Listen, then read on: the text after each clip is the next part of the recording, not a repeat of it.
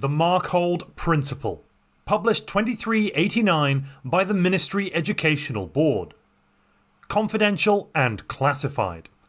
Behold the hidden archives of the esteemed Ministry of Timelines. This collection of sensitive documents, carefully preserved for 154 standard years, holds the key to unlocking the enigmatic world of extratemporal interference. Exercise utmost caution, for these pages unveil the consequences that accompany tampering with the very fabric of time. As you navigate through this educational journey, the mysteries shall unravel, revealing the intricacies behind the Ministry's implementation of the Markhold Principle. Embrace this opportunity, for at the culmination of this course, a profound appreciation for the Ministry's safeguards will be yours. Remember, the veil of time must never be breached beyond these hallowed halls. Handle this knowledge with discretion, for the harmony of temporal existence hangs delicately in the balance.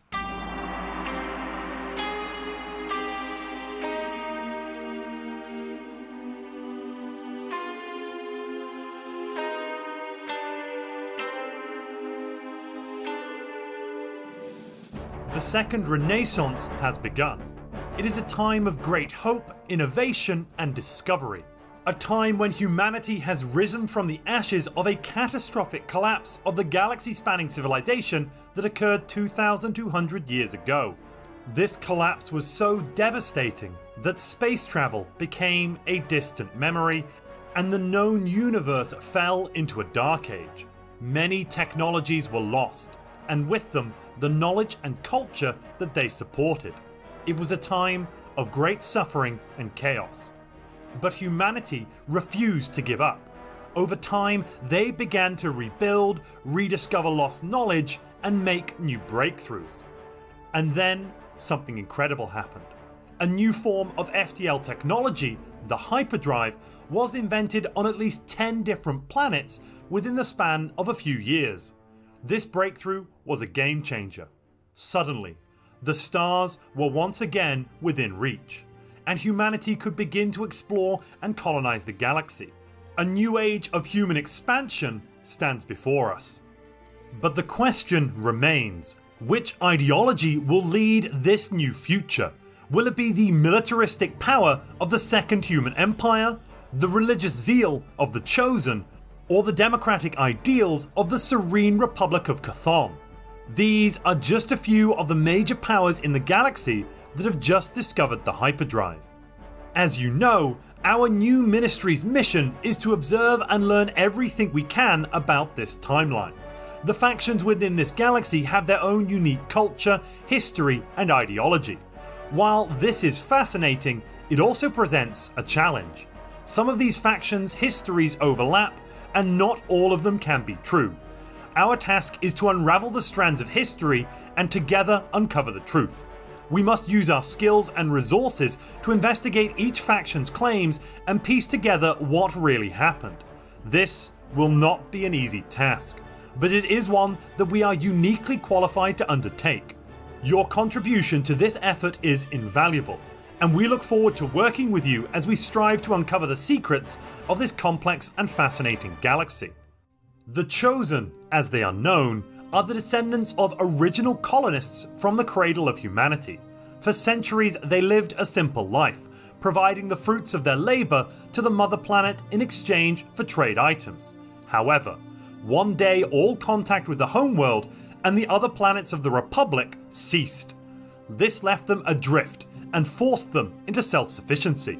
The Chosen created a military to protect themselves and learned to reverse engineer the technology they had previously been provided, by the grace of God. However, they fell into their own dark age, losing much of their knowledge and technology. The Knights, their military, kept them safe, whilst the Scholars maintained the annals and secret histories. Centuries passed. The lost homeworld became little more than a legend. And then, a prophet emerged, preaching of returning to Zion and bringing humanity back to its former glory. Initially, he was ridiculed, but his followers grew in number and became the dominant religion, calling themselves the Chosen. Their core belief, as the annals discuss, is that their world was created for them. Since the time of the Prophet, the Chosen's influence now stretches across every corner of their world, and they are on a quest to reunite the lost colonies and bring their people back to the Promised Land. They are driven by their faith and the belief that they have been chosen to restore humanity to its former glory. Quadrant 16, a once thriving ringworld in the Soel system, was the centre of record keeping for the Great Human Empire. The people of Quadrant 16 became experts in organising and storing knowledge, from scientific discoveries to political speeches. However, the cataclysm that occurred over 2,200 years ago changed everything. The planet Cassus, in orbit around the ringworld, was destroyed. This caused severe damage to the main Vault archive facility and 2 other sections. Only by chance did the ringworld manage to stabilise and not tear itself apart. This left only Quadrant 16 livable, but badly damaged. The hunger for knowledge did not change for the people of Quadrant 16, but with finite resources, draconian measures were enforced. The elderly were culled, a highly debated law. During the 23rd century since the Cataclysm, struggles in leadership and laws led to a new government led by Nagi I, also known as Darth Preceptor. His goal is to create an empire of the galaxy's smartest leaders and to bring an end to the short lives of his people. This new government seeks to expand its reach beyond Quadrant 16 and establish a powerful empire. However, not everyone agrees with Nagi's vision, and dissent may arise in the face of his technocratic rule. The Serene Republic of Chthon is a civilization built on the backs of uplifted slaves, originally created as science experiments by a lost empire. Following the Cataclysm, the people of Chthon realized they could harness the labor of these beasts to ensure their survival in the dark times that followed. As time went on, the creatures were increasingly utilized to the point where practically all mundane tasks were no longer within the realm of human responsibility. Living in the lap of luxury, the citizens of Chthon are deeply hedonistic, seeking pleasure above all else. However, from their privileged experience, they have developed strict moral codes and are deeply pacifist, believing that war is totally wrong. They believe that the old human empire fell due to its fractious infighting and destructive wars, and they seek to lead humanity into the light of peace. Led by their Doge, the Serene Republic of Chthon goes forth into the galaxy to spread their message of hope. However, it remains to be seen if their ideals will survive the harsh realities of the galaxy they now find themselves in. Will they be able to maintain their hedonistic ways whilst promoting peace and harmony amongst the stars? The Stellar Peacekeepers Union was born out of a harsh lesson learned on the planet Unity. For centuries, the settlers lived in isolation and suffered through the devastation of constant warfare. They realized that they needed a new approach to ensure their survival and prosperity, so they turned to private military companies, issuing them letters of marque to fight on their behalf, while the civilians focused on industry and commerce. However, as more and more industries saw the potential profits of war, the conflict escalated, until it finally destroyed the planet. The survivors, though, were resourceful. They adapted and moved to the orbital industrial centers, where they could continue their way of life in the harsh void of space.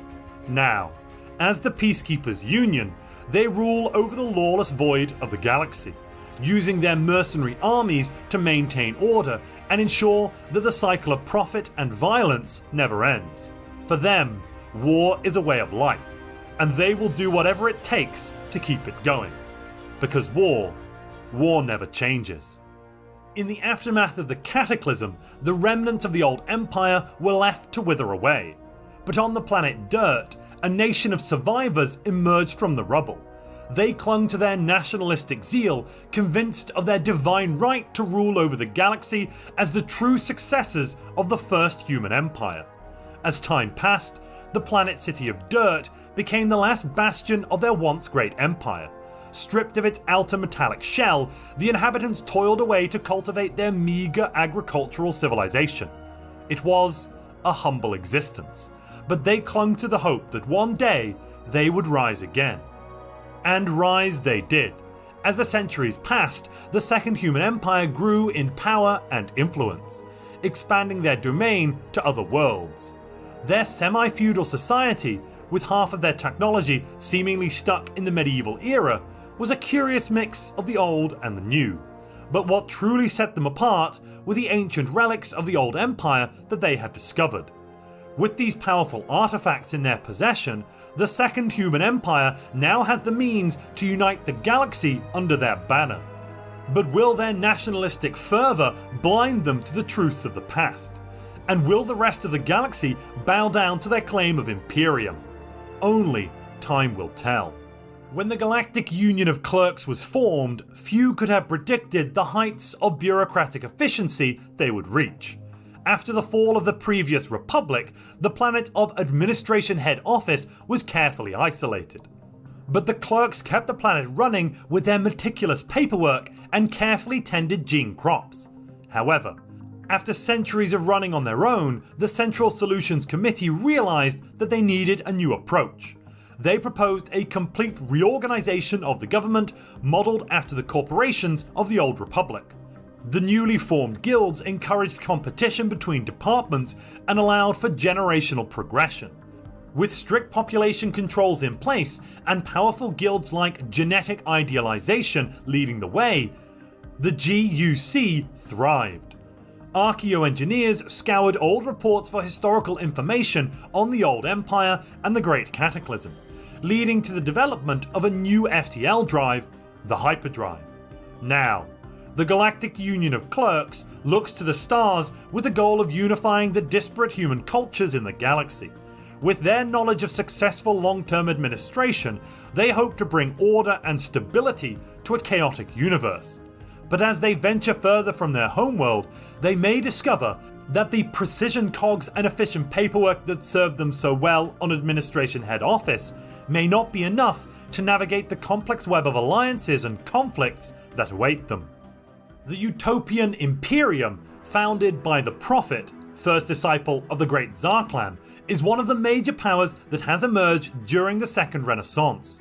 The Utopians are a space civilization that once struggled to survive on their now irradiated and ruined homeworld. The teachings of the Great Tsar clan granted them unfathomable knowledge, but it was too much for them to handle, leading to numerous wars that has now left their planet in ruins. However, the Utopians persevered and rebuilt their civilization, using wisdom left behind by Tsar clan. They elevated themselves to be amongst the stars and embarked on a journey to rebuild their empire, find the traces of their first great prophet, and spread his wisdom amongst the stars. Their ultimate goal is to find the Great Tsar clan himself and show him that his teachings have been maintained and spread throughout the galaxy. The Utopian Imperium's ruler, the Prophet, united non-believers through force to create this new utopia. Some in the galaxy might doubt their origins, but the Utopians remain steadfast in their pursuit of spreading the Great Tsar clan's wisdom. In the grand halls of the Alarion Palace, the aristocratic elite discuss this new era of their empire. The Emperor's advisors, the most powerful nobles on the planet, talk in hushed tones about the conquest of the galaxy. For centuries, Alarion had been a divided world, but it had taken only a few short years for the Emperor to unify the planet under one ruler. The Alarion Renaissance was in full swing, and the Emperor's power is now absolute. The police state is thriving, ensuring that citizens remain loyal and obedient to this new regime. The priests, who had played a key role in the reunification of Alarion, now hold a position of great influence within the Empire. They preach that their authority is sacrosanct. They wield the divine right to crown the Emperor, and that it is their divine duty to guide the people. As the people of Alarion look out now to the stars, they dream of reclaiming the Galactic Empire that was once theirs. They believe that it is their birthright to rule over the galaxy, and that those who had rebelled against them in the past would face the wrath of their retribution. The future of the Alarion Galactic Empire is uncertain, but the noble houses and the priests are united in their belief that their empire and their emperor is destined for greatness. The Kaitaran Star Assembly had a turbulent past, but its present is prosperous and unified. It is a society built on the idea of legacy, where every Kaitaran aspires to leave behind something that will be remembered long after they are gone. They owe this way of life to Marwan Eriksson, the first Paragon who led them to Kaitos after the collapse of the old empire, and also gave them the Eriksson Doctrine. In Kaitaran society, science and culture are the key to legacy, and the pursuit of religion or spirituality is heavily discouraged. The Kaitarans see themselves as rational beings, removed from any belief in deities. They hold their death chroniclers in the highest esteem, these custodians of the Paragon's achievements, who record every Kaitaran's legacy in the Sanctuary of Repose. The people of Kaitaran are relatively peaceful, but they are not naive. They know the galaxy is a dangerous place, and they are prepared to defend themselves. Now united and prosperous, the Kaitaran Star Ascendancy looks up to the stars, seeking to expand their legacy beyond Kaitos. They are determined to leave their mark on the galaxy, to be remembered as a society that values science, culture, and peace above all else. The Children of Enlightenment, a civilization born out of rebellion and perseverance, now stands as a beacon of hope for all those who seek freedom and equality. Once a world ruled by despots and dictators, Enlightenment was transformed by a revolutionary front that fought for liberty, equality, and technological advancement. Their success was not easily won, as a global conflict tore the planet apart, but the people's determination prevailed in the end. As this revolutionary front took power, they redirected their newfound authority into building a communalist society, where all burdens were shared equally. This commune cult-style mindset formed the backbone of their new government. The Council of the First was elected to give direction in this quest for equality. The community worked tirelessly to bring every fellow man to an equal status, providing medical care to those that suffered grievous injuries and creating housing and communities for those that had been fighting for so long. Their pursuit of equality did not stop there. Technological advancements were made, and their society started embracing the use of mech suits to aid in the rebuilding process. Limbs lost in battle were replaced with mechanical options, nearly indistinguishable in function from biological limbs. This push towards augmentation was just the beginning of a development cycle that would eventually lead to a society of mechanists. The Children of Enlightenment were never boastful about their accomplishments. Instead, they knew that their great commune was created together, and that if it ever ended, it would be together. Now, they stand as a beacon of hope in the galaxy, a society that values shared burdens, a sense of community, and the pursuit of technological advancement. As these factions vie for dominance, they will encounter new challenges and make new discoveries.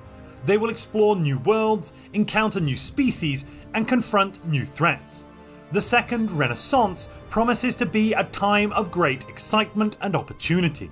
So, join us as we embark on this epic journey through the galaxy, as we witness the rise and fall of civilizations, the clash of ideologies, and the birth of new cultures. The Second Renaissance is here, and it is up to us to shape its future. Let the great experiment begin. In the chapters yet to unfold, we shall delve deeper into the intricate tapestry of ministry intercession. Prepare yourself for a profound exploration of temporal intricacies. As we conclude this section, I expect your anticipation lingers for the forthcoming chapters, where the Second Renaissance timeline awaits our scrutiny. prepare for its unveiling in the pages that follow as we unravel the secrets that lie beyond the veil of time. Signed, Herbert Higginbottom, Grand Professor of Temporal Dynamics.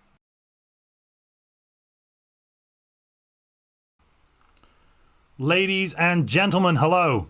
Unfortunately today my lips are sealed and the mouth isn't moving in, but welcome to the very first session of Stellaris Timelines Second Renaissance. Today we're going to be playing, and tomorrow and Sunday, to get through an entire multiplayer session, somewhat similar to the Cold War events you remember from previous different DLC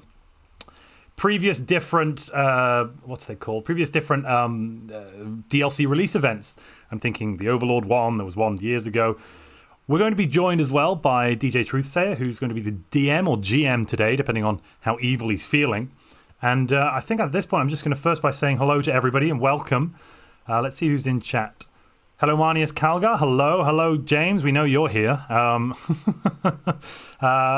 Frederick. Montu, you can't do this to me. I have to edit the new video. Oh, I'm sorry. I'm so sorry. This is going to be great, though. It's going to be a great 3-day-long session. We will, of course, be doing the normal thing, which is having you, the lovely audience at home, recording events that you see, becoming an archivist, and then those events will make it into the final videos. I've just posted the link to the form. It's also in the description as well if you want to go there. But basically, this event cannot work if you, the audience at home, don't submit when you think an event or when you think something interesting has happened in game. Now, I'm also asking the players to submit some events because I, in my role, won't be able to see everything going on.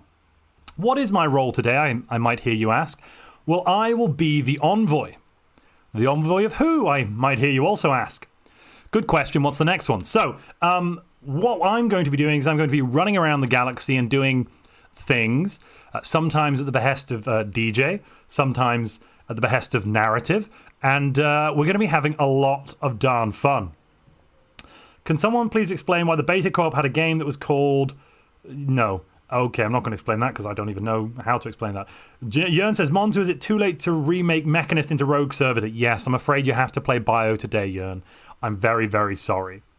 But without any further ado, unless anyone's got any questions in chat, you've heard the backstory, you know some things about what's been going on in this interesting galaxy we find ourselves in.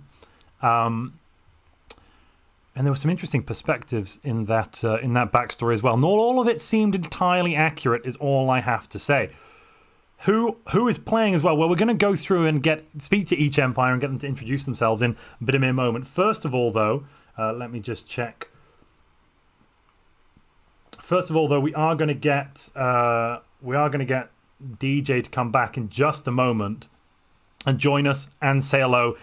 And then once DJ has said hello and spoken a little bit about his role in all this and how he's doing and, you know, what the weather's like and whether or not the Spurs are doing well, spoiler alert, they might not be, then we will be able to get going.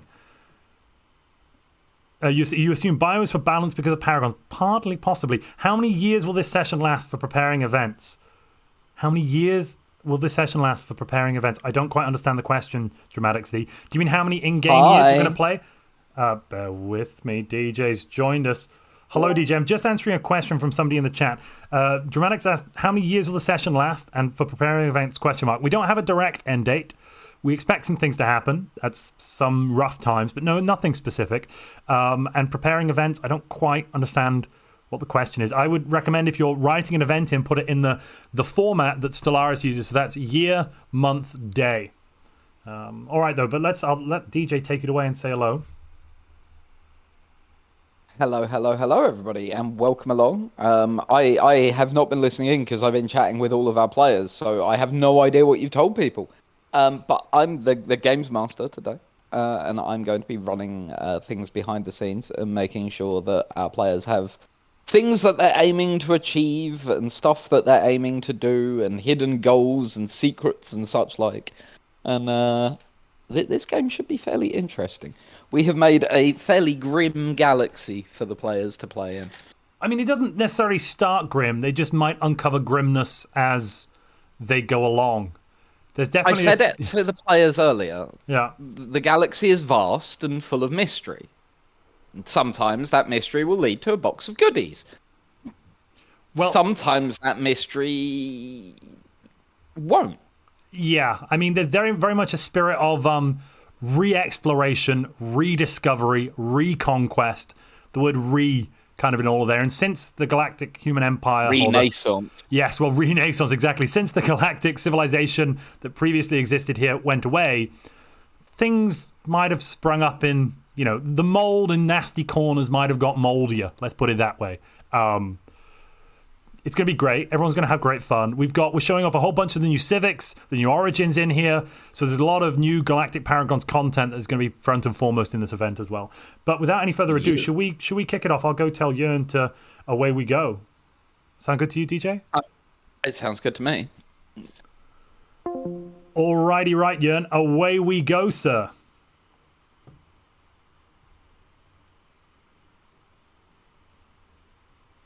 If it'll go. Is it going? Oh, it's going. Right, fantastic. Right, I will run back now and go back and join DJ. All right, DJ. Apparently you've told the audience that I'm going to be an evil antagonist. No, not at all. I couldn't imagine you'd ever be an evil antagonist. The human vestige, what on earth could that be? Let's ignore that. Right, let's see. Let's have a look in the galaxy and see what's going on. First off, actually, I think we need some music. Yeah, there's no music running. Let's get that going. Also, Montu, yes. I just want to jump in. A very large, very fast thunderstorm has just started here. As in, like, it was bright and sunny 30 seconds ago, it seems like, and now it is thundering and lightning and throwing lots of rain down. So if I disappear, that's probably why. Understandable. I will try to hold the fort. You can always come back in at your telephone, maybe? Yeah, no, obviously, if hopefully nothing will happen. It'll be completely fine, but I wanted to warn you just in case, you know? Yeah. So let's start off with the Second Human Empire. Let's see how they're doing. Let's jump in and say hello. The envoy is going to go envoying. We'll speak to you soon, DJ. Have you explained to everybody who the envoy is? I've explained he's the envoy of... Good question. Next, please. Yes. Yes, excellent. Good. Exactly. I'm glad to hear you've explained it properly. Excellent. I'll go and... I really wouldn't want our audience to be in the dark as to what you were doing, you know? No, absolutely. My motive should be beyond question and very transparent. Absolutely, at all times, yes. Yeah. Translucent, one might even say. Translucent One as might mud. even say opaque. Some might even say as translucent as dirt. Yeah. Oh, that's a good segue, Ella. That's a good segue. So we've got the captain here. Let's go. I'm going to go and speak to James, who's commanding the Second Human Empire, and see what he's got to say for himself. Good luck. Greetings. Greetings. Oh. I am the envoy. Envoy? Yes, I'm the envoy. Welcome. It's nice to be back here on Dirt. Would you tell us a bit about yourselves? My records are a little sparse. Envoy? I don't know who this envoy is. It's the envoy. The envoy of... Yes, exactly. Let's move on. Now, tell us a bit about yourself, Second Human Empire. I've got a pad here that needs filling. Well, that's the Second Human Empire are the rightful empire of this galaxy, should there be any others out here. We are fanatically militarist in our ways and wish to see the galaxy united under humans. So all about peace over here then. All about peace in the end, right? Yes. Peace, yes. Well, galactic peace through warfare. Yes. That's exactly right. All will bow to our feudal society. And we will submit to the Emperor. And can I ask, Dirt, how long have humans lived on Dirt? What's the history of your small little planet? Well, we dug around a bit on the planet after the mysteries of the past, and we found these magnificent necklaces. Would you like one? Necklaces? Yes. What does your necklace look like? Round, right? Well, it's a strange round shape, a hole in the middle, and it's got a hole in the middle. It's white, isn't it? And it's yes, quite wide. White, it's about what, 3-4 inches wide? What's that in real units? 8 centimeters wide, 10 centimeters wide. 8 centimeters are those wide, hinges at the back? Yes, well, we're not sure what they are, but did you ever find one of these attached to a ceramic bowl by any chance? Oh, you mean the altars?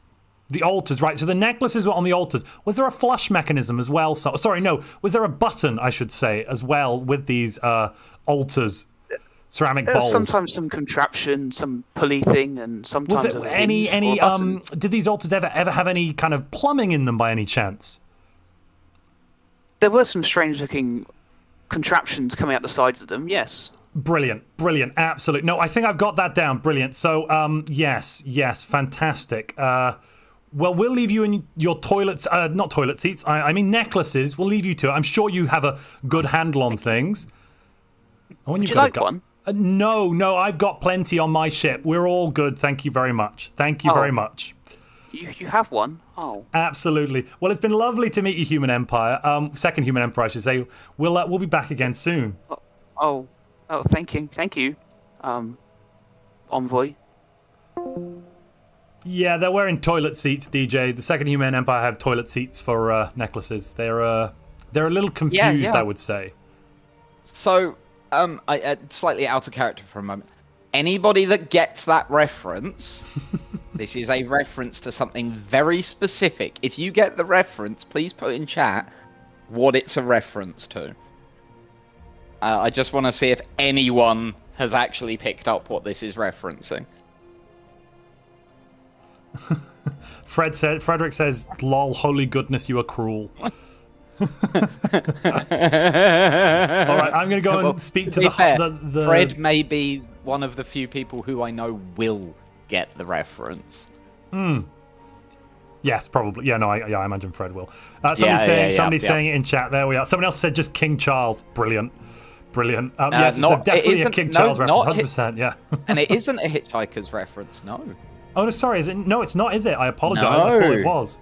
Oh, even I've lost what the reference is now. It's so arcane in the past. Let's run and speak to It is a weird reference. We'll come back to it. Let's speak to the Holy Tabernacle of the Chosen, find out what they're all about. Greetings, Holy Tabernacle. It is I, the Envoy, and I have arrived to envoy things up. Would you, my notes are a little sparse. Would you tell me a little bit about yourselves? What's going on? How you're doing? Who are you? Good afternoon. I am the Speaker of the Prophet, Sixtus, and we are the Chosen, here to spread the word of the Prophet and to return humanity back to its former glory on Zion. Right.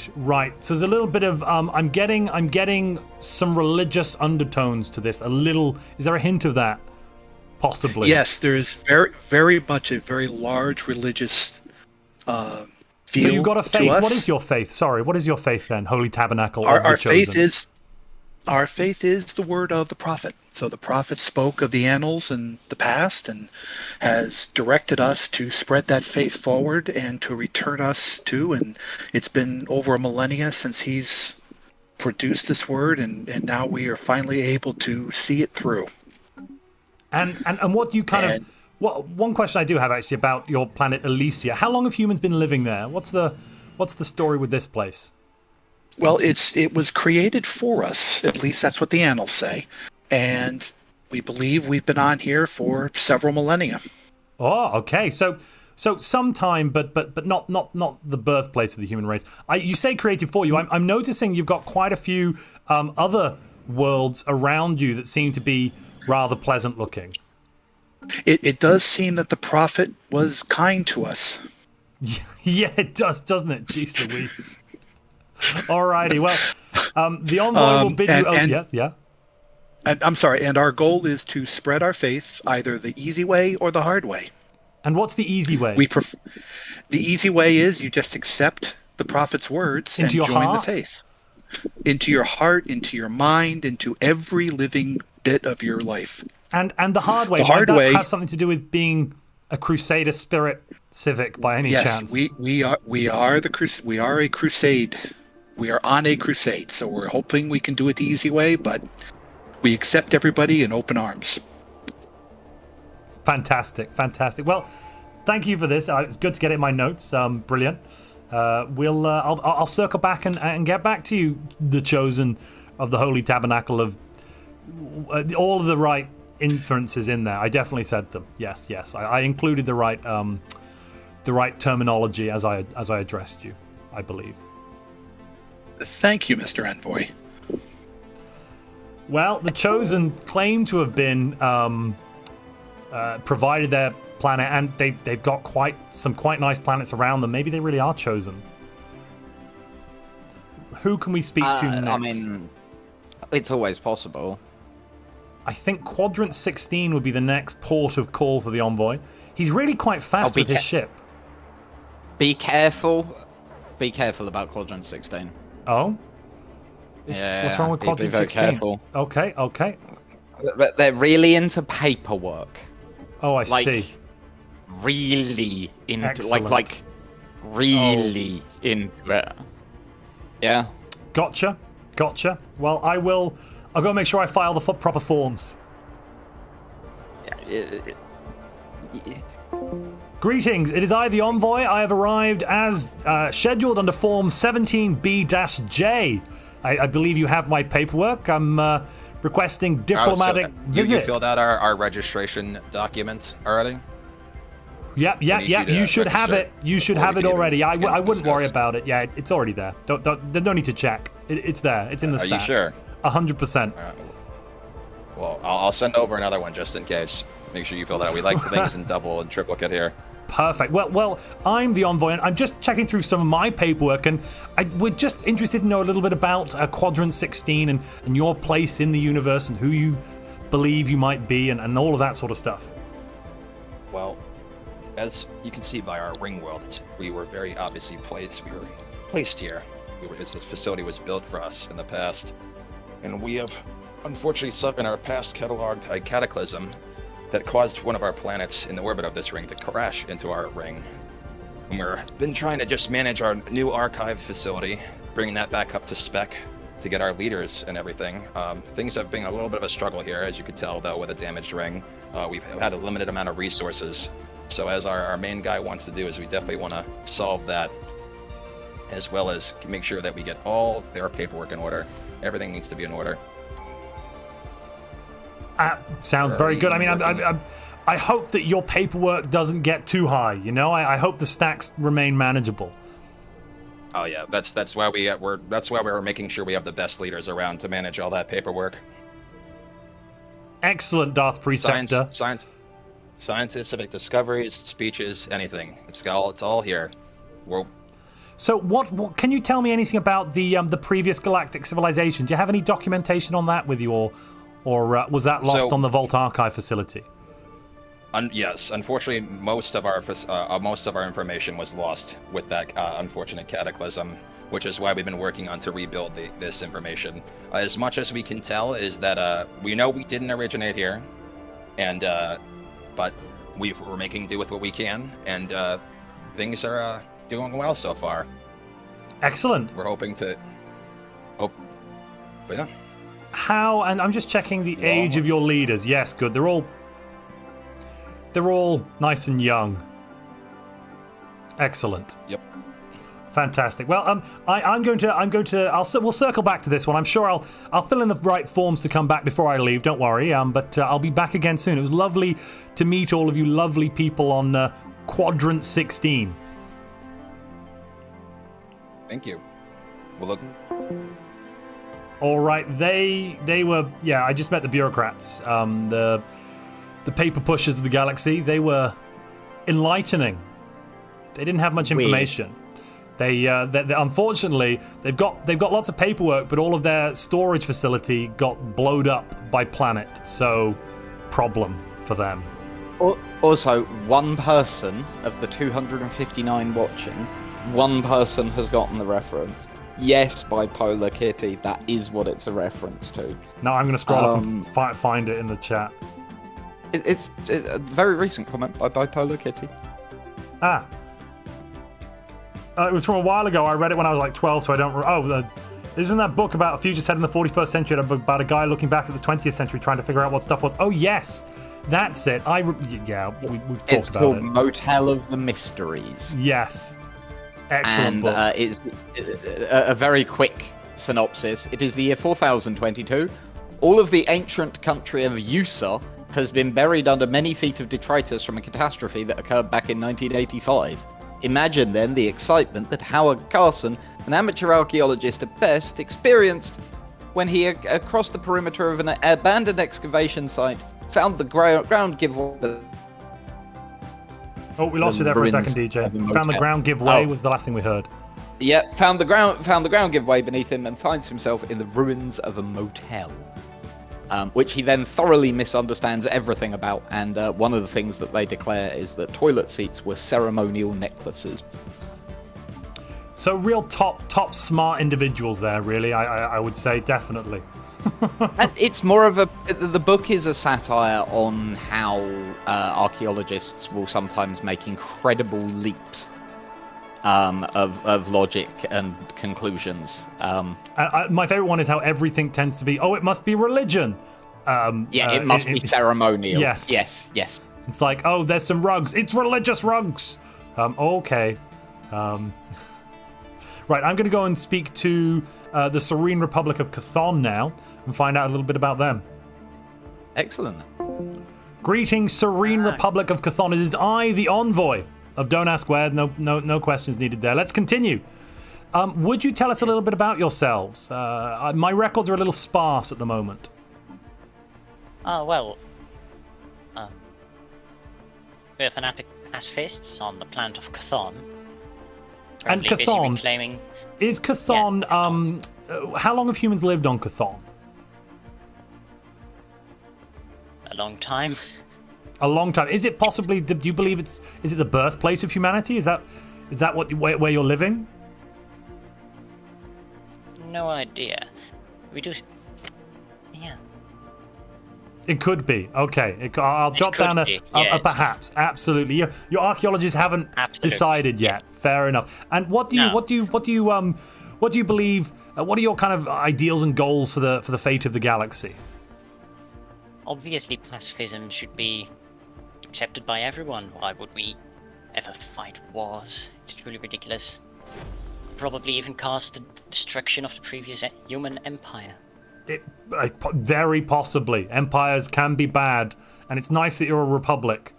Very republic over here, I'm seeing. Yes, a republic. Absolutely good. Well, you and your Doge have a lot of fun. The envoy will be back very soon. It's nice to meet you, Doge Simon Remy.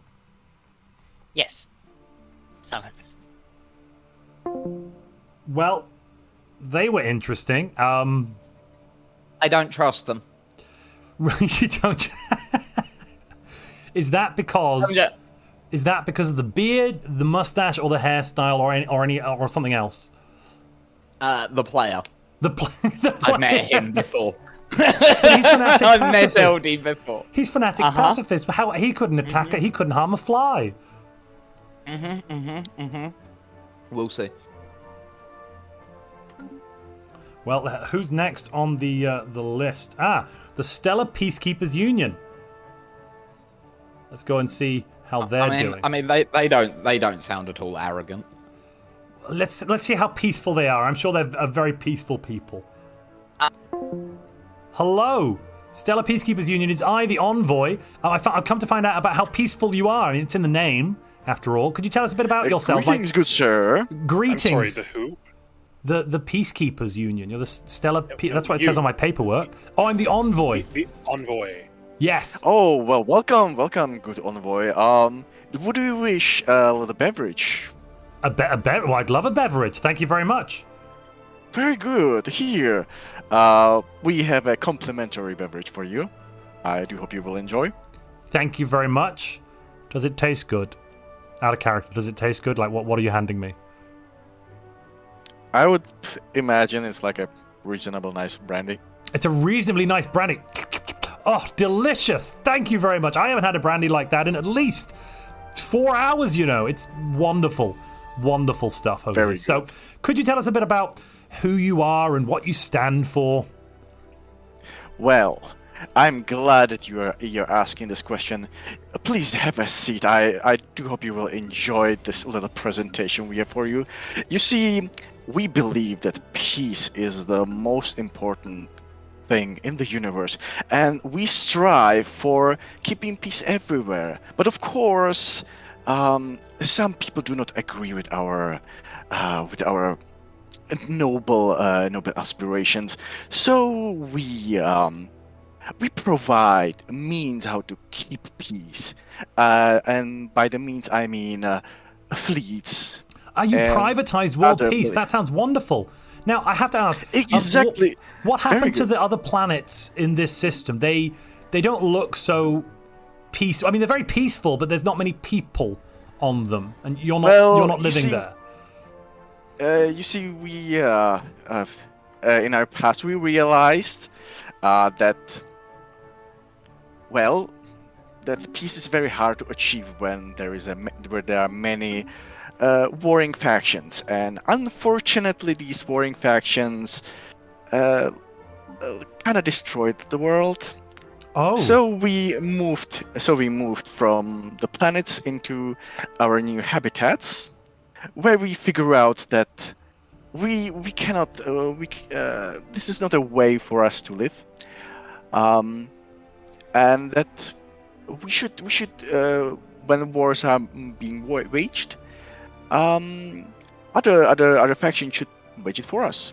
And they should do everything, and that actually means you privatized world peace and you're maintaining peace. I mean, you do seem very peaceful at the moment, I must say. There's no... Exactly, that is what we are trying to achieve, yes. Excellent. Well, I'm sure we'll check back in with you later, and you and your peace will be great. There's actually lots of worlds around you that don't seem to be very healthy.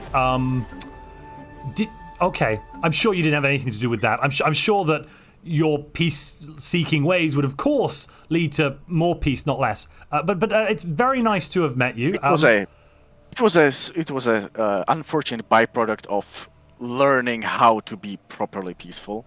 I see. They were, yes, that very unfortunate. Well, I've got to be going. It was lovely to meet you all. I'm just gonna get on a ship and flies away very quickly. Well, the Peacekeepers Union certainly seem peaceful. There's a whole lot of peace over there. I was right. I'm just gonna say I was right. You're right about what? Sorry. I immediately said when I heard their name that they sound arrogant and not good, and I was correct. Next up we'll go and speak to the Galactic Union of Clerks, Finance and Corporate Services. They sound exciting. They sound like the best empire. Oh, they do they? Oh no. All right. Yes. No prejudice there, is there, DJ? I mean, as a clerk yourself, Envoy, surely you understand the importance of clerks. You're breaking up there, DJ. What I heard was, as someone who's definitely not a clerk yourself, that I would understand the not important. Sorry, I gotta go. Back to the Galactic Union of Clerks. Hello, it is I, the Envoy. I'm just stopping by to check on my paperwork. A little bit hazy.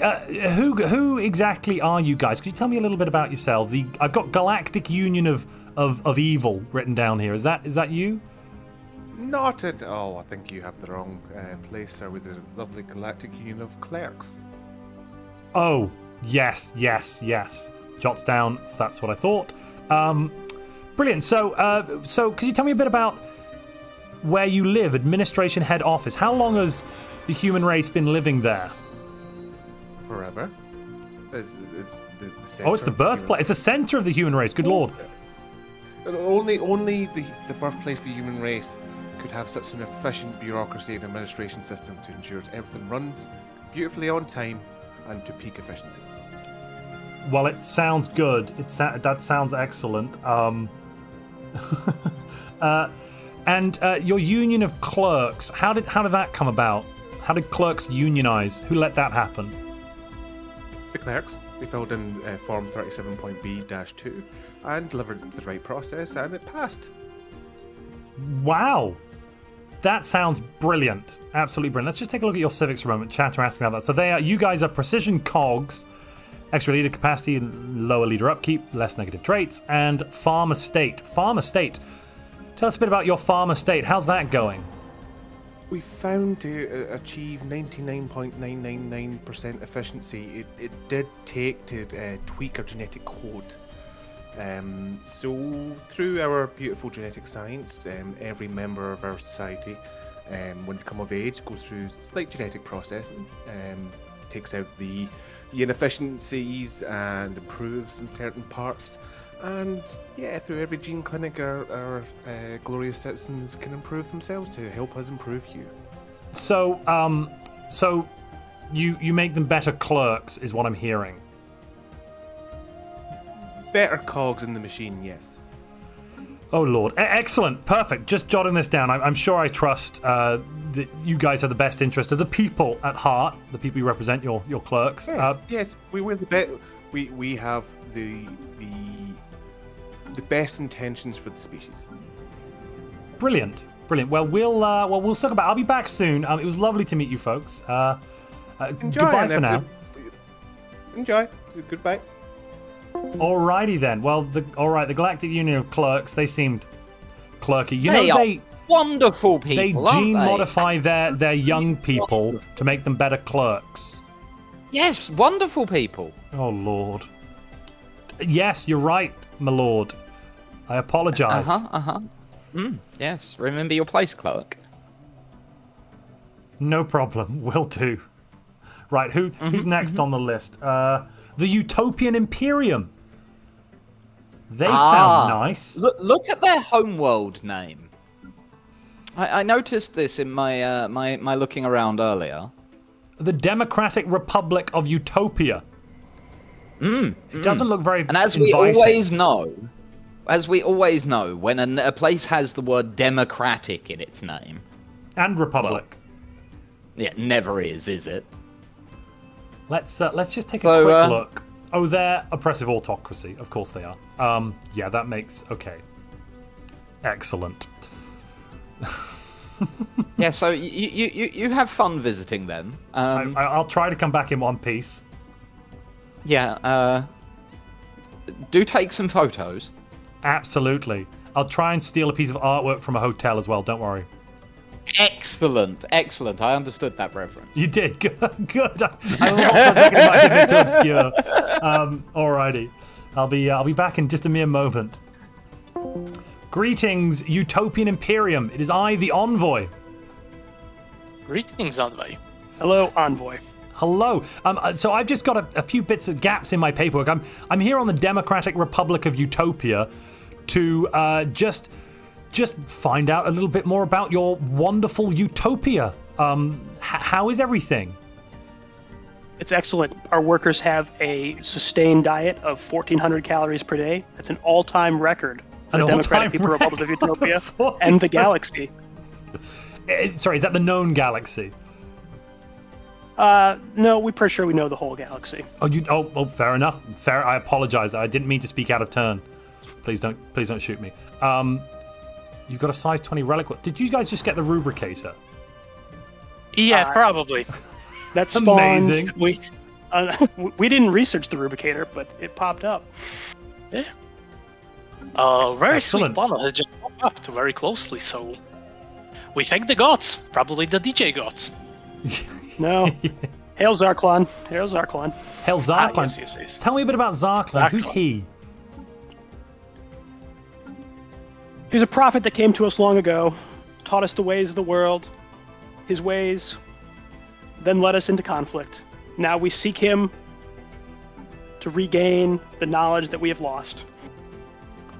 Well, Yes, our excellent. once great savior. Savior. He sounds lovely. I'm sure, meeting your heroes always lives up to expectations. Good. Well, it's been lovely. I'm just gonna head out now. It's been great to meet all of you in your lovely utopia full of free citizens and the like. Yes. Bye-bye for now. Goodbye. Well, the people I met seemed wonderful.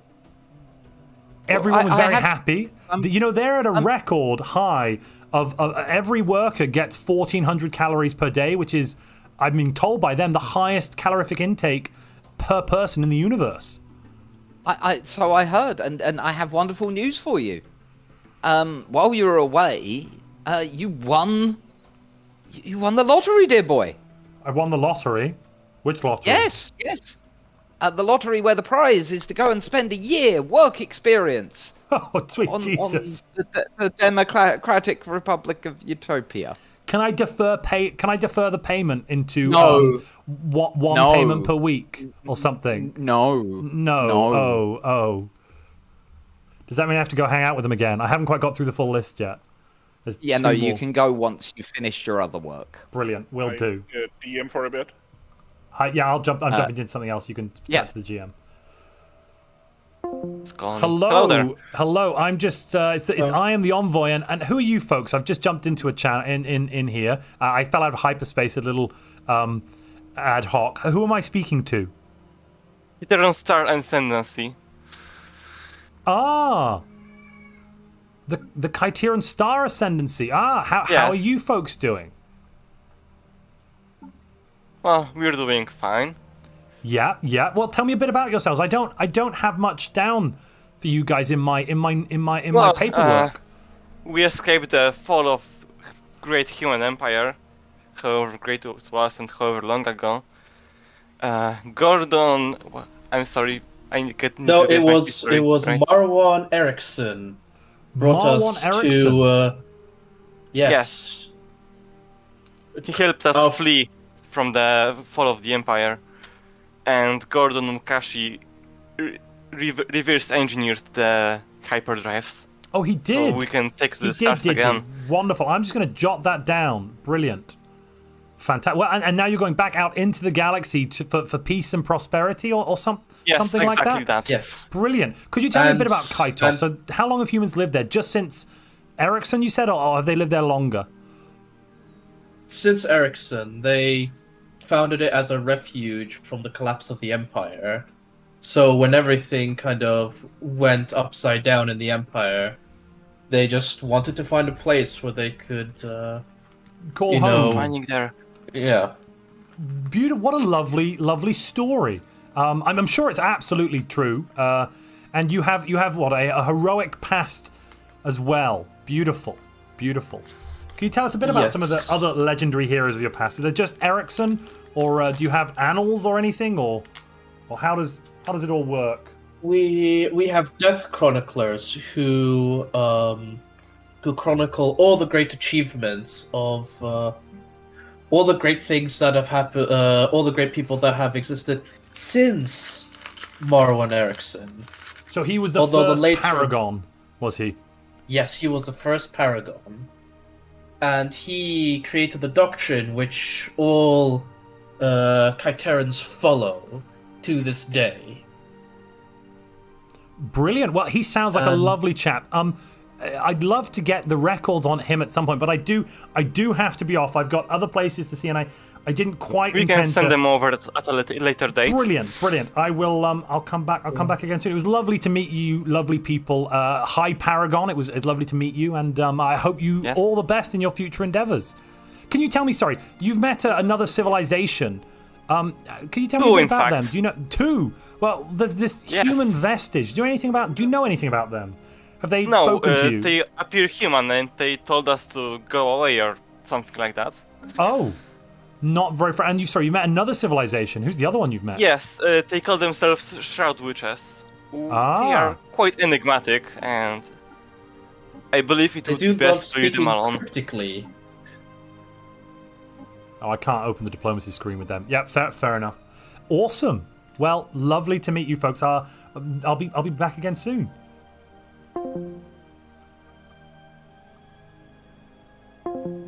All right, we've met 9 of the empires. The last one I'm going to leave for a little longer, due to the fact that we'll wait on Loghal to arrive before introducing them. Possibly, we'll see how long it is. Okay, yeah. I might go back in again, but otherwise we'll probably wait on that. So I need to go and do my work experience at the Utopian Imperium. Do I? And that's mandated by the council, is it? Yes. Keep an eye out for any talented individuals that might suit the ministry while you're there. Absolutely. Will do.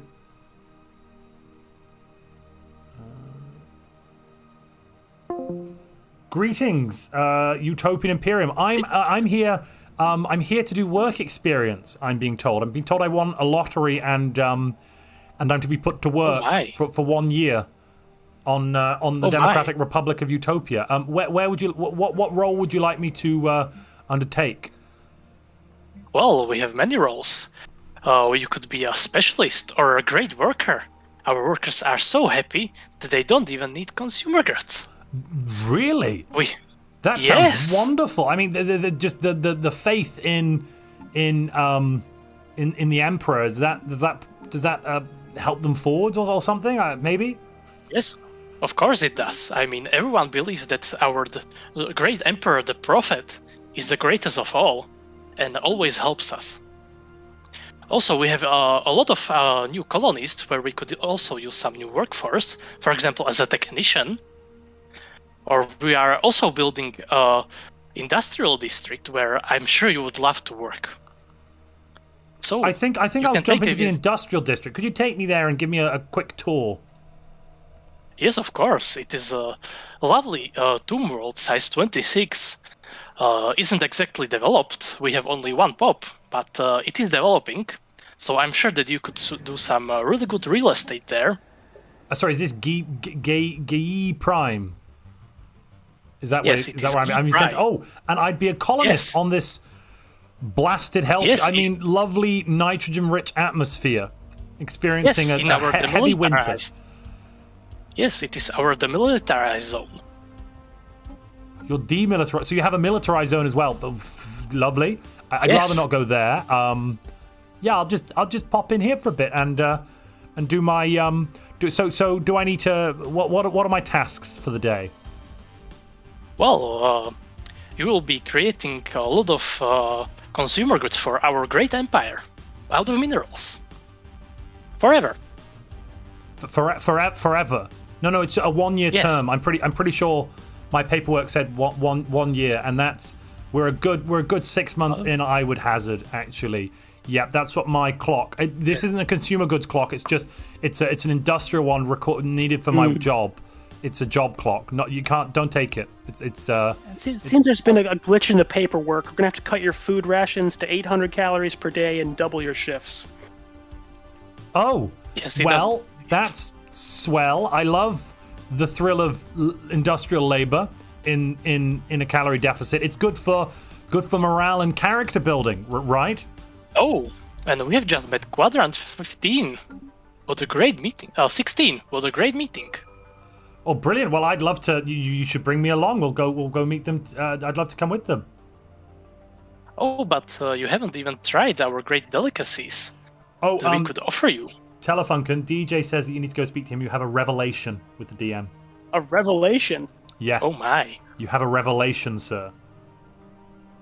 I'm going to come and listen to that as well. I'll be with you.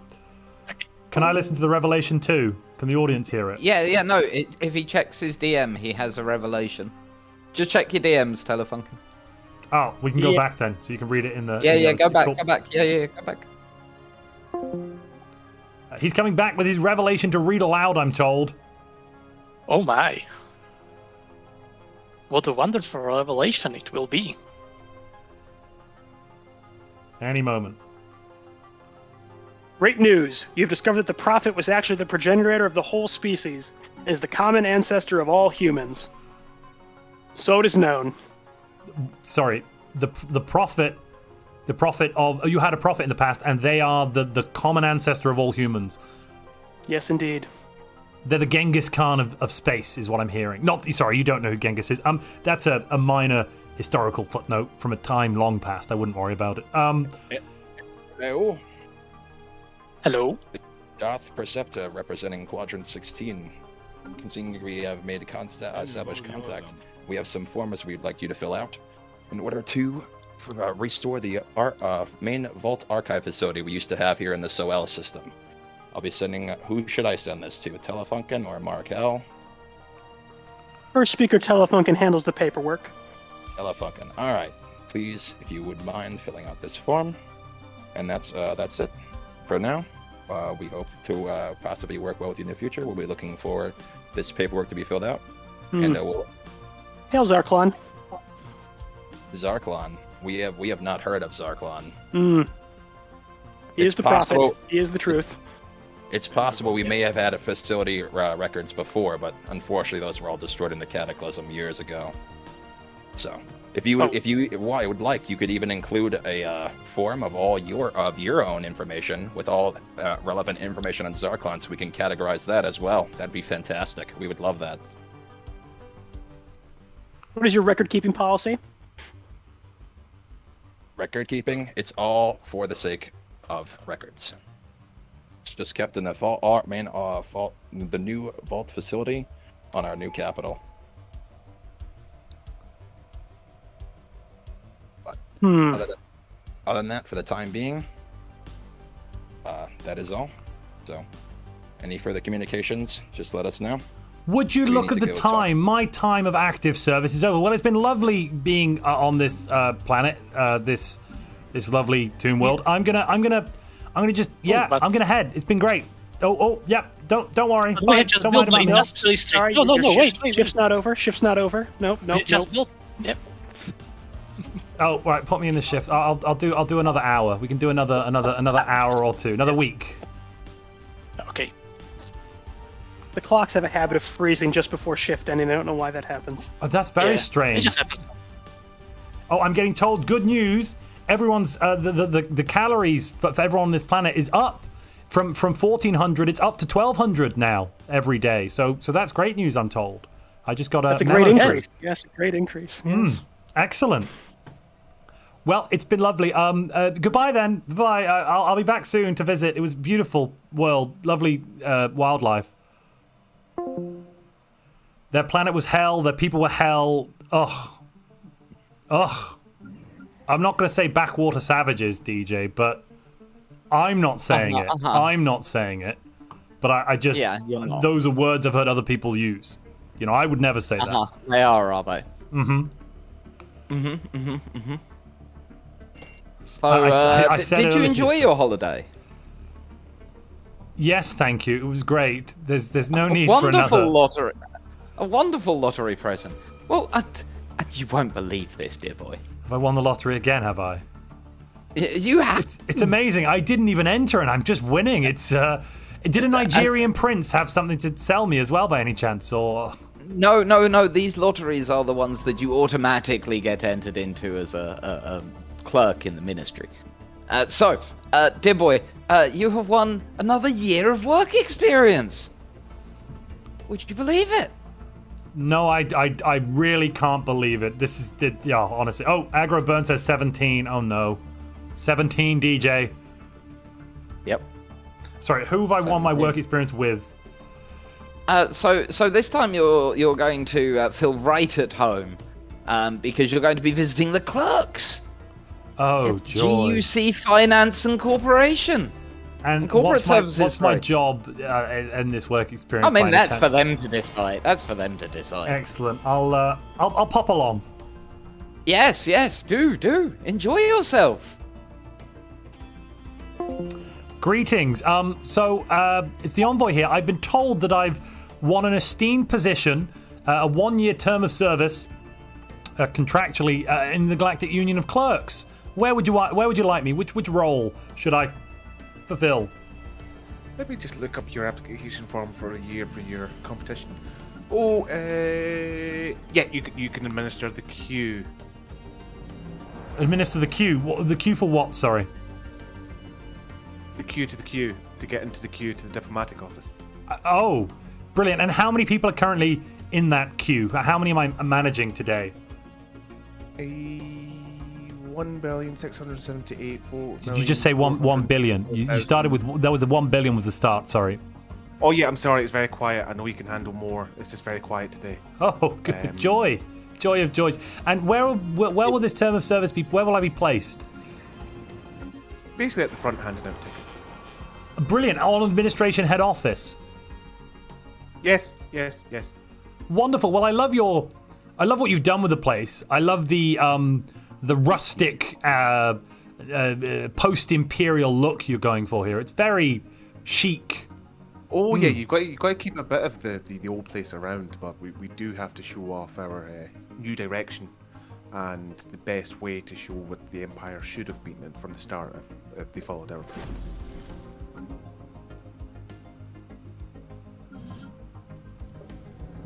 Oh, I just time. I think I'm getting through that. I need to put another. I'm ready. How do I? So I need to administer. I've got on my desk here. I need to push somebody to the front of the queue. What do I do? I wasn't. Do you have the machine that prints the tickets? Did you fill in the right requisition form? No, I didn't. Is that form 44JC or 44JF? Yes. No, it's the C, please. It's the C, right? And after I finished, if we take you to sanitation. Oh, so I don't want to go to sanitation. No, and so when I fill that in, and then I'm done. I just hand the ticket out, right? Yeah, no. If you take that to the communication specialist, they will furnish you with your machine. Take that to maintenance, who will do a once-over check to make sure it's in peak operating efficiency. Then you can come back and start your shift. And then I'm good to go.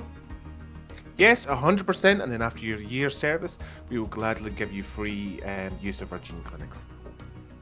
So wait, healthcare is included with the job. It doesn't sound so bad. Of course it is. We will just edit your DNA slightly to make you more of an efficient worker. There's really no need actually. There's actually I'm getting through actually that I have private medical. It's what it says on my form here. No, there is no private medical in our civilization. If you read no, that's all right. That's all right. Actually, my private medical. My private medical is on the ship. I brought it with me, and I did fill in. I'm pretty sure this form is... Our technicians are now reviewing your medical equipment. This happens to everyone that lands in our spaceports, and we're updating your equipment to our spec. We'll make it more efficient for you, and you'll be a much healthier and happier person. So, out of character lore thing, your technicians never come back off the ship. Just so you're aware. Okay. No problem. They go on, but no one comes out again. But I'm going to still continue working. Brilliant. Okay. Well, I've got my queue. So I've got my first ticket here. Now, do I just hand that to the person at the front of the queue, or is there something else I have to do here? No. If you hand them the ticket, that should then take them and direct them to the next queuing point. Brilliant. Okay. Now, if you start, excuse me, sir, while you're doing that, if it's okay, I must go speak to some other friends who have joined us today. No worries. Oh, actually, that's I might just pop in on the meeting. Ding! This is your private email notification service. Envoy, you have messages. Ding! Private medical revoke gene tailoring mandatory. No, I don't think that. I don't think that, because if they review my medical, that's going to be a problem for. Oh, unless you're trying to give them lore drop, fine, cool. So I get medically processed, and they review my genetics. What happens now, DJ? He's gone. Well, I'm going to bring it back. Give me a second. All right, DJ, we need a lore drop from you. They reviewed my genetics and found some very strange abnormalities. Would you tell them about what they found? So Montu has 3 hearts. His lungs are split into 16 different sections. And basically every organ in his body has been improved in some way, shape or form or another, and none of it makes any goddamn sense.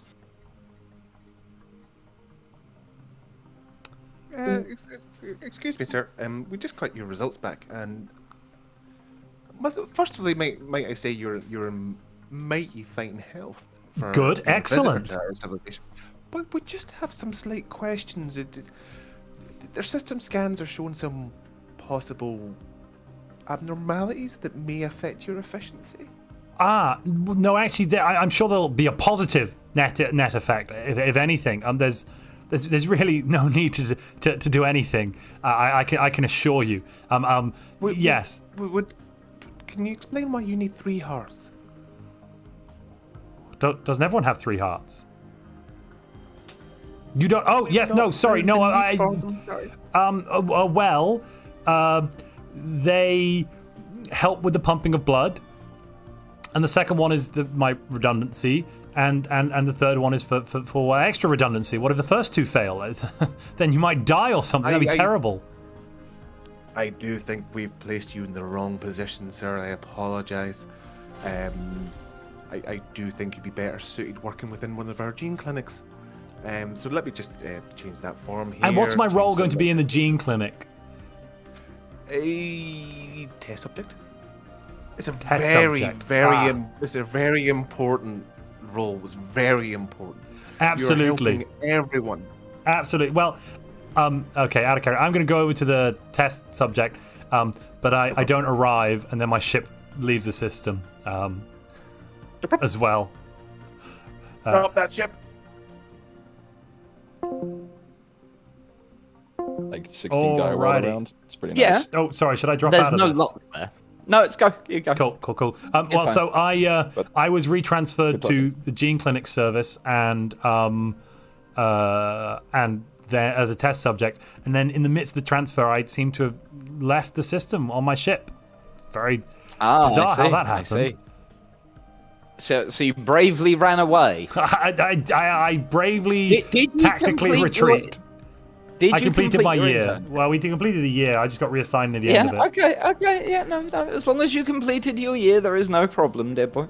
It's fine. Sorry, please So- go. Please go, Darth. I didn't mean to interrupt. I know you want. Oh, No, Darth's Darth, not. Darth is done. No, we were done. It was fine. I was just saying thank you because he was checking on something and acting as a wonderful player, to be honest with you. Yeah, just making sure that something they were doing was correct. And Was it to do with good. planets? I heard something about planets. It was to do with planet. It was to do with the different types of humans that are about. Ah. Yeah. Yep. Gotcha. And they're being very well behaved. Points in their favour. Yeah. Ah, hello, Kiva. Speaking of points in favour, hi. Hello. How are you? Just a quick lore question for you, if I may. Of course.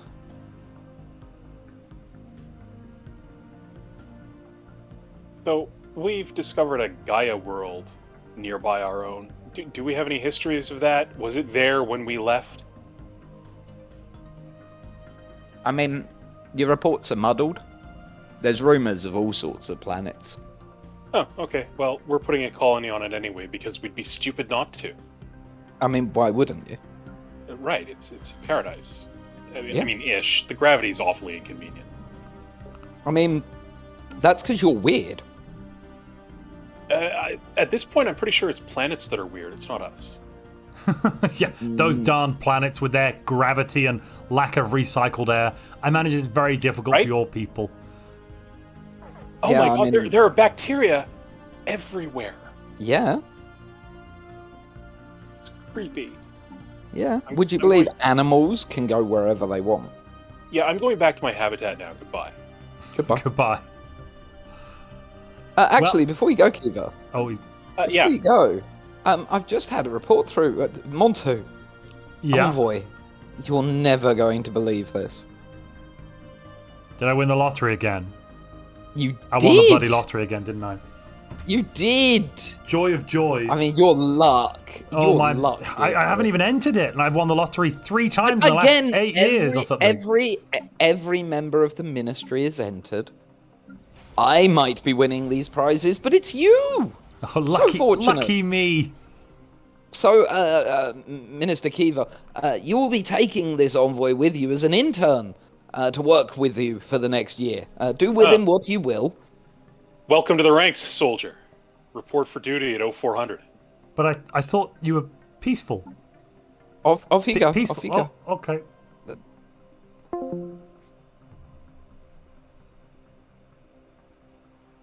So, where do you want me? Where can I best assist the peacekeeping efforts? Greetings, envoy. Greetings. Oh, Well- sorry. I've been told that I've won a prize of a year of service for the peacekeepers and their peaceful ways. Well, that's absolutely wonderful. Well then, there's just a few formalities. Please tell us, what are your strengths and what are your weaknesses so we can put you in a correct place? Well, I'm very good at record keeping. I'm very good at communication. I'm very brave. I've been told by my boss. Sounds like a perfect fit for the mobile infantry to me. Exactly, I believe that is a wonderful, wonderful idea. Also, what are your experience in fighting at 0G? 0G fighting, so far none. Well, wonderful. Well, we have a great place for you where you are going to learn that. I'm getting a little message through actually on my. I'm being told that that Kiva should stop scheming by Chell Parker. Oh, there's no scheming, of course. I don't know if I can. You don't know if you can stop scheming. Well, fair enough. So I joined the mobile infantry, and what do I do now? Basic training or? Well, of course, first we need to do a physical to see, you know, how if you need some special conditioning or something like that. Right. So I'll tell you the results of the physical. Very good health, exceptional health, best health actually of anyone you've done a physical on. Some weird abnormalities, 3 hearts, lungs not split into 2 but 16 individual organelles. I think organelles is the right word. And a few other bits and pieces. High redundancy actually, especially for kind of space work. Well, in that case, maybe the mobile infantry is not the best position for you. Perhaps a training dummy?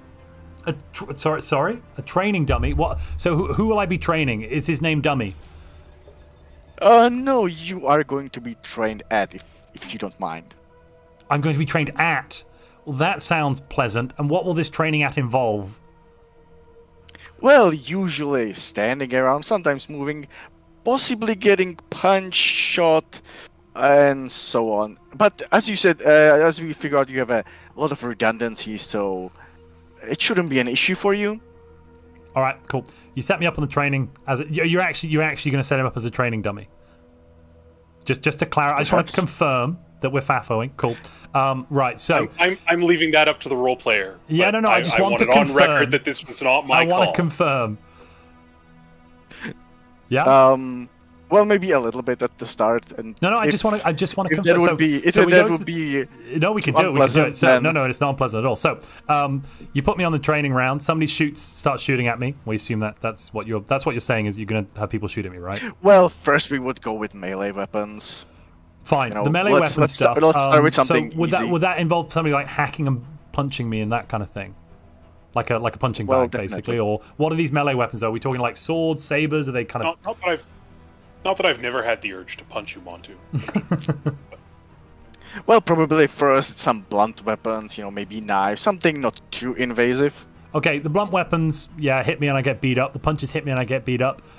You give me a stab wound, but not like non-life threatening. I kind of get stabbed in the shoulder. Yeah, not life threatening, of course. Exactly, not. Cool. And then okay, so that all goes fine. Nothing really happens. And then what continues with that now? What's the next step? Well, after that actually, perhaps before we would kind of want to know, what are you envoy of? We kind of don't know that. Good question. Next good question. All right, very good. Once we figure out that you are, you can survive the battle, then perhaps you would. Now I get shot at, right? Mobile infantry. Oh, no. You're not going to shoot at me. Oh, I had a thing ready. You sure you want to shoot at me? It's gonna be great. No, I think it's gonna go so good later at the year, maybe at the end of the year. At the end of the year, yes. Well, we're basically at the end of the year now. I have been here pretty much a year. So, you try to shoot at Wonderful. me. When the first projectile's about to land on the envoy blinks out of existence, and then his ship quietly leaves the system. That sounds awesome. You couldn't just let him sign up to the infantry instead. You had to shoot at him. I mean, we had to figure out why he has the redundancies and how they work. We have doctors for the greater that. piece of the universe. We have doctors for that. And as he's leaving the system, you find out that Amelia Castlerose is gone. Please dismiss that leader. She's vanished as well. Ouch. Bullets are not a diagnostic tool. Dismiss Amelia Castlerose, please, from your leaders. So. Cool. Done. She may come back, but it'll be narratively, just so you know. That'll be disturbing. Well, that was fun. Let's see where DJ's gotten himself off to. No, we should go and speak to the Children of Enlightenment. Hello, greetings. It is I, the envoy, and I finally got out of my tours of service to come and visit the Children of Enlightenment. It's lovely to meet you folks. I'm just here actually to fill in a few of my notes. It's a bit missing. So can you tell me a bit more about yourselves? We are a society of equals only. Everyone here is exactly the same. Including the first. Is he just the first amongst equals, I assume? Is that yourself, Victor? Merely the first among equals. I was chosen by the people to lead our society. Without a leader, we would be aimless. Very reasonable. Can you tell me a bit about Enlightenment? How long have humans lived there? What do you know? Well, as far as we know, humans have only been here for a minimum of 300 years. The age of despots. We start losing information about our past. So you don't know anything beyond 300 years? No. Oh, okay. Cool. Very interesting. Very interesting. The despots burned a lot of the old information. That's very rude of them. It's hard to keep up with things if despots are doing that sort of thing. Yes, that's why the people revolted. And they won. Congratulations on a sterling victory. I can see that the first is not only a politician, but also has an eye for talent. Must be doing a good job. Yes. Only the best for our society. And your factions are just overwhelmingly happy. Shared burdens. So each to their own according to their ability. And how does pay work in your glorious nation?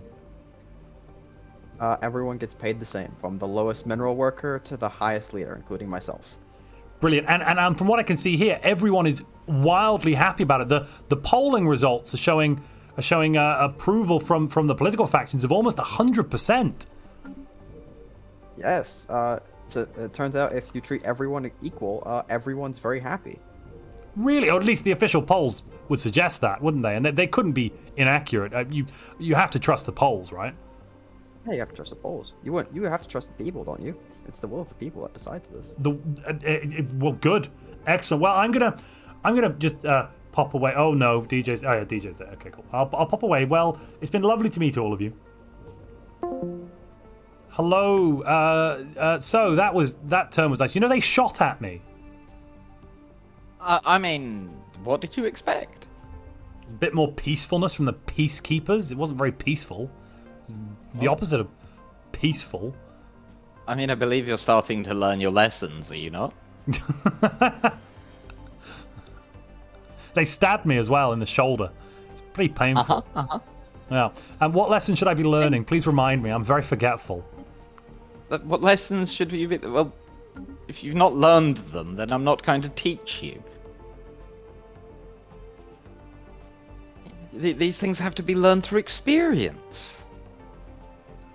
On which note, guess what? Have I won the lottery again? No, I'm just sending you away. Oh, okay, okay. So, there's a bunch of religious nutters. They call themselves the Chosen. Go see them. Go on. I'm just finding them. Go. Oh no, I just need to find them on the Galactic. I've got them on my star charts. Brilliant. I'll go and check them out and see how they're all, how Chosen is getting along. Well, yes. Make sure you intern for them, like everybody else. Will do. Hello, I'm here. It's the Envoy. I'm here to do a 1-year term of internship. I've been lucky enough to be selected.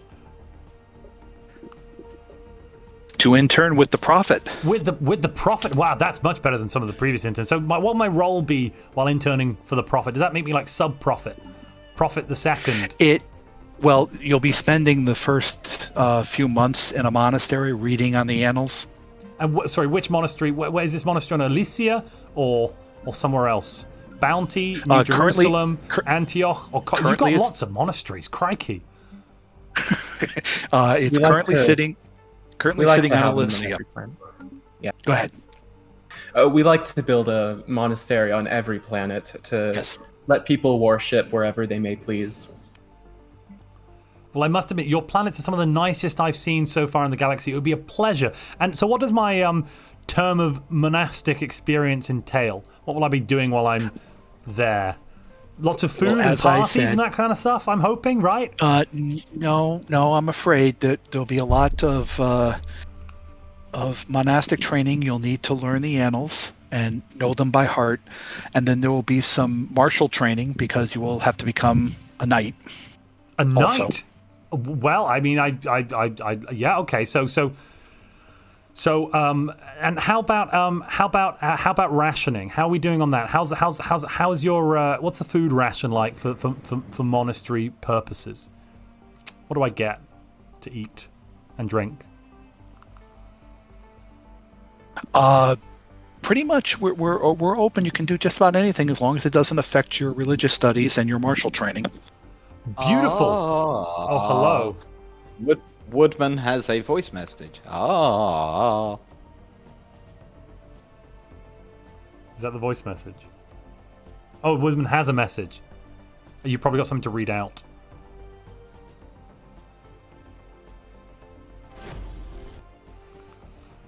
I'm sorry, I'm confused at the moment, out of character. I may need to go talk to DJ. Oh, no, he probably sent you a DM that you might need to... He did, but... Oh, you need to ask questions about it. Cool. Okay. All right, I'll be right back. Cool. Well, no worries. I'll just enjoy my... I'm on New Jerusalem. Atmospheric hallucinogens. Oh, lovely. Feel free to have a chat with First Brother Tanner.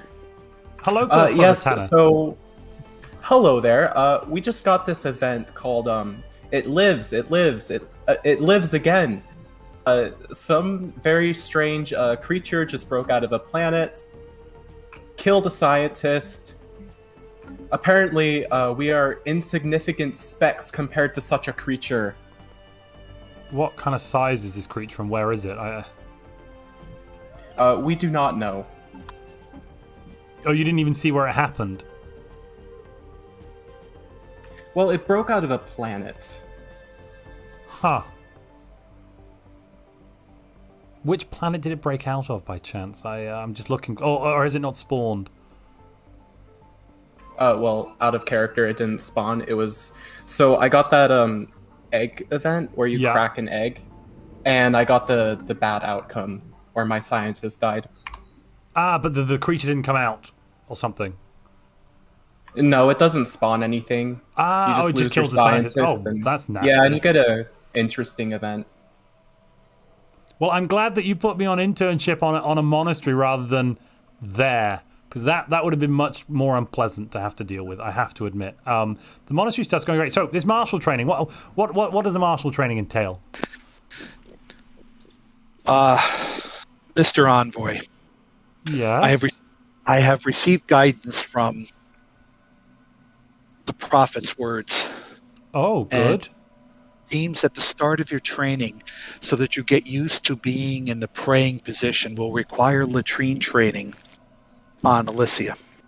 Latrine. What's cleaning? Latrine cleaning. Oh, right. Thank you for that. So I no longer continue with the monastic. I go back for some latrine cleaning duty. No. Within the monastery itself. So you'll be given some sackcloth. Oh, to joy! Wear, and there will be some daily prayers at certain times of the day to the prophet, and once you have progressed past that and you understand, you can then begin the study of the annals and then the martial training we discussed. Brilliant. Well, all right, I do a few months of that, and my hair and hands look disgusting at the end of it, because obviously you guys don't provide proper cleaning equipment because you're just lovely people. No. No, the prophet is kind as far as how you clean. So we're not talking like you have to use a toothbrush or anything. Oh, good. There will be proper mops and buckets, but you must learn humility as one of the guiding precepts. Well, let's consider it learned, and then I move on to the martial training. I want to know what the martial training involves. I'm curious. Well, again, so the annals teach us our scholarly mind and open our minds up, and then the martial training tones our bodies so that we are prepared to go forward and spread our faith. So the martial training will involve starting off with the tools of old and working your way up to becoming general or admiral if Navy is more your bend. The talents that you will show will come through during your training. Brilliant. So I'm a dab hand with a saber at the end of the training, and I'm pretty bad with riflery though. Okay, so you'll progress because the saber is what we call one of our current upper weapons. Upper weapon, is that like a holy weapon or something? Is it? Yes. Cool. And then after when I complete the training, is there some sort of ceremony, or do I have to join something? There will be a knighting ceremony, and you'll become a knight and also a priest at the same time. I'll be a knight priest of the Holy Tabernacle of the Chosen. Brilliant. Exactly. And then we will send you forth to bring the word to the uninformed. Great. Well, all of that, we've been through our year now, so all of that happens, and I get to be sent on my way, which is probably the loveliest internship I've had so far. I have to tell you, folks, it's been great, absolutely great. Well, we are very happy people, given happy, healthy, holy, the abundance that we have, that the Prophet has seen fit to give us. Some nice abundance I can see here. 6 Gaia worlds doesn't look too bad. Doesn't look too bad at all. Exofungus infestation seems a bit nasty, as does atmospheric hallucinogens. But the lush planet, that seems nice. I could hang out there a bit longer. Feel free. Obviously, you can extend your stay for as long as you wish. If there's other areas, if you wish to become a little bit more adept, there's some deeper readings as far as the annals go that we can provide you. I would love to. I'd love to, but I do have to check in with my boss. Unfortunately, it's out of my hands. Simply can't. Unable to. I just wish I could stay. Toodaloo. Toodles. Hi. Telefunken again. It was an AI, so no worries there. Okay, cool. Hey, thanks. I did my. They were lovely. I'm now a knight priest of the Holy Tabernacle of the Chosen. Yeah. Well done. Congratulations. Yeah, I passed out. I mean, you passed some primitives tests. Well done. Thank you. Want a Thank cookie? you, boss. Yes, I'd love the cookie now. I had to clean toilets for 3 months. Excellent. I mean, it was nothing compared to living on the hellscape with the Utopians, but yeah, it was nice. I didn't get shot at. I didn't have to live on a radioactive hellhole. I didn't get attempted to be genetically altered and tested on. To be honest, toilet cleaning was by far the nicest I've had to do so far. I have to admit. Well, I'm glad you enjoyed yourself. It's nice to hear. Yeah. So, let's just have a look at the state of the galaxy, shall we, boss? So, the Second Human Empire is expanding. They've grabbed a few planets, it looks like, and they're kind of going westwards. And there's a little wing down there that they're having a look at. The Alarion Galactic Empire are now actually more than one planet. They maybe can call themselves Galactic, I suppose. That might be reasonable for once. The Children of Enlightenment are having a great time. Apparently, their factions record in polling a 100% approval rate, or 99. Nothing suspicious about that. No. The communists are apparently doing... Oh, the parties love it. The communist parties. Yeah. The Galactic Union of Clerks are moving outwards. They seem to have found... I think they found another world that they can do their clerkering on. A relic world, Nixahel 5, which is a ruined world with an archaeology site. Oh, and they're about to colonize it just now. Who else is there? There is the Stellar Peacekeepers Union. Have they met anybody? No, they're currently completely alone in the galaxy. And there's just so many tomb worlds around them. They found another small cluster here, and it's 3 tomb worlds and 2 more tomb worlds. Oh, and they have some unrest. Oh, look. I'm shocked, but the people... Wait, unhappy with experiments, suppressed opposition. What the heck is happening on Port Eleanor? I want to go find out. Excuse me. Greetings, it is the Envoy. Can you tell me a little bit about what's going on Port Eleanor? Has your landfall experiment not gone as planned? Well, it has went absolutely wonderfully.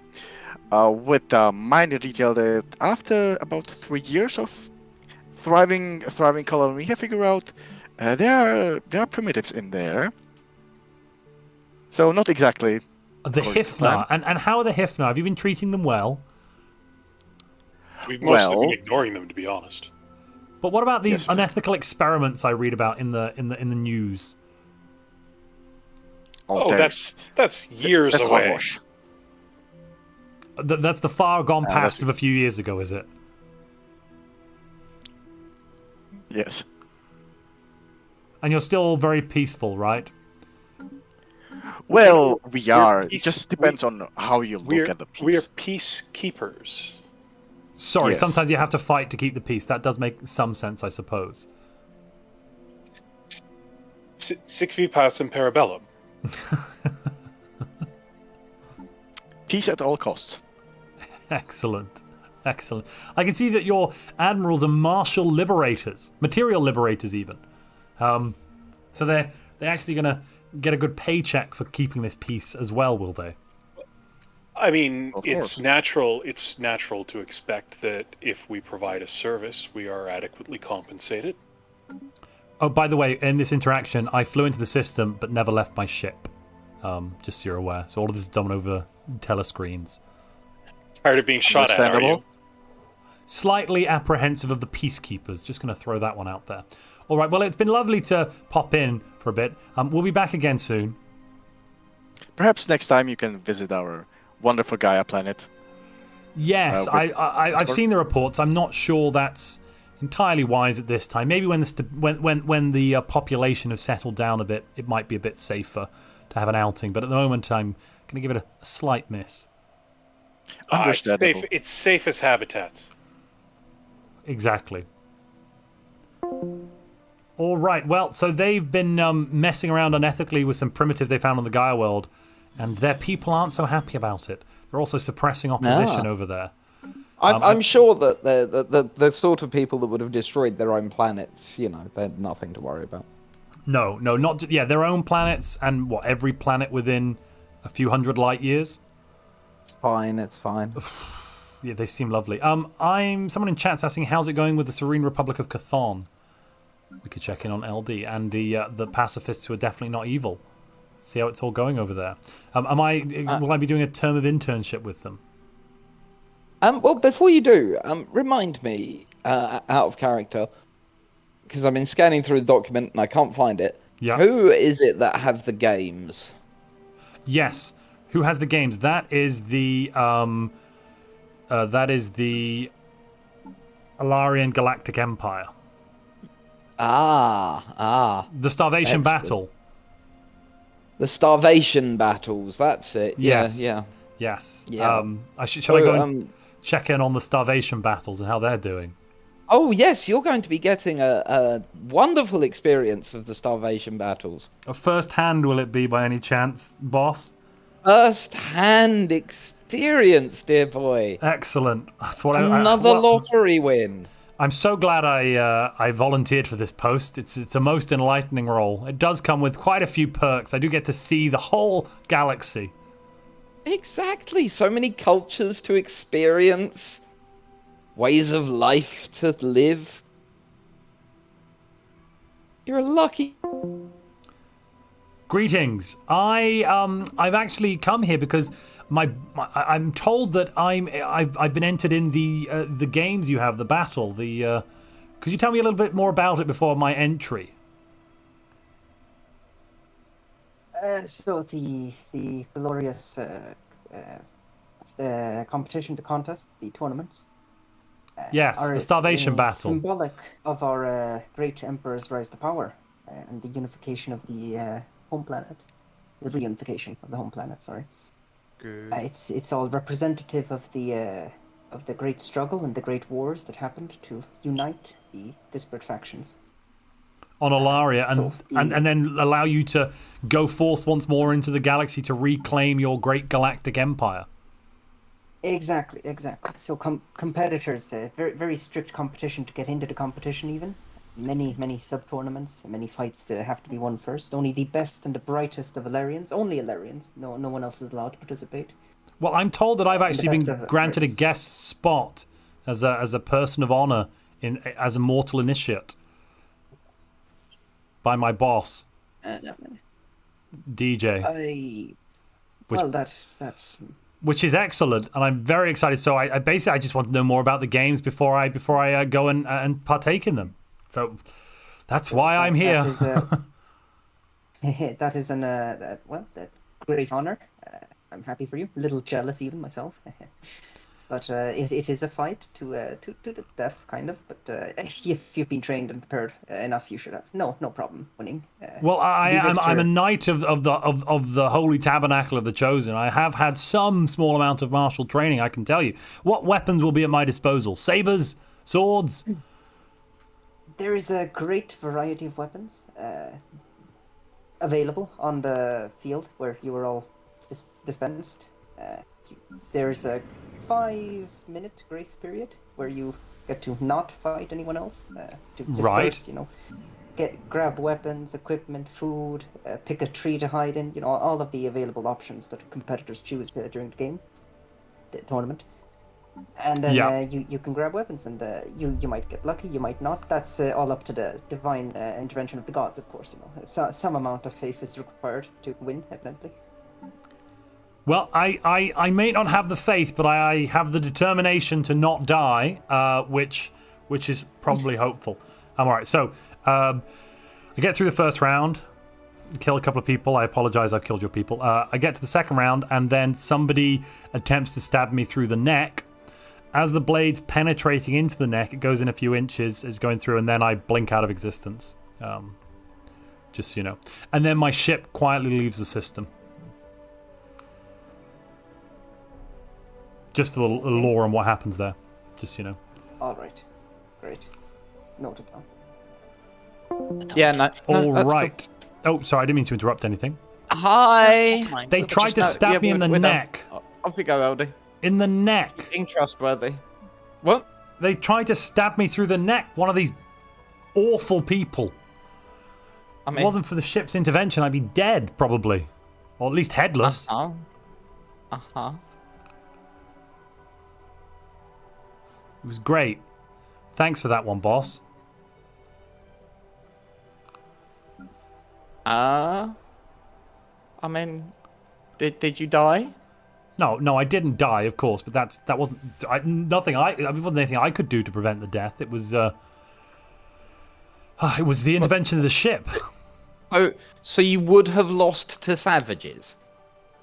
Well, I tried really hard. They're very well trained, and they snuck up on me from behind a tree. It was awful. It was very barbaric. So you would have lost to savages? Well, I suppose.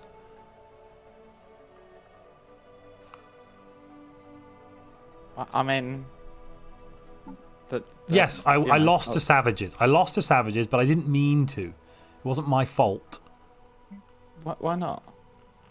Because they outnumbered me. They snuck up on me. They stabbed me with a sword. I did my best, boss. I tried really hard here. Why did you not stab them first? Well, I won I got through my first bout. It was the third bout that was the issue. I think there was some foul play at work, to be honest here. I think there was definitely some foul play. Sounds an awful lot like excuses to me. I would never make excuses, boss. That's not something I would do. I can say categorically. I've had my humbleness training from the Chosen recently, and it does still. I do remember it partially. The martial training seems to have been forgotten, though. Well, no, I did win a few bouts, a few of these things. I didn't lose immediately. Right. How about the Serene Republic of Chthon? Yes, I lost to savages. It's a little we'll just note it in the thing and we can move past it. Yeah, you can go and do your internship with them now. Brilliant. Greetings, Serene Republic. I'm here to do an internship. I've been told that you have the paperwork already. Where would you like me? What needs doing?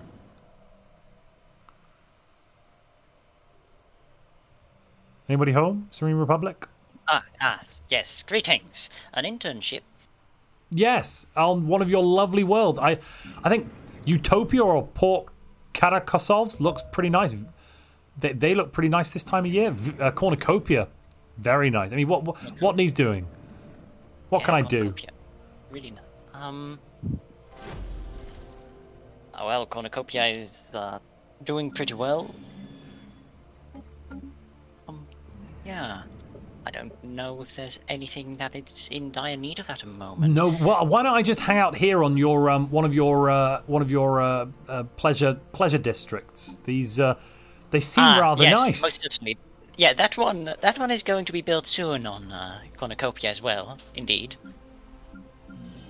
I like how you have them on every planet. That's very, very helpful for keeping everyone in the right frame of mind. They're very needed, so to say. Excellent. And yeah.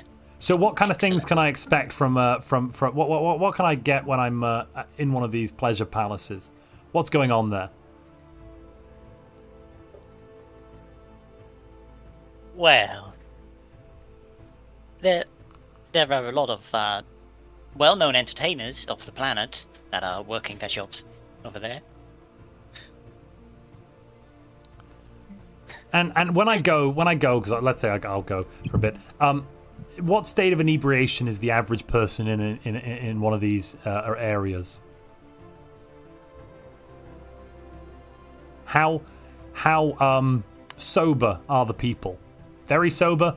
Not sober? They haven't heard what sober means? Anywhere in that kind of where's the ballpark? Well, I think most people are rather inclined towards the latter, but it's all your own choice after all. I just got a message from the governor, responsible also for governing the Chthon sector. It says that we are in need for cleaners for the cleaners. No. I think that must be a mistake. Because because I'm here to I can experience the pleasure district. As you said yourself, there's no need for other labour. Surely. Well, they tend to get rather sticky sometimes. So they do cleaning they? is very well needed. Oh, good. I'm cleaning up the entertainers mess. Okay.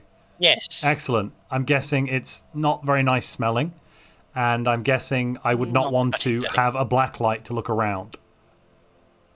That is. I probably need a black light in order to clean it properly, don't I? Jesus.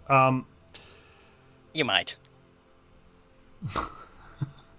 All right. That would increase the efficiency. Yes. Brilliant. I'll work out my year of cleaning up after the entertainers. It's been lovely to be here, and well, I have to get back to other things. It's very, very good to get insight into your people and your way of life, I must say.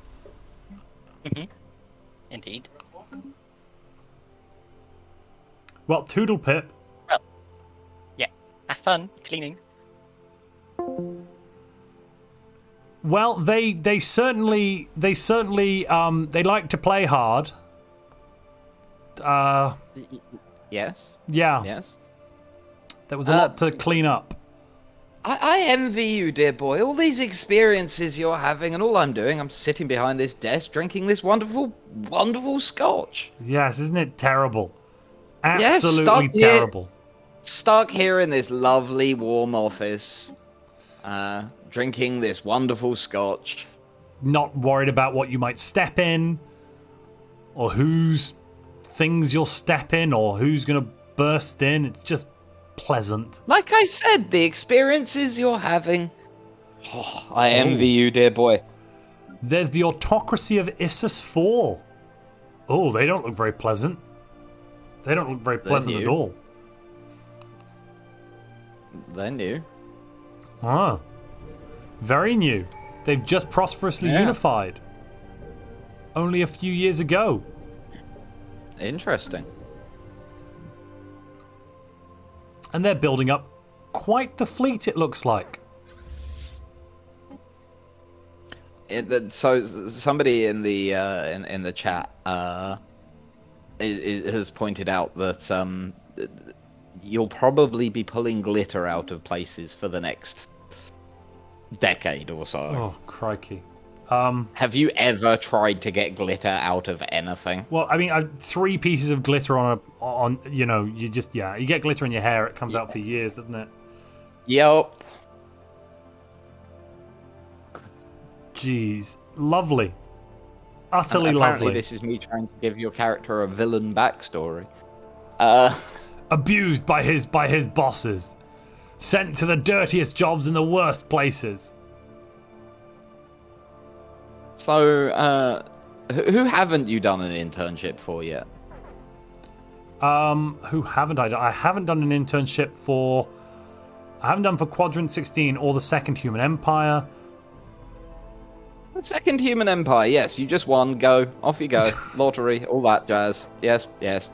All right. Oh, on your way out, pass me that bottle of scotch, won't you? Pass you the... Absolutely, lovely. Good to have you. Yes, excellent. Thanks, boss. Off you go now. Yes, wonderful. Don't let the door hit you on the way out. Never would, sir.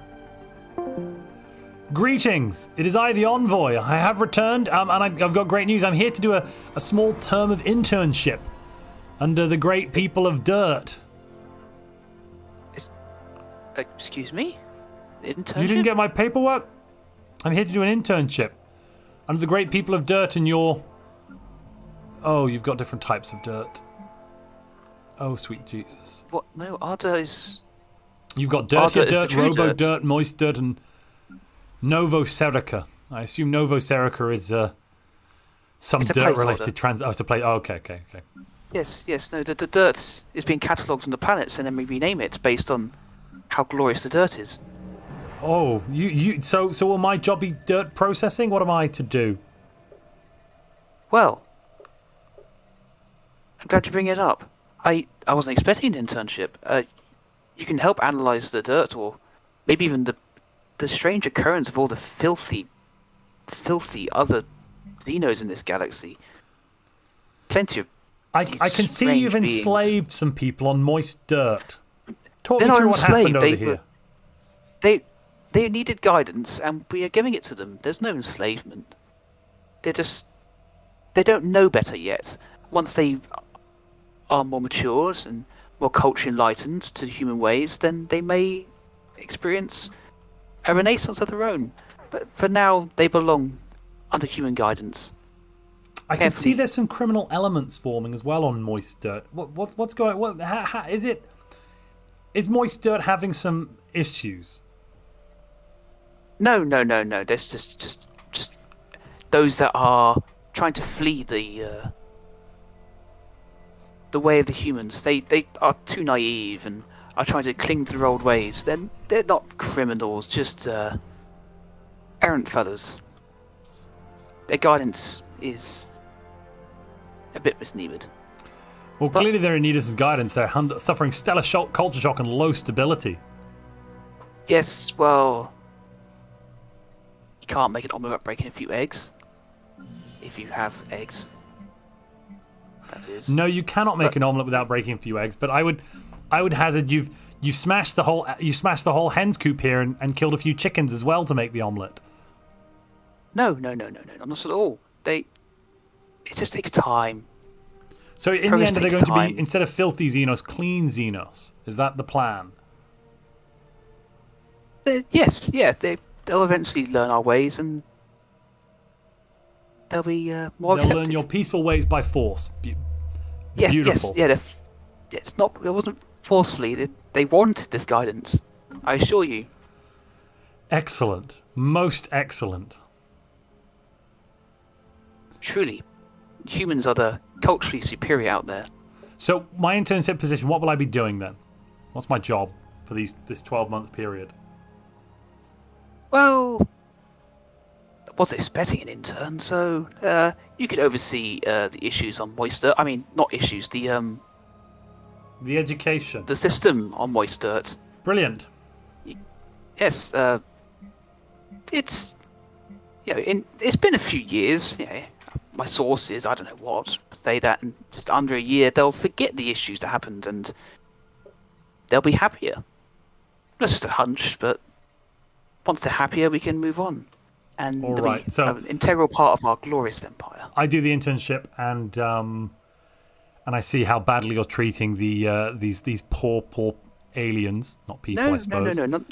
No, I'm telling you They're out of not being character what I mistreated. see. What the character sees. He sees the poor treatment of the Xenos, and he sees the revelry and vitriol that your enforcers have in trying to bring order. They really do seem to be enjoying it, as their xenophobic tendencies. 75% of the human population on Moist Dirt hates the people they are overseeing. And it looks like the people hate them back. They're getting even more and more upset. Might want to do something about that. You might want to do something about that very soon. Planetary revolt. Incoming. Well, I'll leave you to it. It's been wonderful. It's fine. No, it's fine. Thank you. You sure you don't want a toilet? I mean, a necklace. A necklace. Yes, I'll take one for the records. Thank you very much. Okay, you're welcome. Please enjoy it. It's customary. Well, they've enslaved some primitives who are about to revolt against them. And they're running out of food. I hope they gave you a wonderful present. Yes, it was a necklace. The only other thing is, I think Yeah, we need you to should put it on. I think we need to host a session of the Galactic, No. the Galactic community in the next 100 days. Excellent. Let's do that. But I also must insist that you do so wearing the gift you have been given. Yes, I will. Thank you, boss. Excellent. I'll convene them all up here. What, you're bringing them into my office? Well, no, I just mean, well, then you can hear it. They're not actually Yeah. in your office. I mean, ugh. As long as they're not dirtying up the place. All right, we're going to host the Galactic community then, ladies and gentlemen. Hopefully people will come for a moment. I might have to grab some stragglers.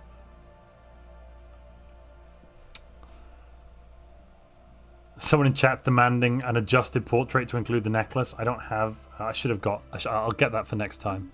I didn't think of that. I'll see if we can get Lightning to do that. Oh, excellent. You must wear the necklace. Yes, I've insisted he wears the necklace. I'm his boss. Hi. Oh, hi. Hi. Hello. Hi. So many humans here. Most unusual. Don't mind me. I'm just going to be watching. Okay. What is the manner of this meeting? Well, ladies and gentlemen, I'm glad you could all join me. I think, we've basically got everybody here. And welcome to the inaugural session of the Galactic community. Well done in setting this thing up, ladies and gentlemen. You've done a fantastic job of international diplomacy and peacekeeping in our time, really. I mean, it's wonderful. So, as the envoy, I will, of course, be chairing these sessions. No one could do a better job, I think, as everyone will agree. And I think we'll be opening up the floor individually to one nation at a time to give a first address to the Galactic community. Would any nation like to start? Before I start calling? As the proposers of this resolution, I would just like to say that cooperative research channels, like with our, is always great. You know, more research, cooperation, and best for the galaxy. We could all work together and get the history straight, especially with the loss of our main Vault Archive facility. You've all filled out your paperwork, yes? We sent over all the correct forms, and you filled that out? Oh, yes. Uh-huh. As I mentioned in my message to you, there was an abomination at the start of the spelling of the word quadrant, so we cannot fill it out as is until that's fixed. Oh, there must be a typist error. I'll make sure to whip that typist into shape. Make sure they get the forms right. It's those clerks. You've got to watch out for them. So we do offer penal colonies within the Utopian Imperium for those who require adjustment. That might have to send those clerks out there. I'm sure the people were only trying their best. Well, it's good. It's good to hear from the proposer. I now call on the Serene Republic of Chthon to weigh in on this proposal of increased research spending. Is the Serene Republic I'm sorry, here? I thought that the proposal on the floor was Comfort the Fallen.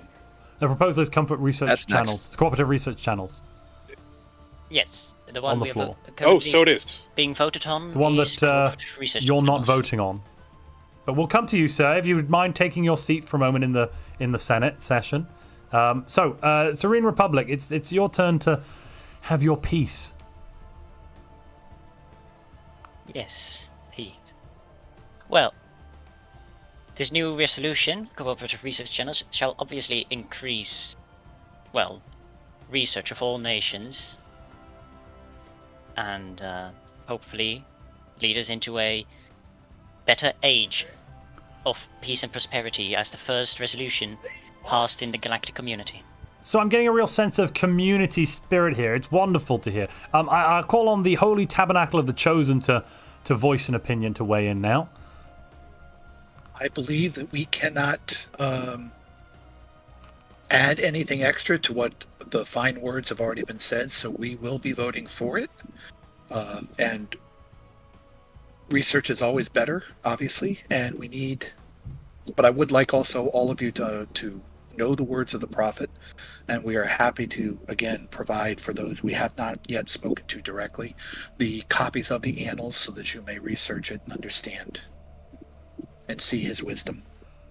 Lovely to hear from the Chosen. Wonderful again to have you here. The Galactic Union of Clerks, do you have anything that you'd like to add to proceedings?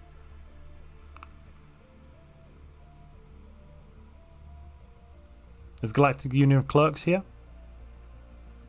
Oh, sorry, apologies. Yes, we wholeheartedly agree to this proposal and think it is simply just beautiful for the galaxy to work together in this to increase efficiency and a better understanding of the beautiful, beautiful galaxy that surrounds us. Brilliant. It's nice to see you. Oh, yep. I apologize of where I am speaking at this point. I listen. This whole community spirit fluff that you're all going on about is lovely.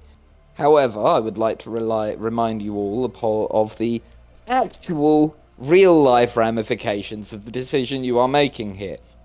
You are putting more research into the hands of the dictators, the despots, the would-be emperors, and those who would like to rule you.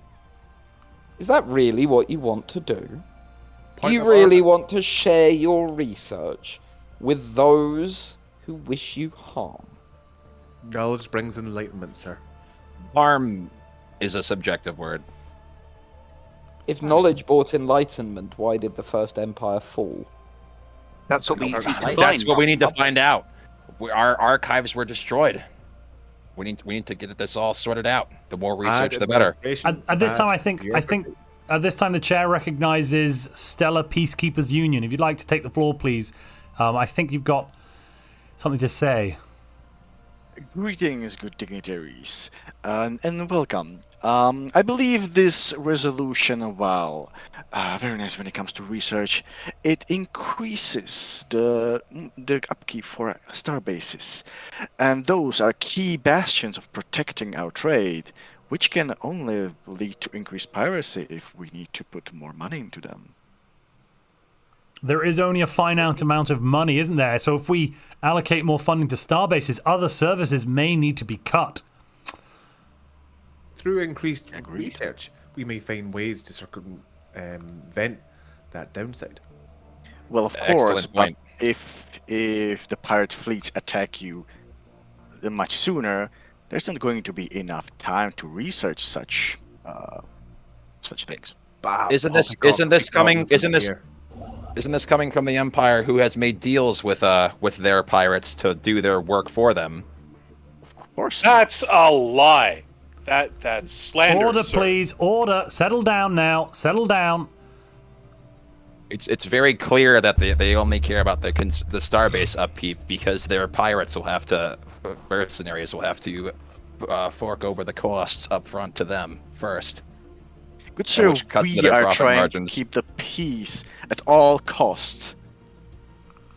Peace, of course, means protection against pirates as well. If the protection of your trade routes is too expensive, you will naturally find an increase in pirate activity, one that we will not be responsible for. Is that a threat, sir? So your fleets, so your fleets wouldn't be for hire then in that situation, is what you're saying?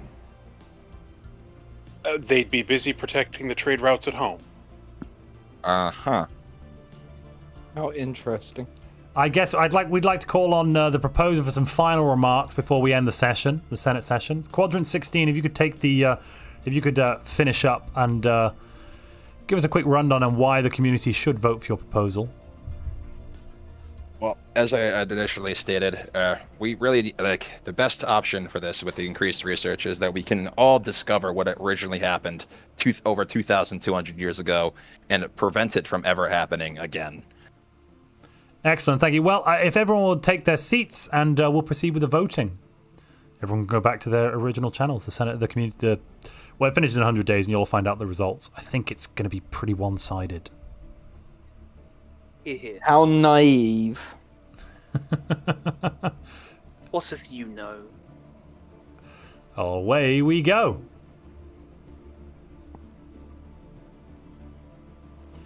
Well, that's very interesting. The galaxy as a whole have put aside generally their ideological differences to support a community agenda. There's a definite sense of community spirit here. It's heartening to see, don't you think, boss? No, it's disgusting. Yes, it doesn't quite help with the research project. I do see that. Though surely yes, cooperation. It is your job. It is your job to shatter such things, not aid it. Noted, sir. I'll get right on that immediately. Yes. We need them at each other's throats. Very good point, sir. I'll go and have a word with the Utopian Imperium about the Charter of Workers' Rights. Wonderful, wonderful. Start stoking those fires. Check with the GM. Greetings. Make sure we're good for. Greetings. It's the envoy here. The Charter of Workers' Rights. That sounds a little anti-utopian, don't you think? It is horrendous that the Galactic community would think that they know better how to manage our workers than we do ourselves. They are perfectly happy with what they have. Some might even say them everything. They're overstepping their bounds here. You know, it's Yes. Oh, there's some fighting going on. You're at war. Yes, we are at war. Yeah, I declared war on us. And how's the war going? Is a Charter of Workers' Rights what you need at this point in the militarized zone? Well, we are building up our fleet. We have just researched new technology, which will allow us to upgrade our fleet so that we will be able to defeat our enemies. It is our Excellent. workers' great patriotic duty to work no less than 20-hour shifts in support of the war goals. Of course, all in the name of our great leader, Zarklan. All in the name. Yes. Well, fantastic. I mean, just let's make sure we don't let the subversive elements of the galaxy push meaningless agenda while you're in a fight for your very lives here. It Yes, is we'll try quite our- uncooperative, yes. And on that note, I can see now actually regulatory facilitation. You'd like the bureaucrats to have greater insight into your works? Is that what I'm hearing? No. You'd like the foreign it has been bureaucrats and said- dignitaries to dictate how exactly your measurement system should be and what length your fabrication components should be and how wide your consumer goods should be. I mean, the Jeff pad that you guys put out there last year was one of a kind. The charging port will not fit up to these standards. I'm very shocked that you're in favor of a complete industrial overhaul. It's our intent that our standards are utilized throughout the galaxy. But I mean, this is a proposal by Quadrant 16 to follow Quadrant 16's regulatory facilitation. It seems quite clear that Quadrant 16 doesn't understand the units of measurement as proposed by Zarklan. We'll have to Well, no, but you adjust seem their to be in archives. favor of taking their units of measurement on board. You're currently motioning in favor of facilitation. It's a negotiation tactic. Yes, we have pushed this first because we do not want the charters of workers' rights. Everything is better than workers' rights. All right then. Well, thank you for your time, gentlemen. I'll leave you to it. Well, The Utopian Imperium are politicking heavily. They're very against the Charter of Workers' Rights, boss, but on the other side of things, they're proposing that they take on board the measurement system of Quadrant 16 and allow full bureaucrat oversight into their industrial complexes so as to postpone a debate on the Charter of Workers' Rights. It's terrible behavior, really. Well, that just seems like sensible maneuvering to me. Well, I mean, yeah, it does. I'm just surprised Maybe that they'd want you should go bureaucratic and ensure insight. that the chart. Maybe you should go and ensure that the Charter of Workers' Rights makes it to the floor. It's a very good point, sir. It is, isn't it? Hey, sorry to interrupt. So we got declared on by the AI. Any rules that we need to follow on that side of things? Nope. Kill him. Aye. Have fun. Later. Alright. Right, so who's in favour of charters and who's currently not voting for it? Keeps voting against it. I'm going to go have a word with the Stellar Peacekeepers Union.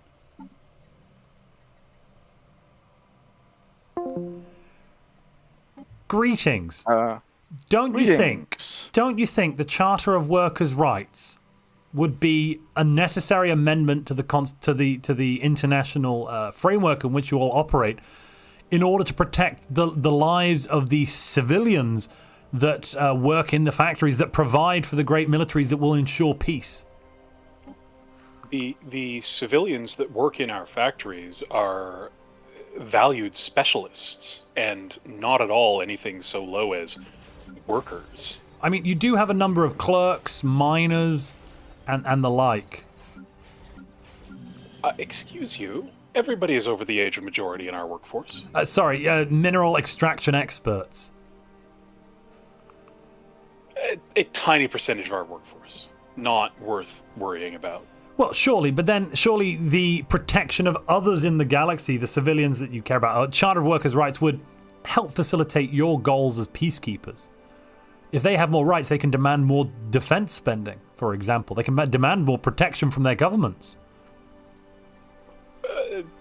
Our experience is that their demands tend to not be relevant to our interests. I see. Well, what skin do you have in the game? None whatsoever. I'm a humble envoy of and as the envoy of I really do think that my position it is. Seems you were breaking up there. The signal seemed. Are you hear me now? Do you hear me now? Good. I think you can hear me now. Right? So I really don't have any. Of who? And as the envoy of then really. My opinion here is very, very balanced, and I really think that it would be in the interest of your peacekeeping union to vote in favor of the Charter of Workers' Rights. What are you offering?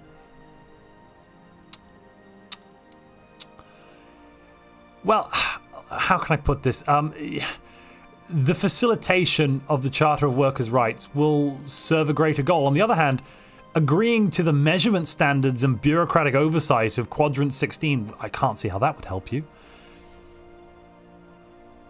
Facilitating regulatory alignment. We view Quadrant 16 as a critical market for our services. We are happy to support them in any of their endeavors. All right, fair enough. Well, it's been lovely speaking to you. I think you really should reconsider the charter here, but that's just my own minor opinion. Nothing you should really take seriously or be worried about if you weren't to do, I imagine. It's been great to see you all. Very nice seeing you again. That sounded suspiciously like a threat from an envoy. Ciao for now. Some of these communities have very entrenched positions, boss. Very entrenched at all. They're all in favor of complete regulatory alignment of Quadrant 16. It's most bizarre, I have to say. And the Peacekeepers Union couldn't seem to fathom the importance of a Charter of Workers' Rights at all. It's bizarre, simply bizarre. Well, to me, what that was you giving excuses that you haven't succeeded in your job. No, I'm merely. We're part of the process. The job isn't over. There's time. I have time. I have time. There's no need for reassignment, sir. The reassignment is fully off the table.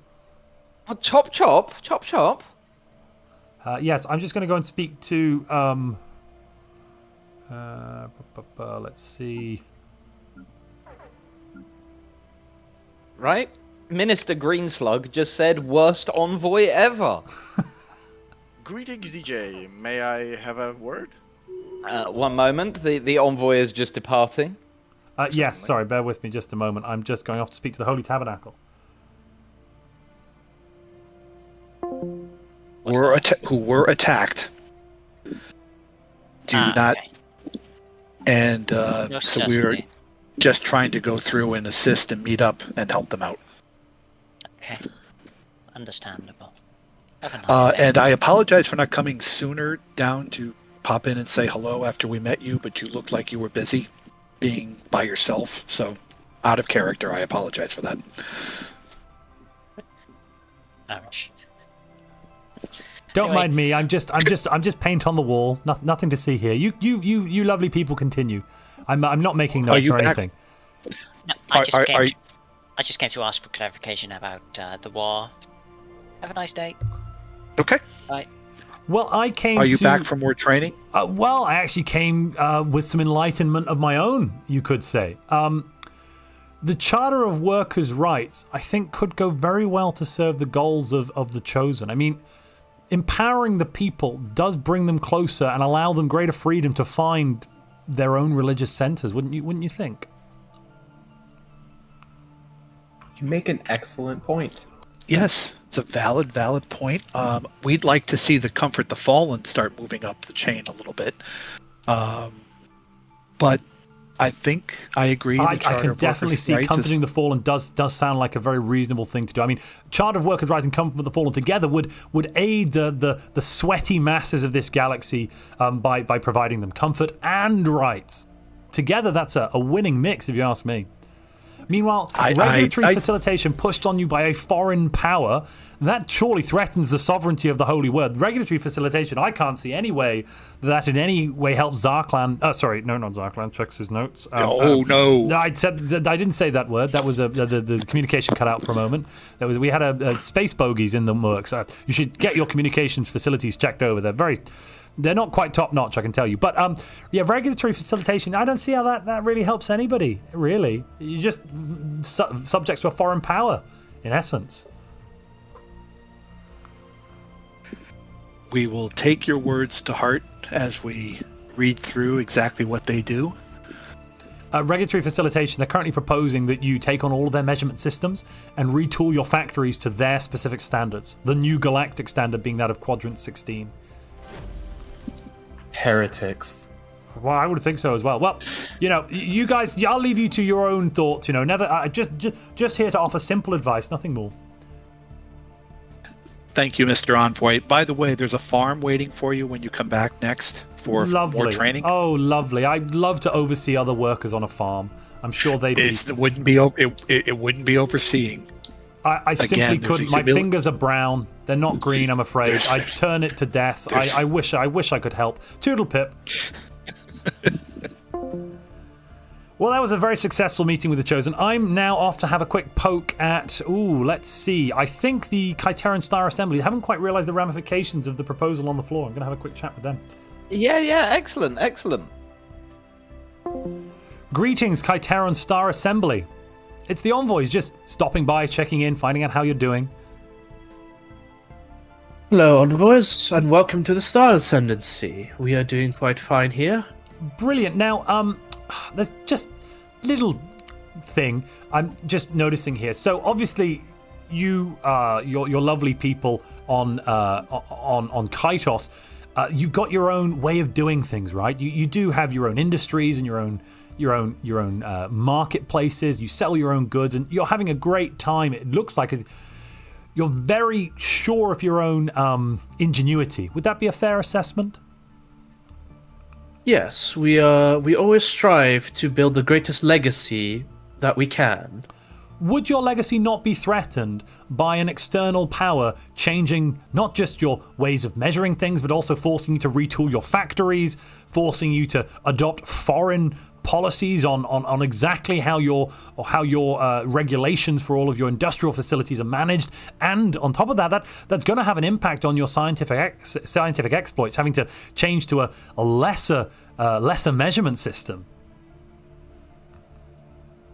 Yes, it is a dangerous galaxy out there, and there are many institutions which would want to change our current ways. Well, you're currently voting in favor of changing them in the galactic community. That's the only reason I ask. Regulatory facilitation surely would be a direct threat to the sovereignty and the research of your people. Not the increase in productivity is not necessarily something against our ways. Well, an alleged increase in productivity. I mean, you've got Quadrant 16 breathing heavily down your necks. If they change a rule, you have to follow them to suit their own needs. Can you really trust a group of paper-pushing bureaucrats to have the best interest of the Kaitaran Star Assembly at their heart? Where's your sovereignty then?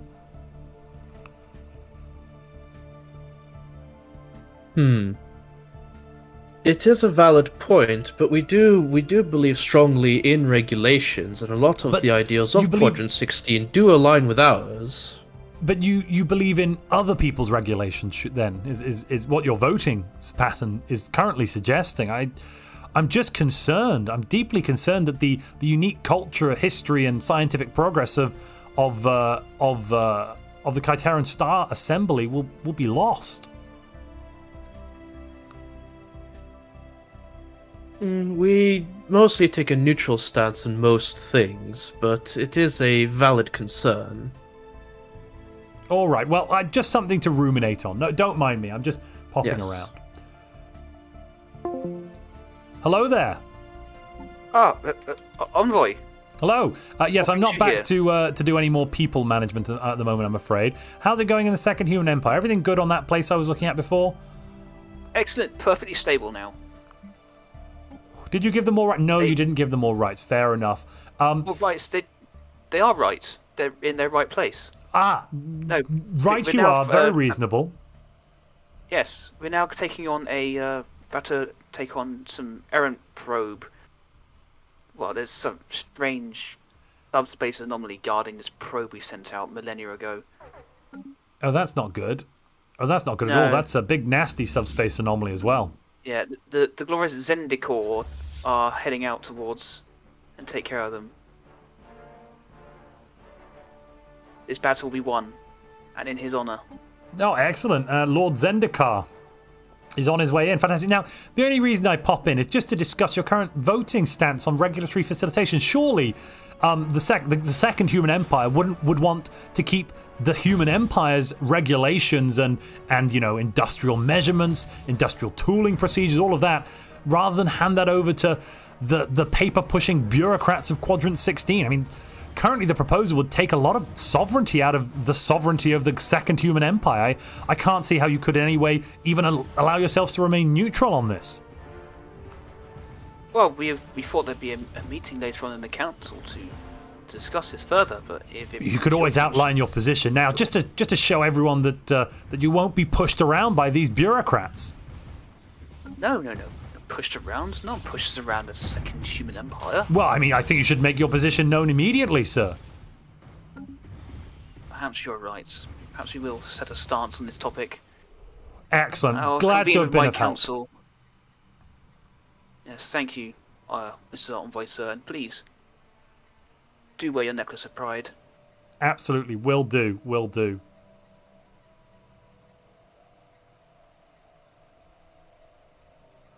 Where is... I'm sorry, I'm running away now. Boop, boop, boop. Well, it's kind of going well. The Charter of Workers' Rights we're having a bit more debate on. This, the regulatory facilitation, there is some movement, not quite yet enough. The main concern I feel is that the GUC don't seem to fully understand the ramifications of their point here, and I'm going to jump in and have a little chitty chat with them, I think. Well, before you do, I invite you to please examine your employment file, and you will note that there is currently a vote being undertaken by your superiors. The envoys failed punishment, toilet cleaning again, Gobia training, David, give him to trustworthy pacifists. Oh, for the love of Job. What's wrong? Nothing. No, I submit fully to the will of the council, sir. As you well know, I'm in complete alignment with everything council related. I would never think to question the wisdom of my superiors, sir. Better. Yes, I'll be back again soon. Greetings. It's the envoy here. Just popped in. Sorry, sir. Before you, we do have some questions for you. We went to ask them when the last visit you were here, and you left without us offering our goodbye gift. Well, if you leave it on if you just push it out of that starbase, and I'll scoot on over and pick it up from my ship. There's no need for a physical meeting, as it were. I can receive it via space transaction. We really would insist you come to our planet. It's better. I appreciate your insistence, but I'm here actually on more important business, and that is to discuss your stance on Quadrant 16's takeover attempt of your bureaucracy. I have no idea what you mean, sir. Well, at the moment, you seem to be fully in favour of adopting the measuring system, the filing system, and all other alignments with the current systems on Quadrant 16. I can see your confusion, sir. Not at all. If we entered into a commercial pact with Quadrant 16 very early, and they are only just adopting our efficiencies that we have given them, and they can see the benefit it would bring to the galaxy. But they're currently proposing that Quadrant 16's regulatory alignment be imposed on the rest of the galaxy, including yourself. I mean, this would surely have an impact on your way of doing business. You'd have to have a dual system, one of an internal system of forms and an external system of following Quadrant 16's proposals. I can't see in any way how that benefits the people of the Galactic Union of Clerks. And this is why people should just listen to ourselves. We understand the system, sir. Our system is second to none, and this is all part of the plan. But your system is going to be superseded by Quadrant 16 imminently. I can't understand your lack of concern. It will all be shown in the future, sir. It's all part of the service. It's part of the service. All right. Well, it was good to have a little chitty chat. But please, when you do have a free moment, please come down to our homeworld for that parting gift that you are owed. We really insist. I will. No, I will do that. That sounds very reasonable. Thank you, sir. Greetings, children of Enlightenment. Hello. How do you feel about slavery? No, just really? Just no. Well, you're allowing slavery to take place just on your doorstep. We know. We have a plan for that eventually. You do have a plan to deal with the looming threat of slavery that starts, that swarms around you. I mean, can I ask what your plan is then? I mean, the Galactic community. Technically, we don't know about any slavers, do we? That's true as well, actually. I don't think. No. I'm coming to tell you right now. I'm letting you know, and I provide you with photographs from my time spent in the redacted bits. You can't actually see because I blurred my own face out, but I was an overseer on the planet enforcing the slavery for a little bit. So the photographs are very genuine because they were like selfies, but I blurred my face. So the proof is irrefutable. The Second Human Empire has enslaved an entire species. That disgusts us. Why would they do that when they can just uplift them instead? Yeah. Well, they've jumped into Windsweath. They announced themselves through the use of firearms, and they've enslaved the entire population. There was almost a revolt that had to be put down surgically. I mean, this doesn't sound very close to the ideals of the Children of Enlightenment. This sounds very far away from your ideals, I have to admit. I mean, that is why we recently changed our war philosophy. That is true. Jaren, do you think we win this, actually? They're inferior right now. Yeah. I mean, you could just do a quick... Well, I mean, don't forget the rules with regards to approval, but I would recommend a humiliation war just to set them on the right path, just to point out. With our goal for the whole series, ideology war makes a lot more sense, though. It does. Well, your secret goals are secret to you, obviously, but indeed, I would just, think that just a quick nip it in the bud with this slavery thing, possibly before embarking on any other further detailed choices, might be very helpful for galactic peace of mind. Can you allow these people to go unpunished? That's all I'm thinking here. Certainly not. We'll figure out a way to work this out. Excellent. Well, as long as you've been informed and you are aware of the problem, I'm sure you'll get right on it. By the way, I noticed our neighbors to the north, the finance corporate services, don't have as many consumer goods as us, but they have spare alloys. That could help us in this progress. Do you think they'd sell them to us? I mean, we could probably go and have a conversation, facilitated by the envoy. Maybe a 1-to-2 trade deal, like. We get 400 alloys, they get 800 consumer goods. Yeah, I can go ask. Let's go. I'll come with you. I'd love to facilitate this community spirit. Which, is that the Quadrant? That's GUC. That is the Faustine GUC. Greetings. I bring great news of new relationships, actually. I'm here to introduce you to the lovely people from the Children of Enlightenment. Take it away, children. We come with a deal. We need alloys. Good and evening, we're sorry. willing... Hello, I am the representative from the Children of Enlightenment. Welcome. It's so great to hear from you. Yes, it is wonderful. But we've come to talk about a trade deal. We are listening with open ears. We need some alloys, and we figured you might need some consumer goods. We were thinking about proposing a 2-to-1 trade, where we get 400 alloys and you get 800 consumer goods. That is interesting. I'll just quickly check with our merchant guilds, who'd only be too happy to accept that deal if you want to send the paperwork over to us. Yes. But we'd also request that you only have exclusive commerce with ourselves and no other corporation. But you can offer a deal, but we would like to have oversight over that if possible. I don't think we'll be dealing with any other megacorp. That is not a problem. Thank you so much. But yeah, if you send that paperwork, we're happy to do that deal. Yes, I'll go have my associate send over the correct paperwork right away. Thank you. Look at Pleasure, this. sir. Peace, agreement, and trade. What a lovely way to go. It's just heartwarming. Envoy, welcome back. Thank you. Yes, truly heartwarming. Well, I must head back. My associate needs my help. We are welcome any time you want to talk to us. Just let us know, and we are at your beck and call, sir. The Children of Enlightenment. You can hear me. Hello, boss. Yeah, you're in. Yeah. Oh, good. Sorry. Hello, you were slumped behind the chair a little. I didn't see you there. Sorry. You are here. Good. The Children of Enlightenment. I've informed them about the slaving ways of their neighbor, and honestly, they're not too happy. They're not too happy at all. I wouldn't be surprised if some formal declaration were made imminently to what would be the best way to put it? To rid the Second Human Empire of their silly notion that that they can do this unpunished. The whole slavery business. Probably not a full change of government, but something just to push the government in the right direction. You just sat there silently and watched a pair of governments come to a mutually beneficial agreement and did nothing.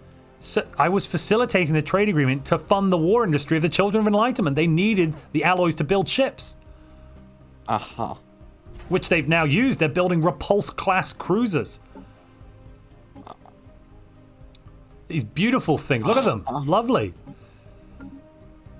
And what's more, yes, their knowledge keepers are going to go forth and kind of do the good work. Really, in a moment, it's going to be beautiful. Can I? Oh, Hello, sorry. We this is an interstellar call. Apologies. We would just like to discuss a small matter with you. Who gave you this number? The envoy, when he left very suddenly from our empire, we apologize. If there a better number to call from. He will provide you with his personal number later. Envoy, why are you handing out my office number? I didn't think I left it behind. This is my apologies. I must have left the wrong form. I do not think this is the envoy's fault. He left so suddenly, we didn't get a chance to hand back all of these materials back to him straight away. So he left confidential information in the hands of barbarians. I understand. Wasn't intentional, honestly. You're not helping him. I need a drink. I'm just gonna fire. I think it's holiday time. Just a quick. Oh, look at that! I think I'm just gonna go on holiday in the Utopian Imperium again. I hear they've got great facilities for such things. I'll see you soon, boss. No worries. Actually, you have a trip to the pacifists. Can I not do? We're about to have the culmination of their campaign against the autocracy of Issus 4. You can do that first, and then you can go to the pacifists. Greetings, Utopian Imperium. How's it going? We are winning. First speaker of Zarklon here. Yeah. You heard the good word. Zarklon. It's his birthday. Is it really? Yes. Well, look at you cooperating with the Chosen. It's wonderful to see. It's interesting that, given the fact your faiths are so incompatible, you're able to put aside your differences for even the merest of moments. We have found that our faiths are fairly comparable. The prophets were likely brothers or cousins. Oh, that's quaint. Were they the brothers, cousins? Good. It's nice to see people getting along, isn't it? We all share the true divine humanity in our war against the Xenos.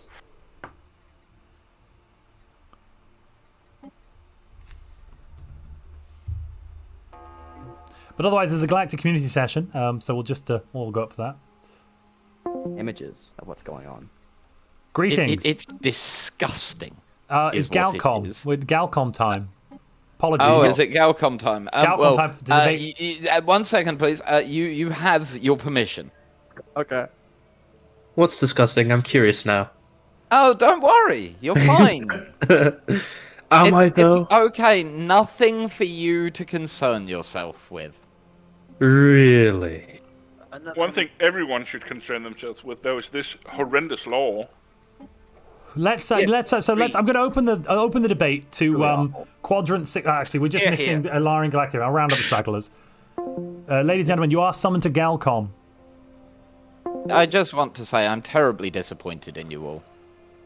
So, regulatory Quadrant 16. Could you please outline the proposal as it stands on the floor? How you'd like your paperwork, your systems of management, your regulations to be imposed on the galaxy. I mean, adopted by the galaxy at large. Please take the floor, Quadrant 16. Well, first of all, we always have to remember that this is only up because people wanted this. You know, we only proposed this as a thought. We were very happy to get the cooperative research agreements, and with that extra science, we thought, you know, we found some new methods to really squeeze out that extra resource. And you know, at the slight cost of livability, but you know, with that extra research we already have, we're already developing new technologies to counteract those habitability concerns. Hello there, Trent Krim, the Independent. Quick question for you. Are there any truths to the rumors that all of these new efficiencies you claim to be providing also contain back doors that allow your security services access to all of the computing systems that they're installed upon? No, those allegations are completely false. All we have ever tried to do is get a complete consensus from people with their own willingly submitted information. So I have a question then. So if my device has your application on it, will it be able to access my networks? Only if you give it permissions. But will it be accessing the networks? Will it be in the networks? if you give the app permission to access the networks, it will be. So it will be accessing my networks if I give it these permissions. You have Just to give confirm. it the permission. So that is accurate then. There's an accurate statement. It will be accessing my networks even if I don't want it to, and I'm using the applications, these regulations. They'll have access to the networks.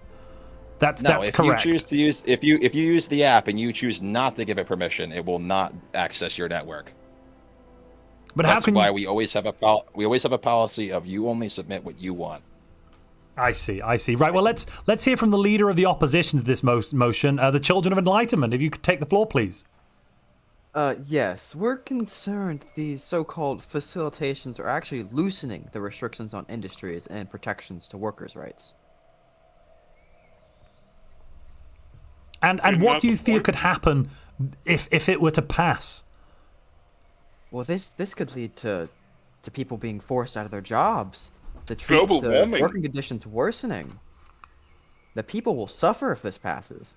Sorry, did I just hear that your scientists are predicting that the microwave cosmic background radiation will increase in temperature if this passes? Yes, by at least 35%. 35%! That puts it almost 2 degrees above absolute zero. How could we live in a galaxy so warm, I ask you, ladies and gentlemen? How? How indeed? This resolution. Think of all the cold, barren worlds that might become livable, though. I'd like to call on... become inhabitable. I'd like to call upon the Serene Republic of Chthon, who's vehemently supporting this proposal, to outline their position now.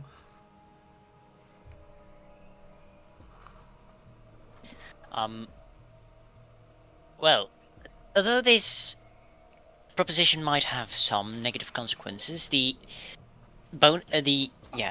positive, well, the things we get from it far outweigh the negatives. We have found Gaia worlds, perfect worlds, scattered around the galaxy, and if we can manage to use the extra resources we get from passing this law to create every world into such a paradise, wouldn't that be... So, losing a little security to gain a little financial output is worth it in the opinion of the Serene Republic. A loss of security in the aid of prosperity is in the interest of your sovereign nation. In the end, it shall benefit all. All right, let's call upon the Holy Tabernacle of the Chosen. Could you, as a member of a leader of the opposition to this law, outline your position here?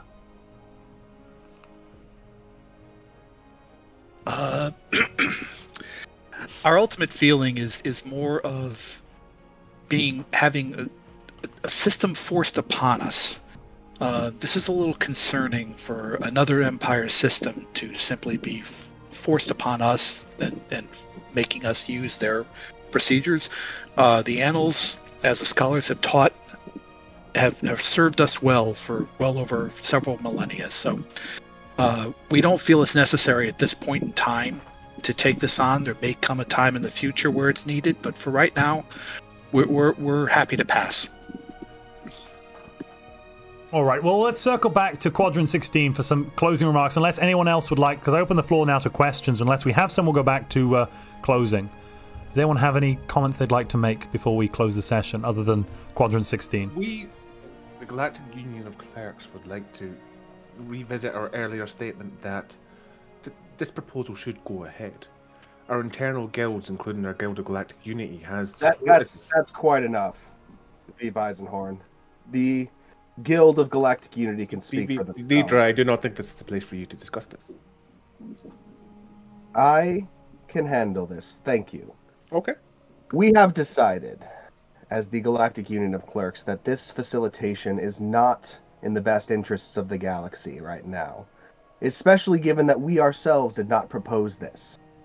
This is the kind of thing that's best left to the administrators.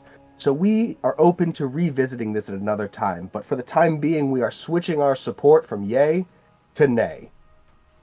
We have no desire to see this resolution pass. Response from Quadrant 16. Well, all we can say is that this is their choice, but while I do think that in the long run, not having this now will cause shortfalls that will have repercussions. I'm sorry that everyone can't agree, but this is why we need more paperwork so we can get everyone to agree. A victory for the worker, I tell you. If you allow us to do all your paperwork for you, we will ensure peak efficiency. Well, all right then. So I guess at this point we'll close the community and wish you all a happy community holiday from your positions as members of community parliament. And everyone go home. Away we go. Everyone make the correct choice in this decision.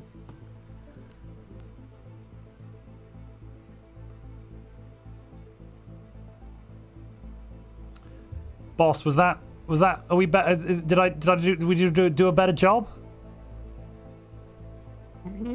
It's not going to pass by the looks of things. Excellent. Well It's done. a shame that they can't agree on alignment at this early stage. Doesn't bode well for their future survival, does it? I mean, congratulations. You've finally done something right. Do now I go get to a the pacifist. Oh, yes, I need to go see them immediately. So that's why I was going to go, sir. Greetings. How's it going? How are you doing? It is doing. The Serene Republic of Kaitaran is doing really well. We have expanded our resource production immensely in recent years. We stopped needing to trade for alloys on the market. Minerals, I meant. That was a. Excellent. I do have to ask though. Given your current stance towards your workers, they're brainless Lactica sativa Rex here. Why on earth would you want to afford them rights? Why must these brainless oafs have rights? I'm very confused about your policy on the Charter of Workers' Rights. Surely it goes against the core principles of your civilization. Well, you've got a point there, but some of those workers are human as well. Well, no, but the human workers surely are afforded extra rights due to their humanity. Being a worker in and of itself does not afford extra rights, surely. Especially if you then be giving rights to...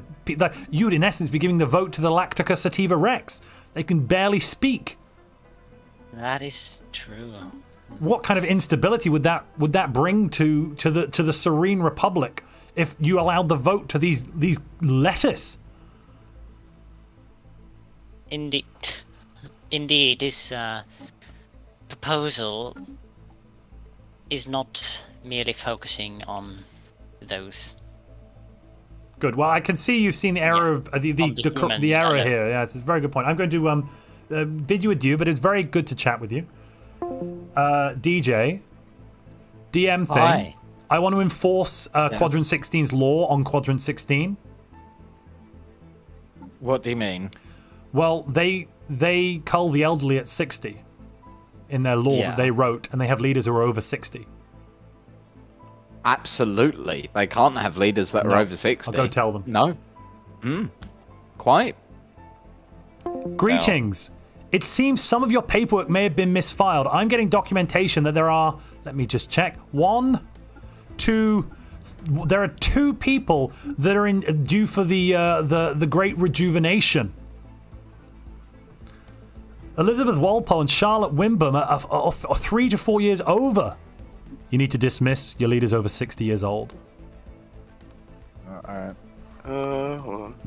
Because you haven't yet provided DJ with the faith that you are no longer having the 60-year cull thing, which is part of your backstory. Where can I see the freaking age? You have to go on leaders, click on them, and then it's on the right side next to the ethic.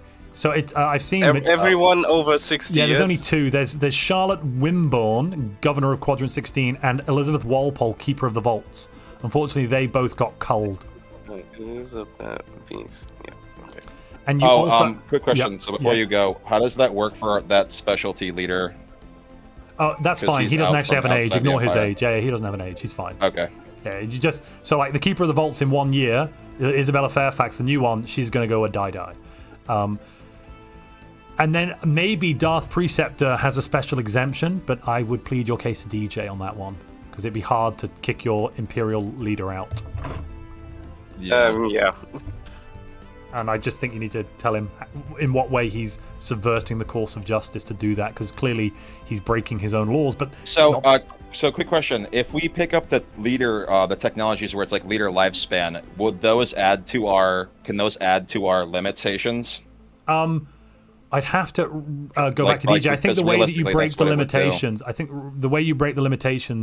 I'll have a chat with DJ and I'll come up to you with how you break them. It might require. There's a fleet of a Stellar Peacekeepers Union closing in on our borders, so you should really go talk to them. Yep.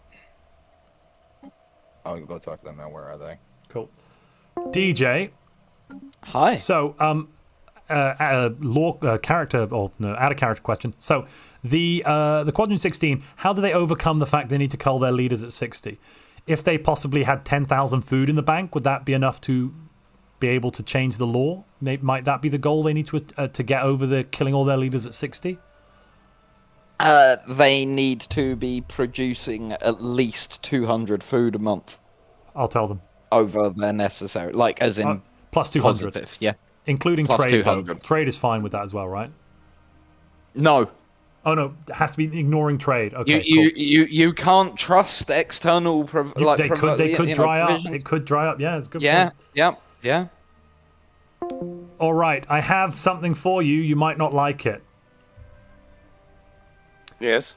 In order to overcome, so you have to kill all your leaders when they get to 60. You'll have to come up with an RP reason, which may come to bite you in the butt about why the Emperor doesn't, because clearly you're not going to get rid of him. But if you don't want that to happen, you must be producing a net food each month of plus 200. And you can't trade for it. Once you're making plus 200 food a month, you no longer have to kill your leaders at 60, because you've got sufficient food to prove to the population that you no longer have to adopt these draconian measures anymore. Alright, so plus 200 food. Okay. Yeah, not through trades. Also, you have to build food districts on your shattered rings and stuff, basically. Yeah. Enjoy. Also, so Nagi, Inris, quick thing. So, so we couldn't buy the food from the market is also no, because that would be a foreign provider that could just stop selling it to you. How can you trust them? It needs to be an autarky food policy, basically. All right. Good luck. Nagi, as for those fleets on our border, that they say they're here for quote unquote local pirate suppression, but they could be bought off for 500 energy credits and 1,000 minerals. That's not something we can afford right now. I think we have also, to. we don't have any reason to buy the fleet. Because there's nothing else we would need that fleet for. I know, but like there was an implied threat, is what I'm saying. Like in other words, if we didn't pay them, that the piracy suppression that they're offering could be turned the other way, is what that's how I understood it. You guys have fun with your pirate issue. All right, so the children are at war with the second human empire, boss. That's good, right? So let me just check on the war. It's a war of philosophy. Oh, it's a war of philosophies. So it's an ideology war. Fascinating. I'm surprised. And what's the ideologies of the two sides? Fanatic militarist versus fanatic egalitarian. I believe. I see. Interesting. Very interesting. Why don't you see if you can draw some other people into that conflict? Well, I think there's the Alarion Galactic Empire might have something to say. Greetings. It's the envoy here. So, do you really think that the Children of Enlightenment, those communists on your border, who are very, very, very much anti-authoritarian, anti a lot of the things you stand for, actually, should they really be subverting an entire empire, the second human empire, no less? I mean, once the second human empire has been removed from galactic politics, who are they going to come to next? I mean, you have empire in your name as well. It sets a dangerous precedent. Indeed, it does. And we have been quite friendly with the second human empire, quite cordial, even if they are mistaken about the. I mean, I might suggest a humiliation war to put them back in their place. Your fleets clearly could be a match for the, if combined with the Second Human Empires, for the Children of Enlightenment. Perhaps. Just that would be a possibility indeed. I'll have to find a way to make this work. Consider. Well, I'd probably recommend you do something about it rather quick. They're about to, they're getting closer and closer. Grayed out for the time.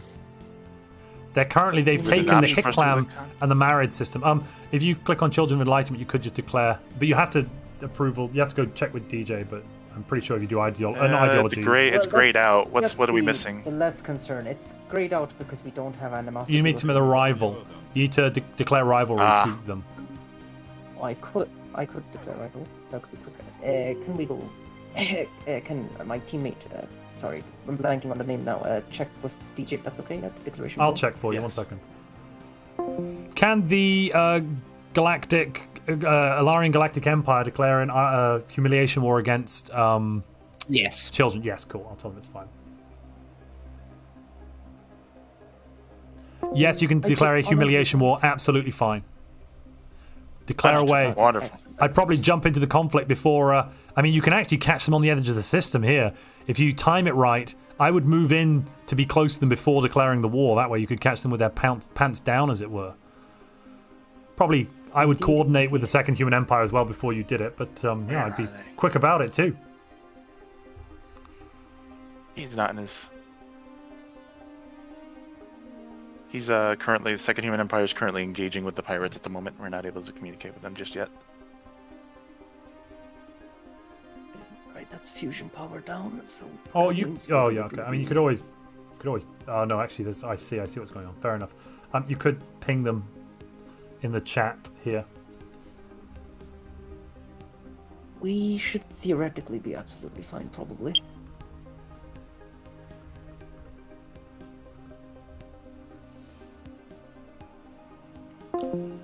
There seems to be some communication issues, but they're all otherwise working towards it slowly.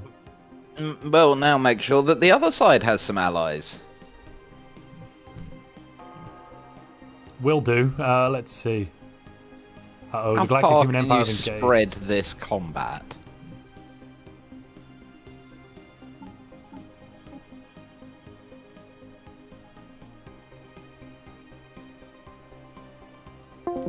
Greetings. Greetings. Have you seen war is engulfing the galaxy? It's terrible stuff, isn't it?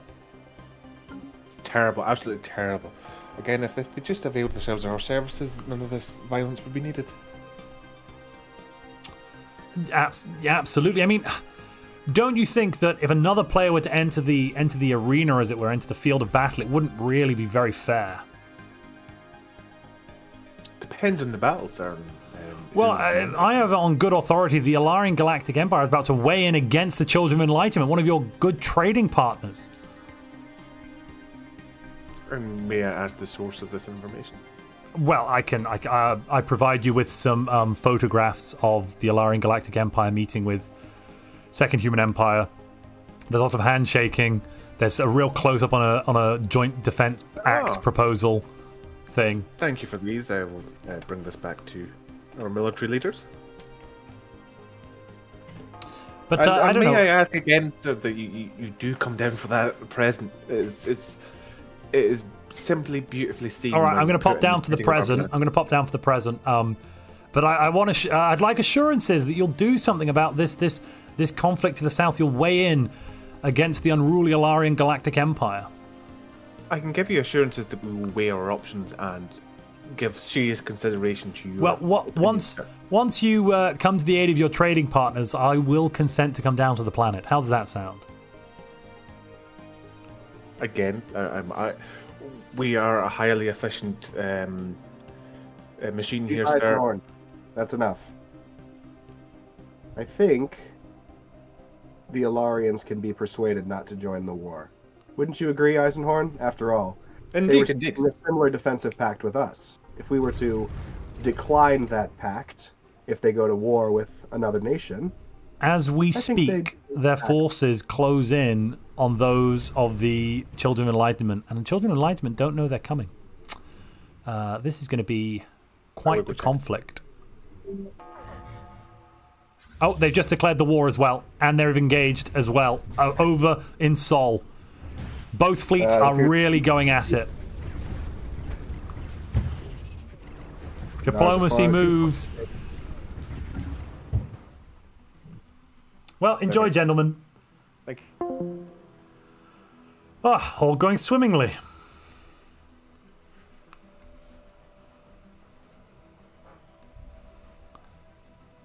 How are we doing, chat? Is everyone get the pacifists involved? They'd have to be in a defensive pact.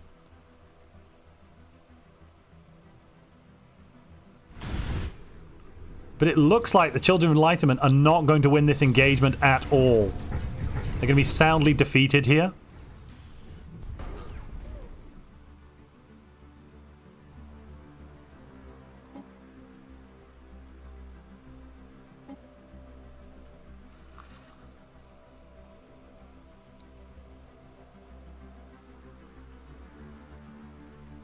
So, I've heard a tale from somewhere in the galaxy, though I don't know which empire this happened in. Yeah. So, one of the empires found a pod in space. Right. With a child in it. Oh, which one? Oh, you don't know. Sorry, you did. Yeah, you opened with that, didn't you? I forget. Yeah. Sorry, I got too excited. Oh, I went off screen. And the child was Superman, basically. The Superman is real, and he is American. No, he's dead. Oh, he died. What? How did he die? They ate him. They ate him. Did they actually? Yep. How did they manage to eat him if he was Superman? Oh, okay, that's kind of terrifying. Which empire? We don't know who this was. It's just something going around out there, is it? Yes. I see. This is a thing that I just learned. Oh my lord. Somewhere out there is an empire that ate babies. Baby Superman. Yeah. I thought you should probably know that particular piece of information, to be honest with you. It does seem like a thing that yeah. Somebody should put that in the timelines form, ladies and gentlemen. So, on that note, you should probably go and talk to another empire. I will momentarily. I'm just taking a quick breather from my continual gallivanting. And addressing the state of the galaxy. Slapping boy. So I don't quite think it's anywhere near as bad as you're mentioning. I mean, you know, we are having an employment review in your case. Oh, good employment review? No, we don't do those. We don't do that here. I see. Well, I can go. I'll talk to the Peacekeepers Union. There's a lot of war. Maybe they want to keep some peace. All right, Peacekeepers Union. There's a lot of war in the galaxy, isn't there? There's not much peace at the moment. You again. 3 nations have descended into hard chaos. to keep the peace. And without a privatized military branch at the moment, it must be very difficult. What? Why don't you set one of literally those just up? months away. Exactly. I mean, you could offer those services to the Galactic Union of Clerks. I think they might be in need of them imminently. I see absolutely no reason why we would help those bureaucracy-mired fools. Well, the profits, dear man, the profits. The profits to be had by taking their stuff are far greater. That doesn't sound very peaceful, sir. I see. All right. Merely corporate competition. I mean, surely if they were to buy a fleet of yours to engage in cleaning up this conflict to the south, that would be a PR win for your people, as well as a financial one, of course. We've already been in talks when it comes to parties to the south. Oh, and where have your solution talks gone? What's the resolution you've managed to agree? Our neutrality was purchased. Excellent. Yours, but the private military companies, of course, they are truly neutral by never aligning with anyone except the payer. Indeed. Well, once you've set up, I'll make sure. How long we got? I've got 500 alloys. I need 2,000. Ah. Well, you could And sell they everything. shall be, of course, recorded. You could sell some food and some consumer goods and some minerals and just buy. Internal market. Yeah, but you just wouldn't be able to buy the 8 per month anymore. Oh, there goes the autography of Issus. I guess I'm going to go and chat to the winners. Where did they come from? They're not even human. I believe they were a primitive civilization that somehow managed to force their way into the galactic stage. Oh, okay. Well done. Congratulations on winning your war. Wow. Good job. We salute you over at the at head office. He's got a brilliant job. What are the spoils of this war? We have 40 or so new workers for our factories who will be put to work and adjusted to the style of life within the Utopian Imperium. I'm sure they'll find it quite pleasant. I can see that they're indentured servants now. There is a little crime problem, but I'm sure it's nothing too much that you can't handle. It's unfortunate that the workers go on. just don't feel the benefits of our society, but I'm sure they'll be adjusted. Adjustments could be made, couldn't they? That brings you very close to the Kaitaran Star Assembly, doesn't it? They're right on your border. We don't know them very well. We'll have to get acquainted now that we're neighbors. Let's see. They're fanatic materialists. Doesn't gel very well with your point of view, does it? That doesn't sound very profit favorable. No, it doesn't. Surely their ideology might need to be changed. I think certainly we'll have to do some espionage into their ways and understand if there's a means to reconciliation. Okay, well, I think you should get on that quickly. A fungus left to spreads very fast. Oh, we have an event. Do you want to read this, Mr. First Disciple? Alistar has been calling out into the void via powerful psionic dreams. Now several civilian ships carrying members of many species have appeared in orbit around Unity. In exchange for a chance to live with their prophet, they are willing to serve us. Hail Zarklon. Cool. Oh, wow. There's 3 of them. The Corinth, the Talaka, and the Gwesibor. Psionics. And you've enslaved them. Interesting. No, not enslaved. Readjusted. Sorry, my apologies. My language can be difficult at times. It's a tricky thing learning High Utopian. Sorry, my apologies. To err is only human after all. Indeed. And that's why these other species will just have to learn our ways. Well, good luck with all of that. And we'll investigate those down to our southwest here and see if they need an adjustment as well. Good.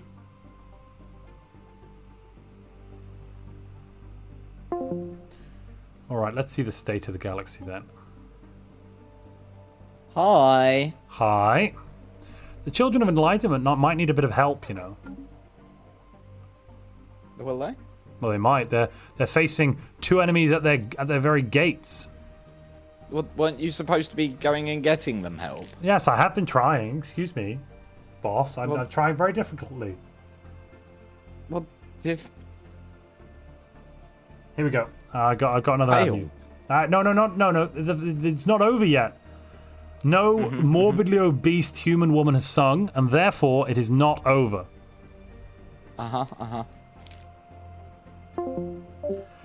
Greetings. Envoy. So, you're really leaving the Children of Enlightenment up to. I mean, if they get that is not subsumed, true, we are in the process of. Their enemies are but one jump away from their very capital. we've been promised that we offered to subsidize the war effort by hiring the Stellar Peacekeepers, which we've notified they already have, and the requested alloys, which we have given, and we are also diplomatically trying to talk to other participants to end their conflict. Yes. You might want to be quick about it. I mean, the pace of diplomacy here seems to be moving faster than the Galactic Union of Clerks can keep up with. Possibly too much paperwork, not to be sacrilegious. How dare you, sir? Just raising the possibility of imperfection. Again, how very dare you, sir? We are under the. We have been notified that this war is a humiliation war, and no territory will be lost or change of governance. So the war, the Alarian's war is, but the war with the Second Human Empire is one of philosophies.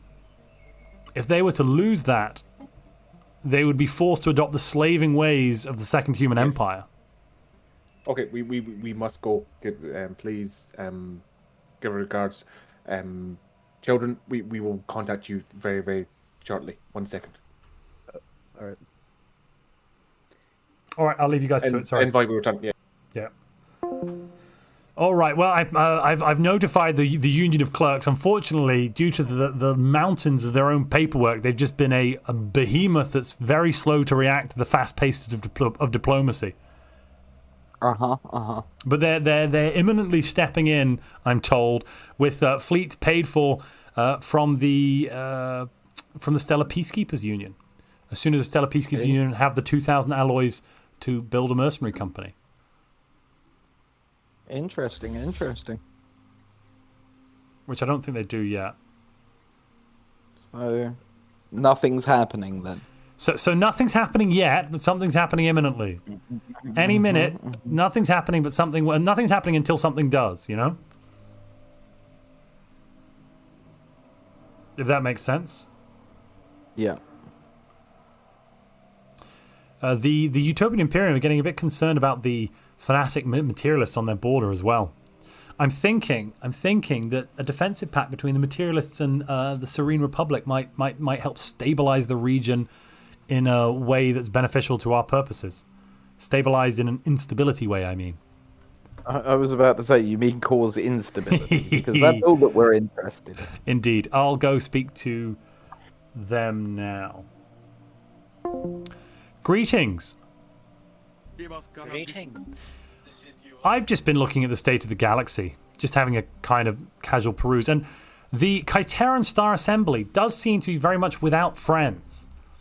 And they've got two large spiritualist empires breathing down their necks on their border. I would recommend, for stability of the galaxy, you form a defensive pact with the Kaitarons post-haste. That would help shore up, that they couldn't be simply subsumed by the Utopian Imperium on their very border. That makes sense. They do seem rather weak military-wise. And then that could force your hand to be... It could be forcing your hand if there were a war to be declared. You'd be right there in the thick of it. Not that you'd want to be, of course, but Indeed. Well, I'd rather save someone with pacifist ideas like me in a war than have another pacifist beat to dust because they didn't want to fight. Well, you'd best go and chat with the Kaitarans who are pacifists like yourselves immediately and form some sort of defensive pact. Indeed. Well, I'll leave you to it. You have a good time. Yes, I've successfully poked the largest military in the galaxy, the pacifist military, to make a defensive pact with the Kaitarans. Which would leave a stabby. Military in the galaxy is the pacifist, because they're so fucking trustworthy. I'm sorry. Absolutely. Yeah. Well, yes. Sorry, boss. Sorry, I apologise. But so fracking trustworthy, right? Well, they would be pursuing this from a place of trust by putting their trust in the Kaitarans. I think it's all going to go swimmingly well. Excellent. The Holy Tabernacle really needs to choose a side in this disagreement, though, don't you think? I think that they should probably be attacking somebody by now. I think so as well. Some sort of joint war might be in order. Oh.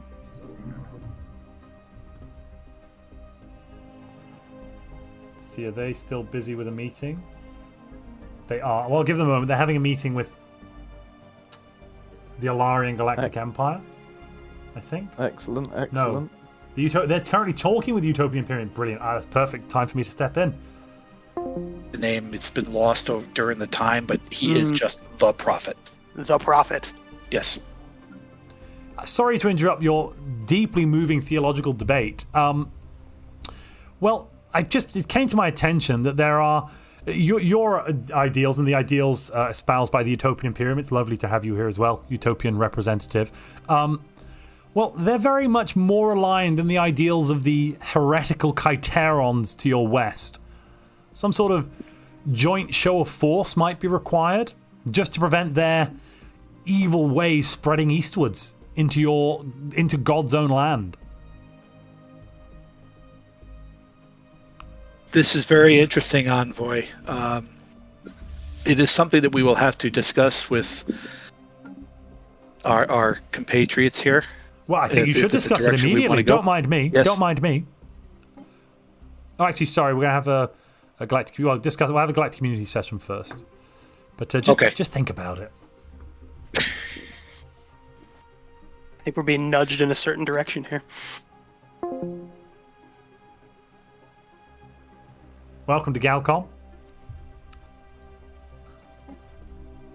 Galcom. It's nice to have the largest military power in the universe with us. Indeed.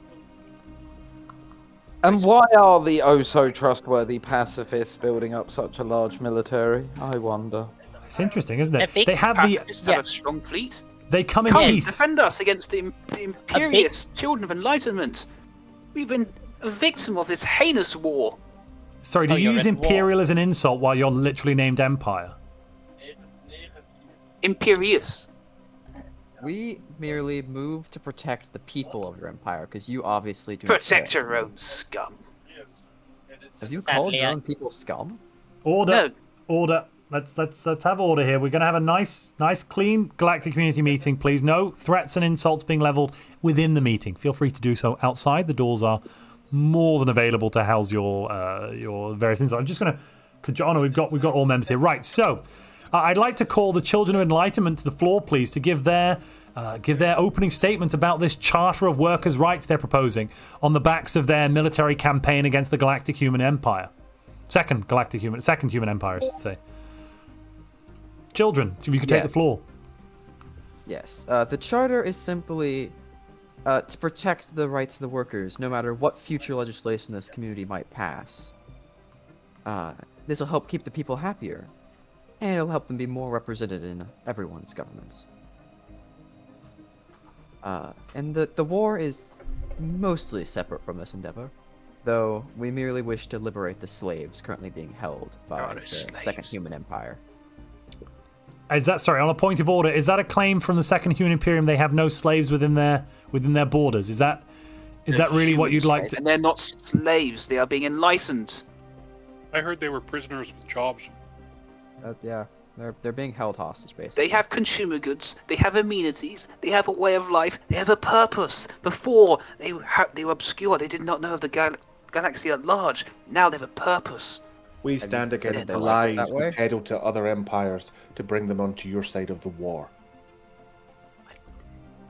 They moved to the defense against an aggressive empire. That's all I can say. Order now, order. This meeting is to discuss the Charter of Workers' Rights on the floor, not the current state of aggressive campaigns being waged in the South.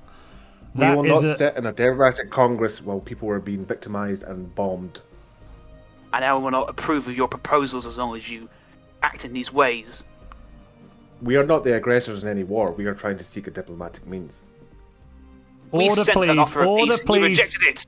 Order, please, from your members. Right, now, we've heard from the Children of Enlightenment. I call upon the Serene Republic of Chthon, leader of the opposition at this point, to talk about their opposition.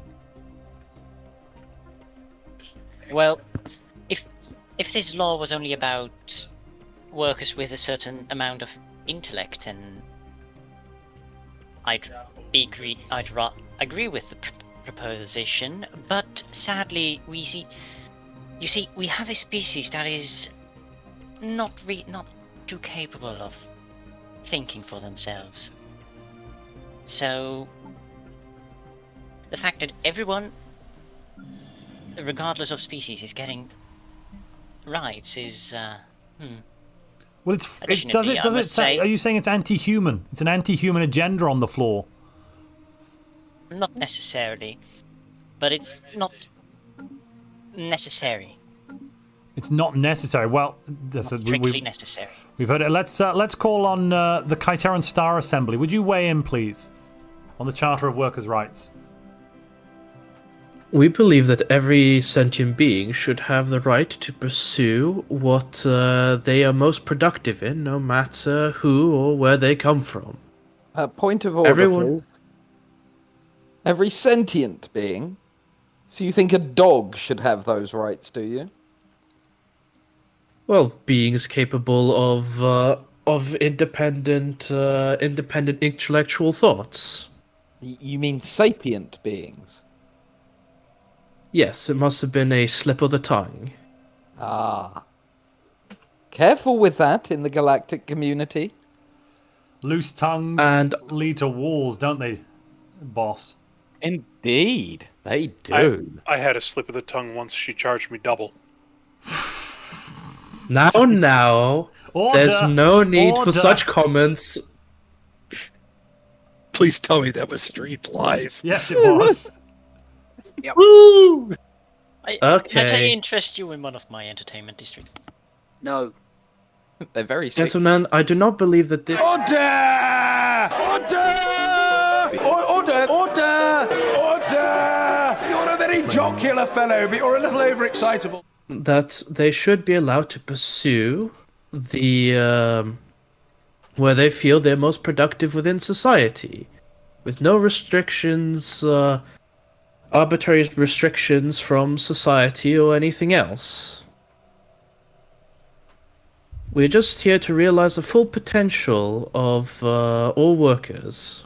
That's a very honourable proposition from the Kaitarans there. I'd like to call on the Holy Tabernacle of the Chosen for a response. What do you think about this proposal? Do all life forms have souls and thoughts worthy of such a thing? I ride on the sapient idea that a thinking being has the rights and should have the rights to be protected from other beings stamping on them. And this idea of slavery is abhorrent to us. The prophet has taught us that this is not a good thing. So surely then you'd be actually in favour of this motion rather than against it, Chosen. So I misclicked. I meant to support it. Have you got time to unsupport? No.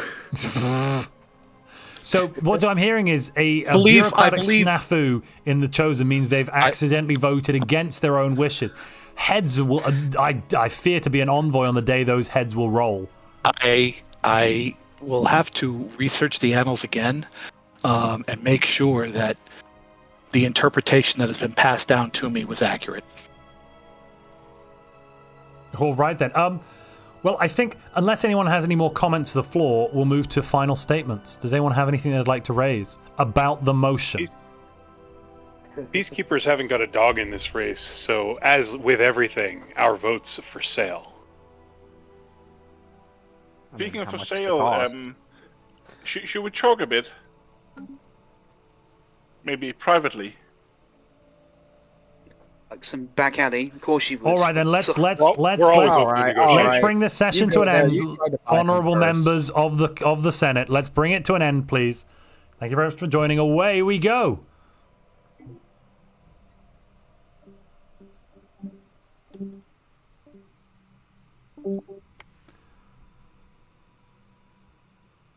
Oh, I've got a super chat. I'll read the super chat. Sorry. Shadow Ninja 6900 says, "Love the political strategy, Lord Envoy. I'm a lord now. Do you hear that, boss? I find it impressive. Hope to work with you in the future. Loving the content, Montu. Keep it up." Well, I mean, yeah, it's a lot of fun. I must admit, I'm having a bit of fun, just a little bit. Well, if you want to be a lord, considering what we did to them in the past, then you know. No. It's an external title. It's like being king outside of Rome. It's I'm the Caesar of this committee. I'd like to think. We'll cross that Rubicon when we come to it. Where can you cause some more war? Well, the Stellar Peacekeepers Union have put their fleets up now. They have a fleet, a human company, and find something for them to do. Yeah, no, I'm going to try and work out who can buy them. Give me a moment. Well, I'm going to figure out the children can buy them. They've got the energy. There you go. I'm just going to be a fly on the wall in there, I think. Oh. Well, that's bothersome. Yeah, that's really annoying. The trading communications solve that? I don't know. I've also maybe can't mercenaries. Try.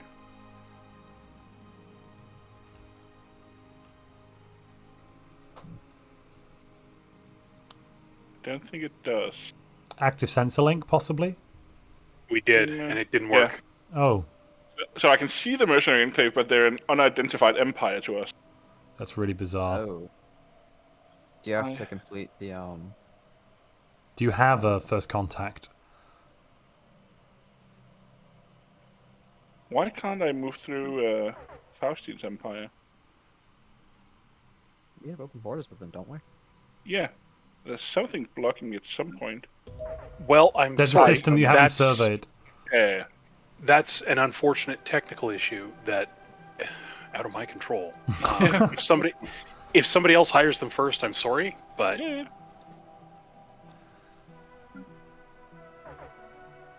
no one has communications with them, I don't think.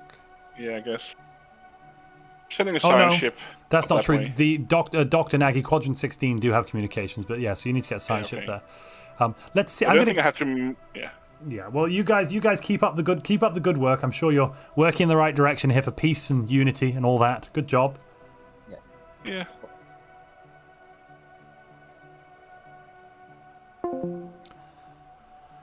Hello there. Yeah, okay, so the Alarions are happy to end the war, but they will not yet until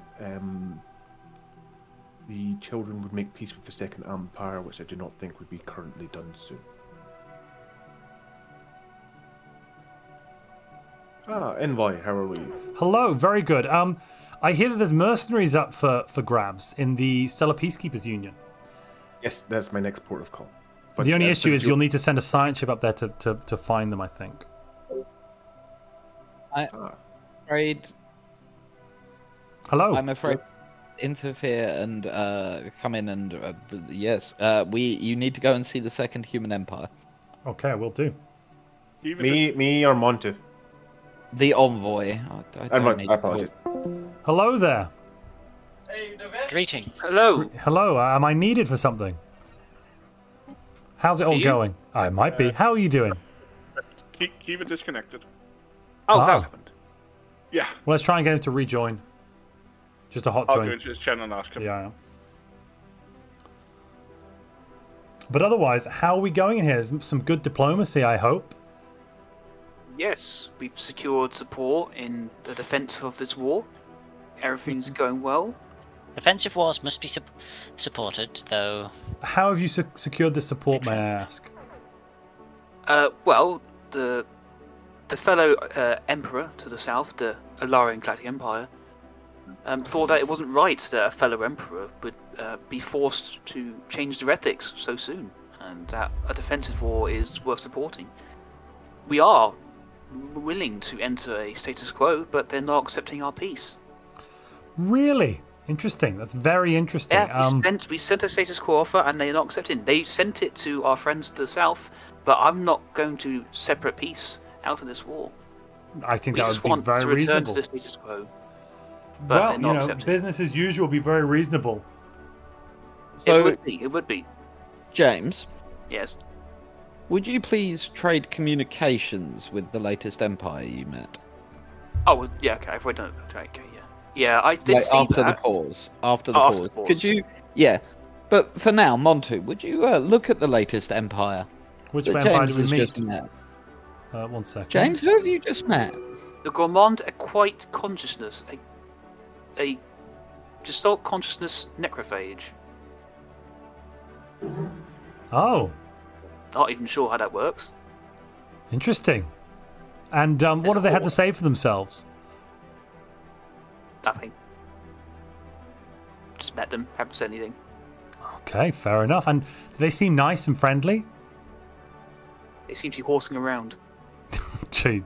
They're horsing around. Well, I see. Oh,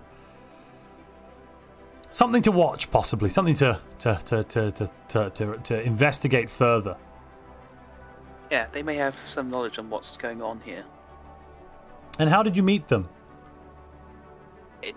They intercepted communications between me and another empire. Oh, I see. My intelligence has led me to believe that the reason they have met them is because they have discovered that the Second Empire are the most delicious species in the galaxy. Really? The most delicious species in the galaxy. Wow. That is, in fact, what my intelligence leads me to believe. But We're all the same species. yeah, we're all humans. Well, it turns out humans are really tasty. I think we might need a meeting. Yes. If that's true. Well, I don't see any reason for the boss to to rally lie. together against this crisis, shall we say, if something is finding us tasty. Oh, the Guardian Angels Act. That sounds like the sort of thing the galaxy should be passing. Yes, at this point, demilitarization would be a way to ensure future peace, wouldn't it? Absolutely. Because without peace, what can you have? We need a deterrent against the potential hungering of... Those claims have been yet to be substantiated. I wouldn't pay too much heed to them. Continue with the Guardian Angels Act. I think that would be a good idea. Absolutely, a great idea. I think the Guardian Angels Act is a wonderful idea. Wonderful. Absolutely wonderful. I'm going to go and... let's see, who's not supporting that? The Holy Tabernacle. I'll see why they don't want Guardian Angels above their worlds. It would make sense, wouldn't it? Greetings. Good luck with that. 5 a.m. Hi. Hi. Oh, I thought you weren't supporting it, and now I see that. Oh wait, no, you are. No, it's not. I'm not looking. I'm looking at the wrong person. Wait a second. Nobody move. I dropped my brain. There it is. Guardian Angels. Surely a person of faith like yourself, people of faith like yourselves, would believe that Guardian Angels would be a thing to have. Protection, peace. We're going to take a look and see what the effect is, but I don't think Guardian Angels means what you think it means. Angels to guard. So the effects would be fantastic for all involved, really. If you have a little look through it, it's a brilliant piece of legislation. The soldiers that dedicated their lives to keeping our planet safe should be recognized and honored. Honoring the warriors, honoring the spirits, honoring the people. Don't you think? Those are pretty words. They are pretty true as well, don't you think? Yes, but the impact of these seems to be swaying in certain directions. We're going to have to discuss it amongst ourselves and see if that's a direction we want to go. Well, best to have really those conversations. We do feel that Comfort the Fallen, though, is something that really should be moving up the list. I have to say that as well. I mean, surely getting support from people like the Serene Republic to Comfort the Fallen. Oh, they're already supporting it. Okay. I might, if I were you, reach out to some of the people supporting Guardian Angels Act and see if you can come to some mutual agreement on Comfort the Fallen as well. We will certainly see if we can get some negotiations moving. The farm has been picked for you when you're ready to come back for brilliant your further training. I can't wait. I cannot wait. I can't wait for more than a moment. But unfortunately, I'm terribly busy. Terribly busy. Okay. Glad you can't wait for your next internship, Envoy, because you just won the lottery again. Is it the farming? Is it the farming on the Holy Tabernacle? It is. Oh joy! Which farm am I? We'll expect you on the capital of Elysia. Okay, there's one farm there. There's one that farm we use for. Oh joy! And that's what you use for all the. Yes, excellent. Yes. Oh, and well, it's a simple life. A man of my talents. It is. Hey, we just met someone. The Gourmand Equite Consciousness. I wouldn't worry about those folks. They seem very nice, friendly, interested in dinner, I hear. Oh. Oh my. Okay. Well, Mr. Envoy. I'll just get on with the farming thing. Yes, no, I'll just keep farming. You don't mind me. I'm just here in the background farming away. Okay. Don't mind me. You continue with your things. So they've closed borders to us. That's awfully nice of them already.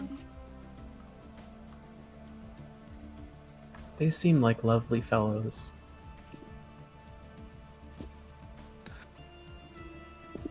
Is that supposed to be equine? No. They're the Gourmand Equite I'm sorry. Consciousness. I'm sorry, Mr. Envoy. I mean, if you look at their profile, if you look at their portrait, they're nothing like the horses of Earth. Entirely different species. They're the Equites.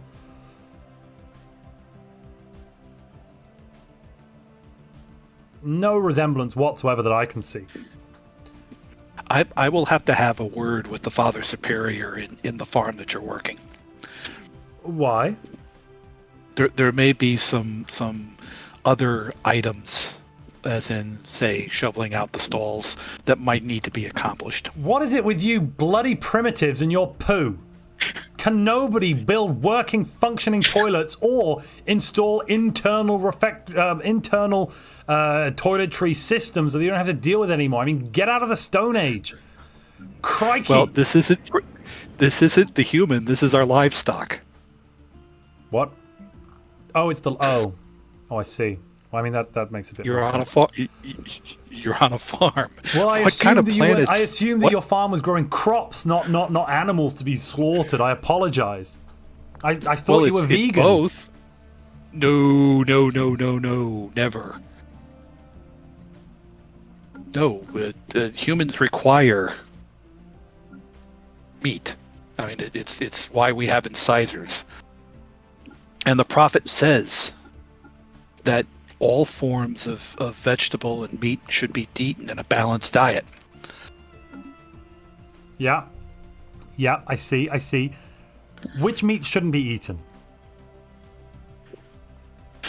Human. Why not? I've heard they're delicious. Any of the higher primates. There was a diplomatic communication that went around earlier. Actually, I saw detailing the deliciousness of the Second Human Empire citizens in quite detailed lists. Actually, it was something to read. I heard a baby got eaten. Oh, I don't know. Well, I didn't hear anything. Oh, there was that, but I don't know who did that. I don't know who ate. We haven't. Those unsubstantiated reports haven't really come back to me yet. We've been very curious who did it. I guess that's just one of nature's have you mysteries. Heard? Well, I heard that they came across the Superman, and he was American, but then he was eaten. And he was apparently delicious. It was like a nice veal. You have... kind of corn-fed stuff. It was great. That's just the word on the grapevine anyway. I didn't get to sample anything, obviously. I wouldn't demean myself to eat any of the things in this galaxy. Well, I mean, if you had partaken in this repast, I would have assumed then you would know who. Oh, well, yes, no, exactly. I would have to know, wouldn't I, if that were the case? Yes, yeah, I would assume. So you're claiming that you do not know or have not heard rumors I am as far claiming as that specific. very thoroughly claiming it, and I will continue to claim for a long time. How's the negotiation going to deal with the Kaitarons, though? I'm not hearing much talk about it on the on Elysia. No one's really talking about the threat of the Kaitarons enough. You're in a secluded farm, so you really wouldn't hear much out there. That's a very good point. What's happening then in the halls of power? Give me an insight. Go on. I dare you. It's being bandied about the synod, and decisions are being made. Although it most likely involve getting into discussions with some of the other members of the community and seeing what kind of good choice of words here. Horse trading can be done. Oh, I wouldn't worry about that. I mean, between the Utopian Imperium and yourselves, you could quite easily wipe the floor with the Kaitarans. Their pacifist ways are pretty nonsensical, don't you think?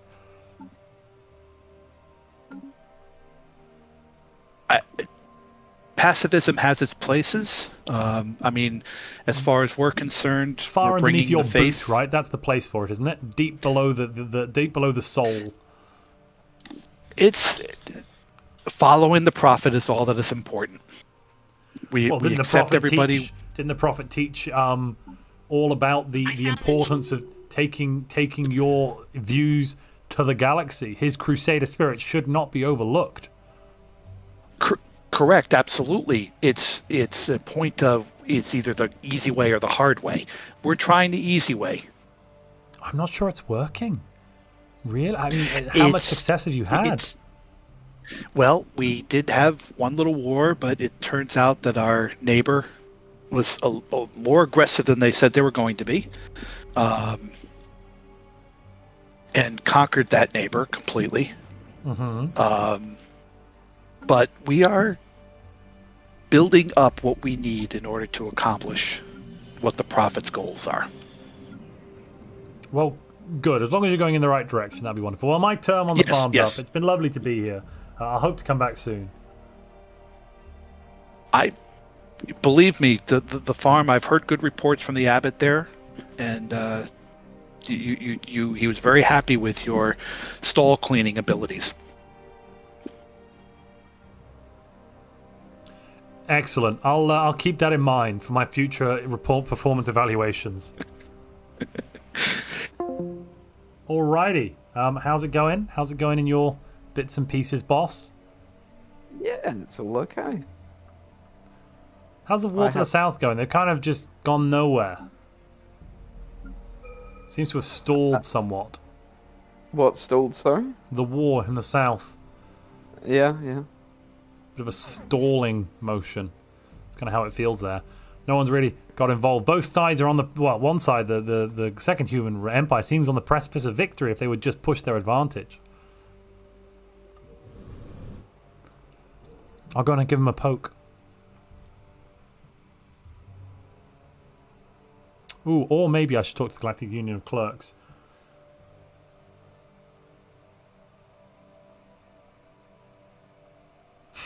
Someone in chat says, I've been claiming ignorance and ignoring claims to the contrary. Yeah, that's a good point. I definitely didn't insult an entire empire and the people of that empire, boss. Wouldn't do that. Why not? Oh, I mean, I did do it. I misspoke. I definitely insulted the Chosen. And they tried to feed me their dead animal flesh. It was revolting. Simply wouldn't stand for it. So, meanwhile, I've actually been doing, proper work. And oh, I see, yes. Could you tell me a bit about your proper work then? Well, one of the things I've been doing is laying the foundations for a religious schism by making sure that all of the various religious factions believe that every other religious faction is shitting on their religion. Quite. So that's been done. I've also made sure that people are aware about the baby eating. Yes. Good. Yeah, that as well. Also, you might want to go and talk to Quadrant 16.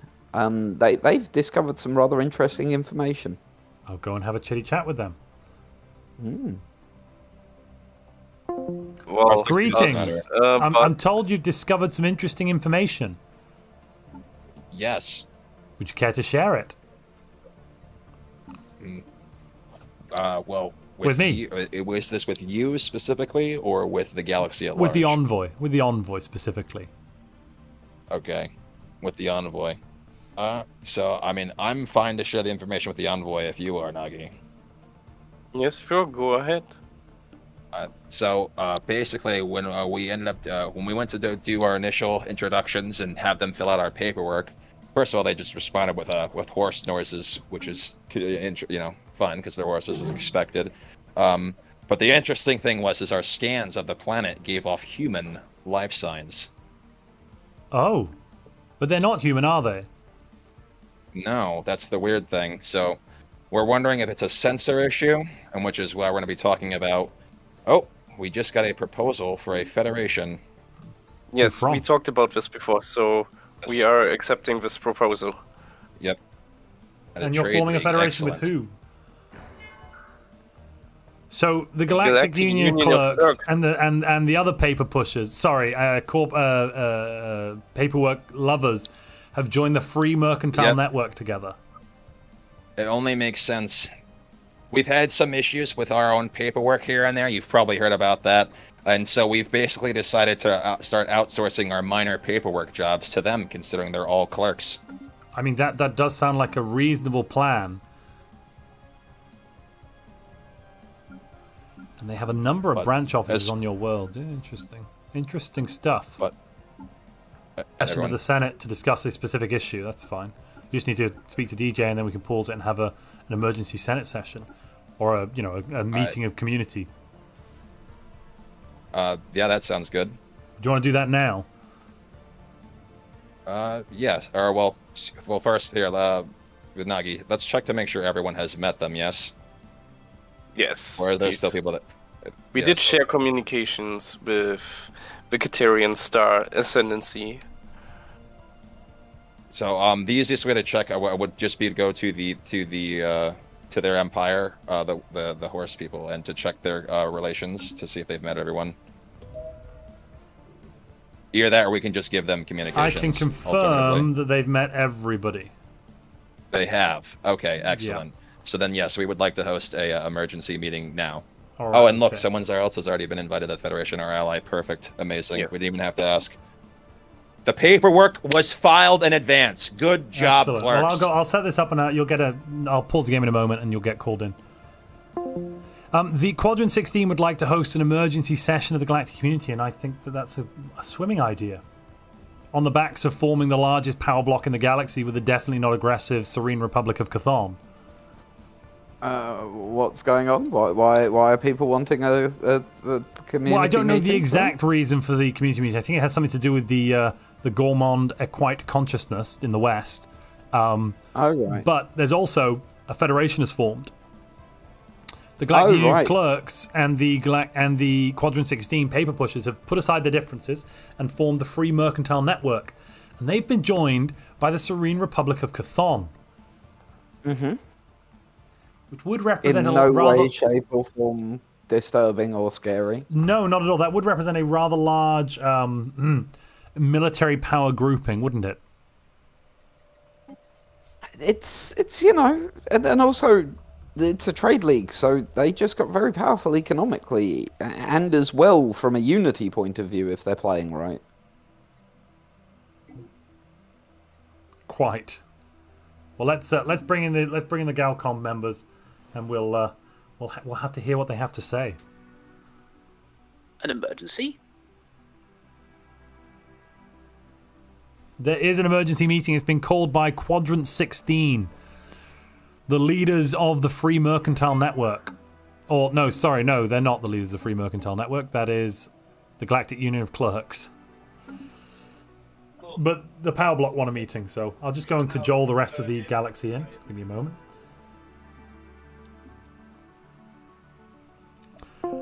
Emergency Galcom meeting. Emergency Galcom meeting.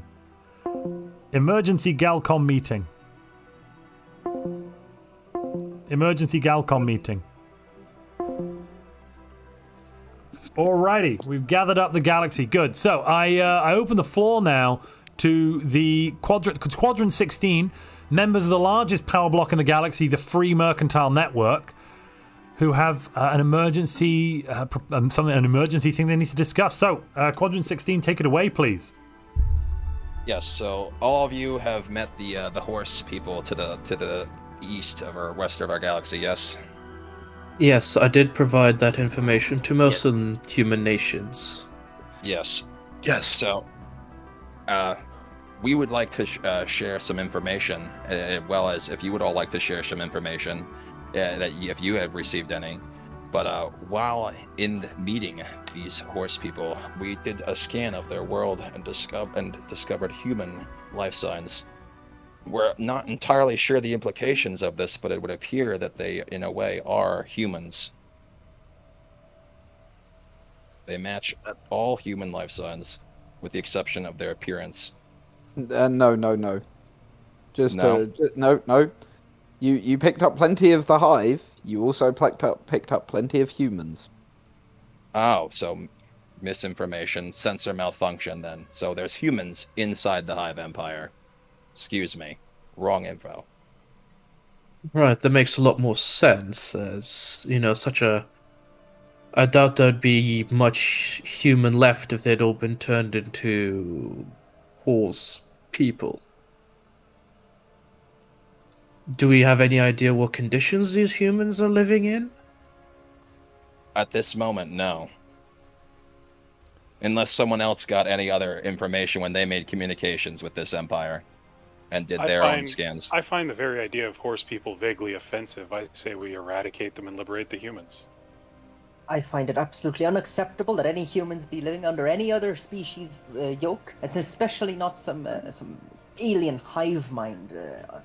Ugh. We must liberate them. Does anyone have an opposing view to this? I believe this requires further study before we make any rash decisions. We have no context here other than the fact that they're present. I do believe further investigation is necessary. Currently, communications and an initial scan was all that was done. I think we all need to send science ships to explore their empire first before we make an official war declaration. I agree with this approach, and I think in order to facilitate this, we should open borders galaxy-wide. So, just out of interest, can anyone actually, access the empire that you're talking about? I mean, we do have a border with them, but we do have no hyperlane access, as the human vestige, the very hostile human nation to the south of the Ascendancy, is blocking the immediate way, with no way for us to go around, unless the Second Human Empire has a path through them. I mean, how did anyone even meet them then? I received a communique. They intercepted communications between me and another empire. Yes, same. And what exactly? How did they discover your communications frequencies? Well, it makes sense for the Ascendancy. We might not have hyperlanes, but we do have a direct border with them. No, I just thought that it might be pertinent that you all know that the reason that communications was established is because the Empire, the Consciousness Empire, discovered ancient records that portrayed the Second Human Empire as the most delicious species in the galaxy. I was about to say that sobering fact I found. Records? We have The to have most- those records. The most delicious. Delicious. We fear the Are equine you? consciousness want to eat our empire and eat us I mean, humans. I've heard of breeding for good taste, but I think you took it in the wrong direction. Wait, so could those human life sides be human livestock? This Oh is my gosh. unacceptable. We cannot permit the existence of a disgusting alien hive mind that eats humans. Every second the community wastes here in debate is a second humans are being eaten in that horse people's planet. This is a Utopians crisis. concur. Again, we need to find a way into their space to lead a I crusade suggest- of the righteous. I propose we go full speed ahead on all of the science proposals for the community in order to research some way to get past the human vestige and liberate the human from the equine threat. It may. The only problem with such a move is that the human vestige, from what our scans have gathered, is so far beyond us technologically, it would take us many, many decades, maybe even hundreds of years before we reach their level of sophistication. There must be another way. So what I'm hearing here is that the proposal is, by linking your starbases together into a massive sensor mesh, you could greatly improve the quality of data that you gather and thus find a way around. Some sort of astral study network. Is that what we're saying here? Exactly. All efforts must be taken to improve technology, improve military might, and improve cooperation between the human members of the galactic community in order to liberate our fellow man from the equine cannibals. I mean, all this talk of they're not really unity is a bit much, isn't it? They're eating humans. Would have been too much. We Are cannot they? permit our fellow man. I think a committee must be established to ascertain the truth of these allegations. Yes, we still no do not know. Everything we mention now is nothing but speculation. I'm sorry, Envoy, which government do you represent again, and why are we taking your orders? I'm the envoy of... Clearly. I'm not sure we recognize their authority. I'm talking Is about. he just a homeless man who walks? but He represents the Lollipop Guild? Order now. Order in the community, please. Body traits. Let me Envoy. to all of you. There is another way to reach these creatures. That being wormhole. The like this Galactic idea. Union of Clerks has discovered two critical points of note. One, a rune structure from the previous empire, and two, an unexplored wormhole within our borders. Either one of these could potentially lead to this horse nation. Interesting. There's no way to be sure at this time, but because we're a cooperative sort of people, we're more than happy to allow you all to assist in perhaps rebuilding such a massive device or exploring through this wormhole. If you Sorry, give as a us the point of technology. order, where is this wormhole in your space? It is in the system of Gothra.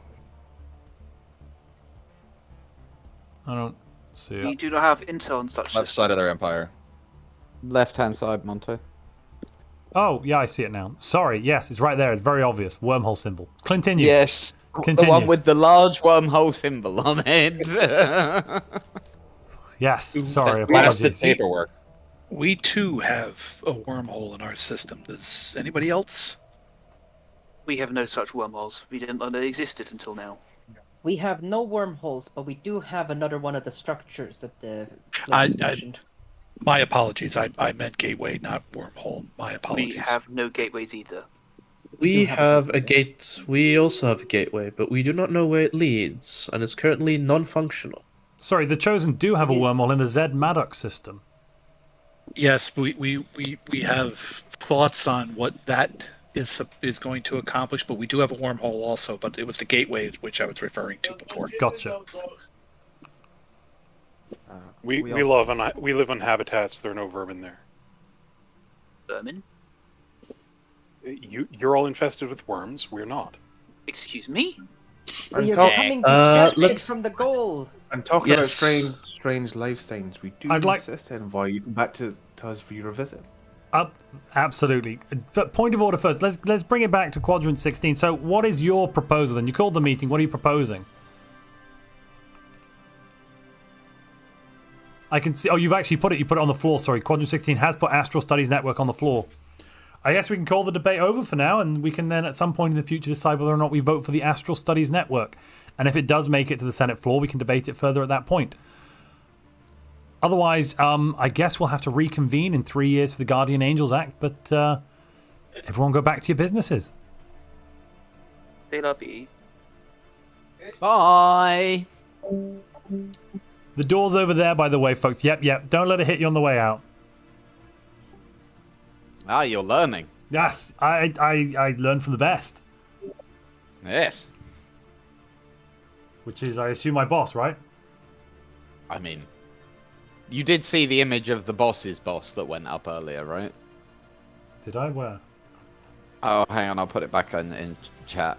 I put a link up. It actually comes up as you because of where I'm logged in as a moderator. For some reason, I can type as you. Oh. In chat, which is kind of hilarious. 1 second. Are we unpausing, Montu? Yes, sorry, let's unpause. Oh. Yeah, Hey, that works. here on behalf of the Chosen and the Utopian Imperium, Yeah. we are interested in pursuing a liberation war against the fanatic materialists to our southwest. With the goals being Liberation what? Full change of ideology? Yes. Give us 2 minutes. Ham, what are you? We are fanatic authoritarian spiritualists, and our Yep, allies you're good. would be spiritualists. Yep. You're good. Have fun. Okay, cool. That was because it's a liberation war. It's okay. Yeah. I'm largely okaying liberation wars. Yeah, and also, okay. if you look in chat now, you will see the photo of your boss's boss.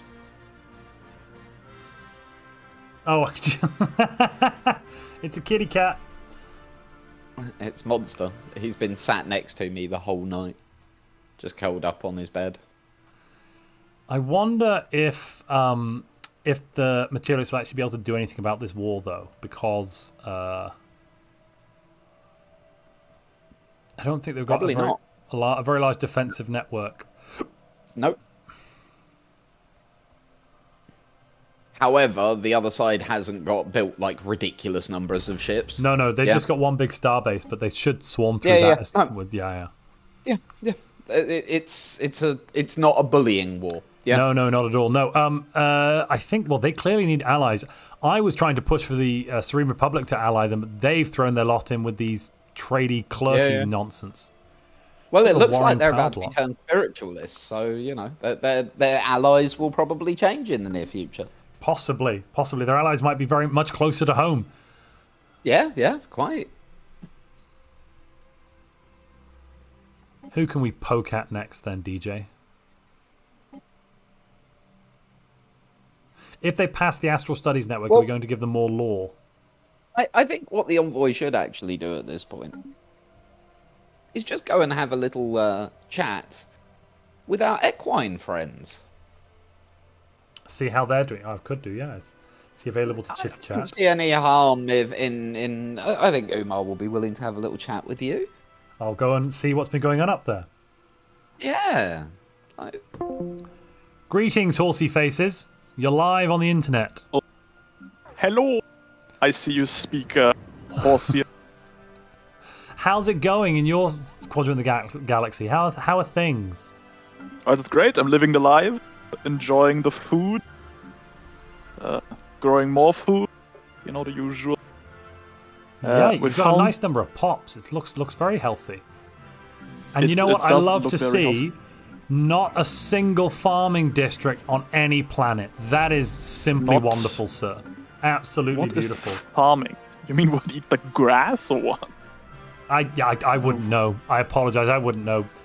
Farming. It's a diabolical act for a diabolical people. Yeah. I mean, So has anything interesting happened on your end of the galaxy? Yeah, I found wild humans. Wild Did not humans? know that existed. Well. Yeah. They're just walking around, doing their own stuff. They even have spaceship. They have spaceships. Well, that sounds like something you might want to do something about. Yeah, we'll breed new spaceships.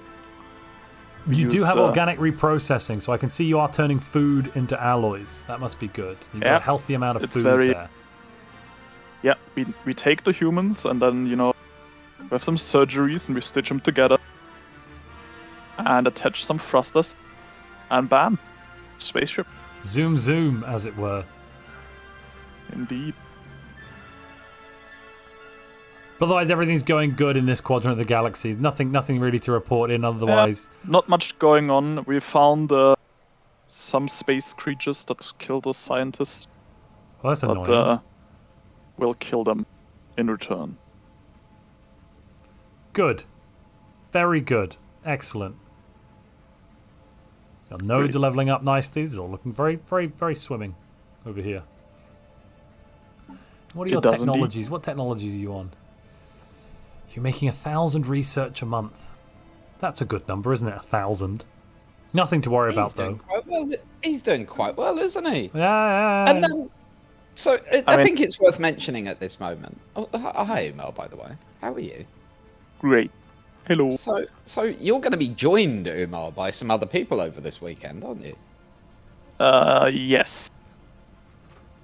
So we've got. So, Montu, do you want to? Yeah. So the beans? We'll have at the moment this Equite consciousness hasn't quite worked out how to interact with humans. They are currently gestating an official, an envoy, as it were, of their own, who will be arriving imminently tomorrow morning in session 2, and will be Alpha Yang Delete, and he's going to have a lot of fun. A lot of fun. There's a lot of tasty fun to be had out there, wouldn't you say, DJ? A lot of tasty fun. Tasty fun indeed. Yeah. I mean, we did warn these players that this is not a terribly pleasant galaxy, and I think so far it's proving that. Well, there's been quite a few little scraps, quite a few skirmishes. I mean, it's just humans being humans, isn't it? Quite. Can never agree on anything, except the odd time when they're pushing through weird bits of legislation because of the bonuses. Cough. Yeah. Yeah, we encountered the same problem with our humans trying to unionize, and they tried to push us off at some point. But, yeah, we installed taser implants, so that worked quite nice. Ah, excellent. Well, the Ministry might be willing to trade you for those designs. They might be useful. Yeah. They're quite useful. Very possibly. Should we leave Umar to it then? He's doing a good job. We don't want to distract him too much. Yeah, no, I think we can leave Umar to what he's been doing. I just thought it would be interesting to have a quick look over here, you know? Just horsing around for now. Just horsing around, eh? Yeah. Good luck. Yeah, why the long face, you know? Anyway, let's continue.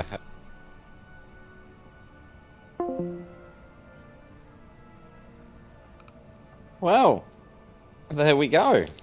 They made peace in the south as well. I don't quite know how they managed it, but they managed to peace out with no change of alignment on either side. A war for nothing, you could say.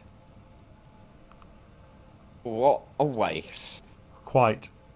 And how useful for us, because it makes it all the easier to spark grievances later. Yeah, I mean, the main grievance I would think is these players on the outskirts of this large power block. That's a big, scary block. It stretches basically from the south of the galaxy, from the Alarion Galactic Empire, all the way to the furthest north reaches the Faranus black hole. Yep.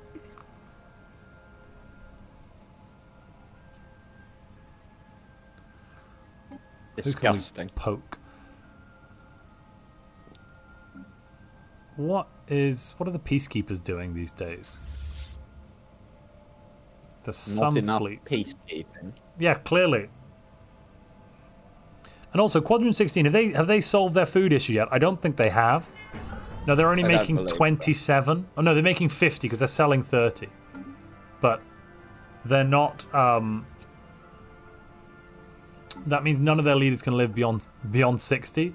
Oh, we got Elizabeth Wilberforce here, who has to die. Huh? Make sure they know. Oh yeah, no, I'll jump in and remind them. Also, while you're doing that, quickly drop into each channel and give everyone a 5-minute warning. Yeah, let's go to normal speed. Is that time? Yeah, no, Yeah, let's it go to is normal that speed. Yeah, no, it's perfect. Yeah, that is time, yeah. Yearn, could you increase to normal for the next 5 to 10 minutes or so? I just want to get to year 40 by the time, because we're going to finish in about 5 minutes. This is a 5-minute warning as well. Perfect. Hi, this is your 5-minute warning to let you know we're 5 minutes away from the end of the session. Alright. Cool. Hi, this is your 5-minute warning to let you know we're about 5 minutes away from the end of the session. Alrighty, thank you very much. Let's do this. Hi, this is your 5-minute warning to let you know we're about 5 minutes away from the end of the session. So if you want to do anything impactful in this session, you better do it soon. Cough. War cough. Got it. We're getting very close. Get closer. You've got 5 minutes. I said time. We'll stop on time at 1:30. All right, jumping on to the second humans then. James, hello. This is your 5-minute warning to let you know we're 5 minutes away from the end Thank you. of the session. Yep, thanks. Hello. This is your 5-minute warning to let you know you're 5 Alright. minutes away from the end of the session. Yeah, Cool. ancient refinery technology learned. Oh, jeez. Which one? Well, enjoy it. Hello, LD. This is your 5-minute warning to let you know you're 5 minutes away from the end of the session. Alright, Cool. yeah. Again. Hello. Okay. This is your Hello. 5-minute warning to let you know we're 5 minutes away from the end of the session. All right. So you want to do anything, do it soon. Convenient that we'll end around 2240, a nice even year. Yes, it is, isn't it? It's excellent, really. Yes. Oh, one clarification for that whole leader thing with the food. That's monthly surplus, like the plus food number needs to be 200. So, exactly. Okay. So just for 1 month, I see you're selling 30. So for 1 month, if you stop selling 30, you'd be at 57 right now. So you need to get to 200. So it's 1 month and then we're fine, or it's a continuous plus 200 food. On a 1 month, you have to be at plus 200 food. You can roll it back Only afterwards. 1 month. Well, yeah, but you have to. You can't be buying the food. Okay, You we just have can't to be get buying there. it, but after Yeah. we reach 200. Okay, that was critical information because we were like trying to strategize how we're gonna like just have to keep like like a bunch of No, our after cops that, you can working roll back farmer food jobs. production. You just have to prove to the people that you can do it. Or I we mean, can sell. We can sell it, or we can sell it. True. Yeah, you can okay, sell it but you know, afterwards, it's but it's convenient because we recently acquired a nice ocean paradise world to farm all this food from. Excellent. Do you happen to have any? You've got other humans in your place as well. You've got Sativa Rexes and everything. Those cabbage people. Yeah. Cool. When we met the Serene Republic early on, and for the mutual interest of our people, we formed a migration treaty early on. Oh, I see. Cool. Cool stuff. All right. Well, I'll leave you to it. I'm just gonna jump up and let the Chosen know. All right. This is your 5-minute warning. We're about 5 minutes away from the end of the session. Just so you know.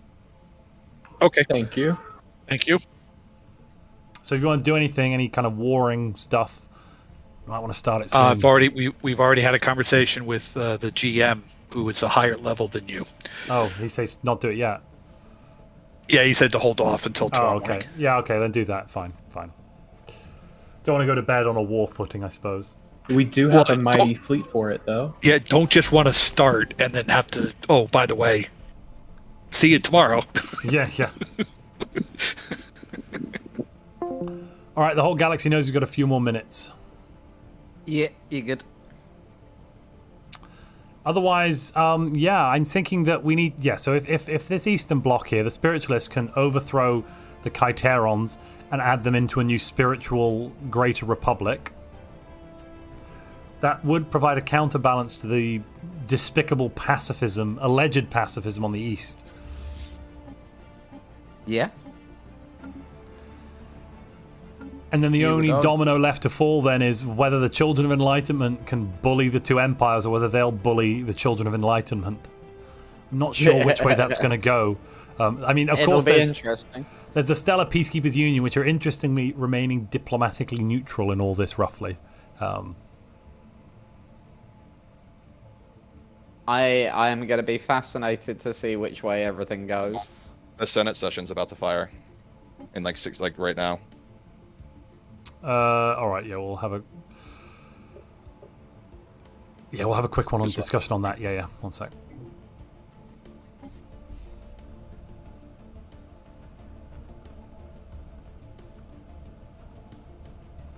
We'll have a Galcom to finish the session then, DJ, I think.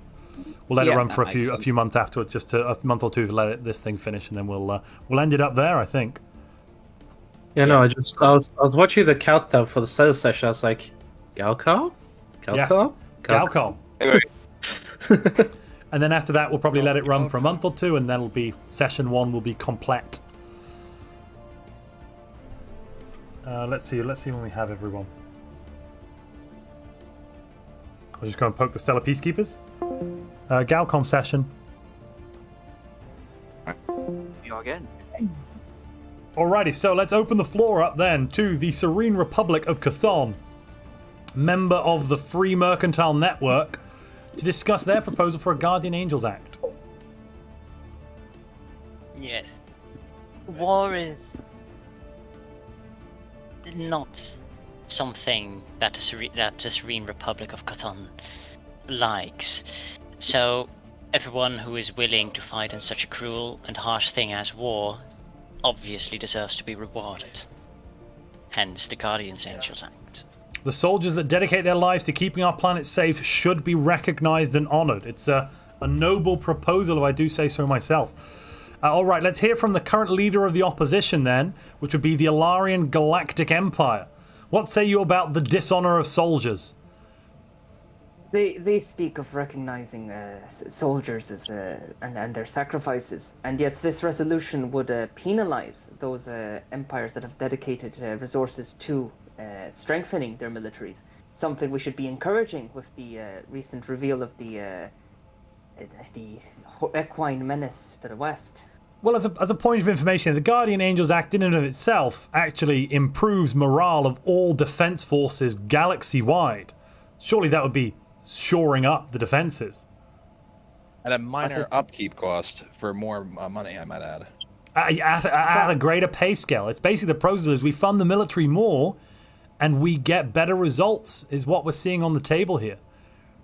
But what's being omitted is that it will remove diplomatic weight from empires that have dedicated to the construction of fleets, which is what is the first line of defense against the equine threat.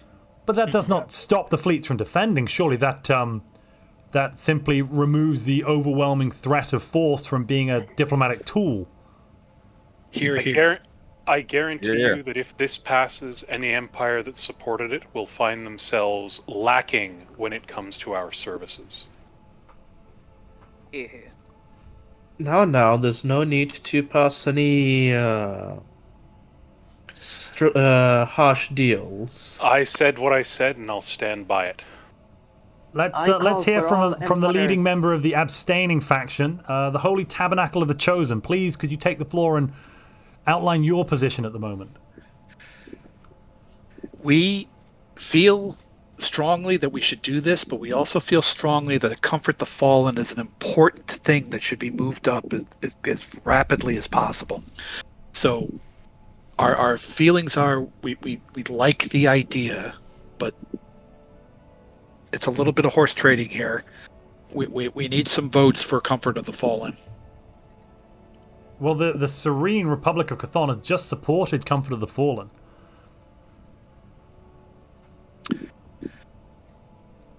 I thank the good gentleman from the Serene Republic, and I believe once I get back with the Synod and have the discussion with them, I believe we will be voting for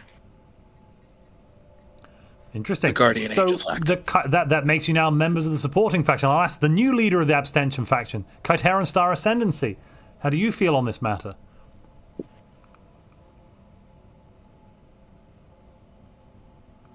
It is a noble gesture, to say the least. We just wanted to mostly see what both sides were arguing, as we, as peaceful people, do not know much of military matters.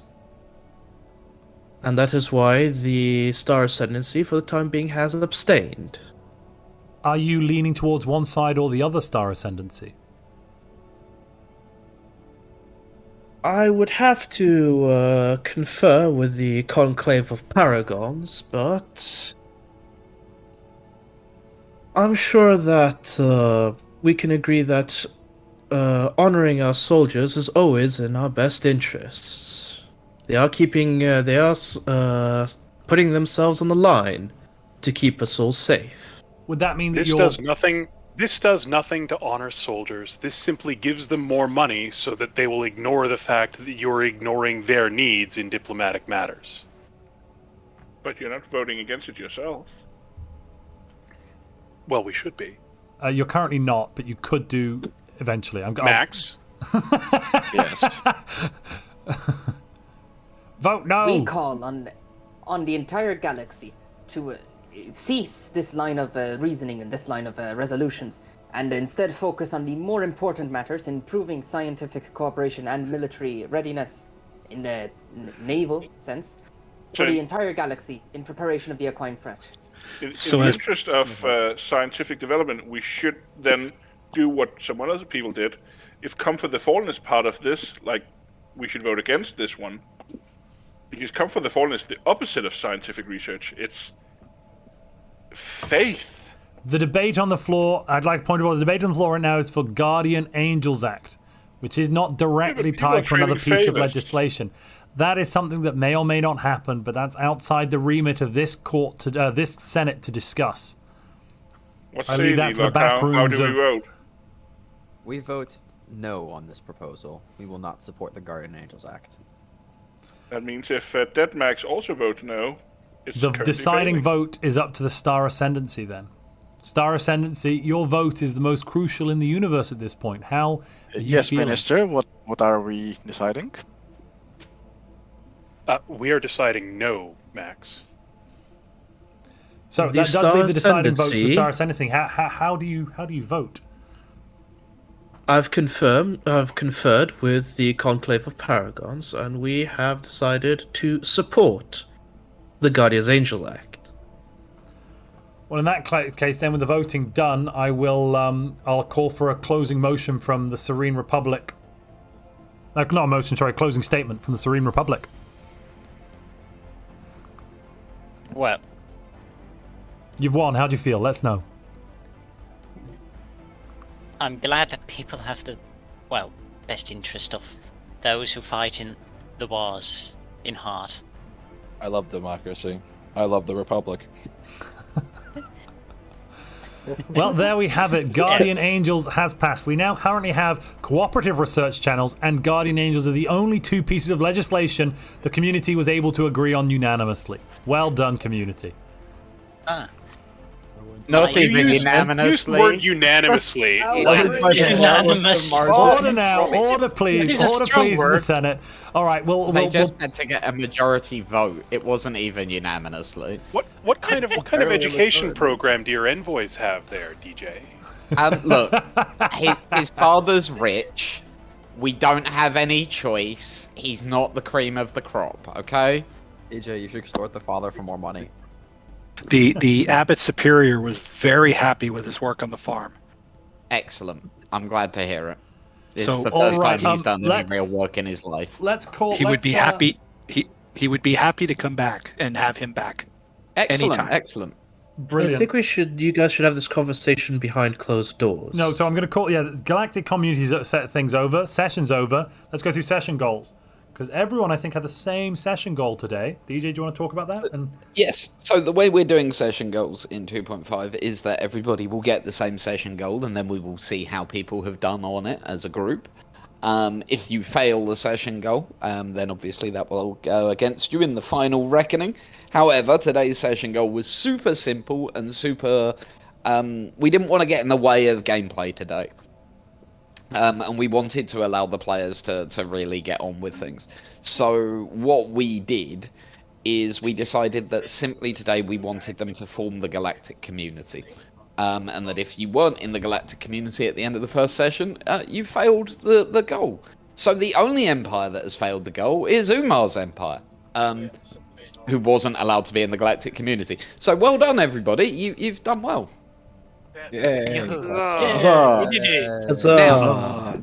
Now, going through, and we will do this very, very quickly.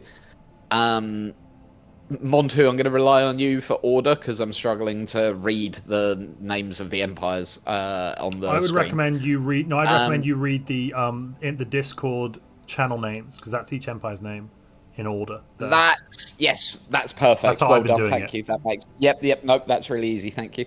Right, so without revealing anything about your secret goal, the Chosen. How do you feel you've been going towards your secret goal so far? It's been a slow build up to start the process. Fair enough. And now moving on to the Quadrant 16. How do you feel you've been doing? All right, working on it. We'll get there. Yeah, we did have. Yeah, I think we made some progress. Yeah. Okay. And the Serene Republic. How do you feel it's been going for you? Richie annoying. And the Second Human Empire. Scary for a moment, but Scary for a moment. Which moment was scary? when the Declaration of War came through.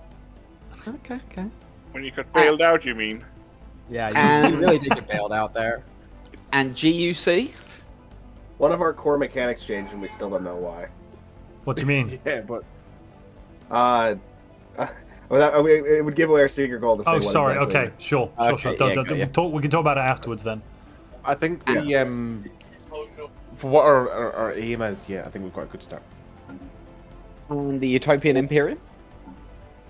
We're making progress. And the Alarion Galactic Empire. Terrible. Absolutely awful. Couldn't have gone worse if I was trying. Did you just skip us, DJ? Did I? Skipped. Yeah, Yes. you got skipped. We'll come back to that. I did. You missed hang out on, the Stellar wait. Peacekeepers. We feel skipped. Do you know what? I did. I did it. I did it entirely accidentally, and I feel really guilty now. It's okay. We'll go last. It's fine. Well, we saved the best till last, right? So, on that note, the Stellar Peacekeepers. How do you feel you've been doing? They're not last anymore because there's the Children of Yes, Enlightenment I know. still. That was the joke. Oh, sorry. I apologize. That went right over my head. It was too fast. I couldn't catch it.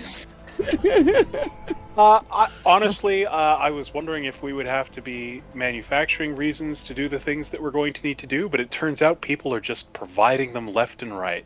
Aren't they? Aren't they truly? It's great. Why do you have an isn't it? unintended genocide modifier?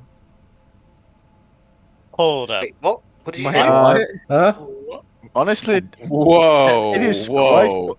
We need to. Oh yes, I probably know. That's what probably happened when the second minister, that would be me, had to take over. Well, might have something to do. Might have something to do with the Kettlings. I'm not sure. I think it's them. I think it's the gas giant event. Yeah, I was gonna say it's the gas giant event where you not the one where you have to move them around, but like you observe Where you it and, like, accidentally explain to them. wipe out life on the gas. Oh, giant. and then you get an option to try and bring it back with a project. Yeah. Right. Yep. And if you don't, you just keep that modifier forever. Wow. Ouch. No. Did you do the? Did you Unless do the they event? fixed it. Honestly, I have no idea what have I done. Oh god. I'm sure we can figure out how to get rid of it. Honestly, I unfortunately- really didn't have any other choice. I was just given. I just got an event. Accept yes, and then things happened.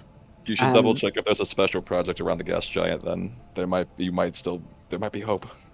And then moving on. We'll take a look. Oh yeah, there is. There's the Last Shield 2 restoration project. Yes, there is. Yes, there is. The Star Ascendancy. How do you feel you've been going? It's been a slow start. Yeah. But it has been a start, yeah? Yeah, no. Sort of the plan's coming together, but it's going to take a while to come to fruition. Yep. And last but not least, the Children of Enlightenment. Some ups and downs. We found things that were helpful, and we've had setbacks. I mean, yes, you've opened the Pandora's box. I think that box was opened well before we got here. I mean, nice shift of blame. I like it. Pandora's box. I blame the. No Envoy one for forced everything you bad to that leave happened. your home systems. I think the Envoy did. That's actually No. not true. You could have just stayed in your home system. Nobody has forced you out. You have all simply chosen. Yeah, you got your hands on a piece of technology and you all decided to use it. Yeah. It was interesting. Yeah, fascinating. You have no idea the ramifications upon your societies.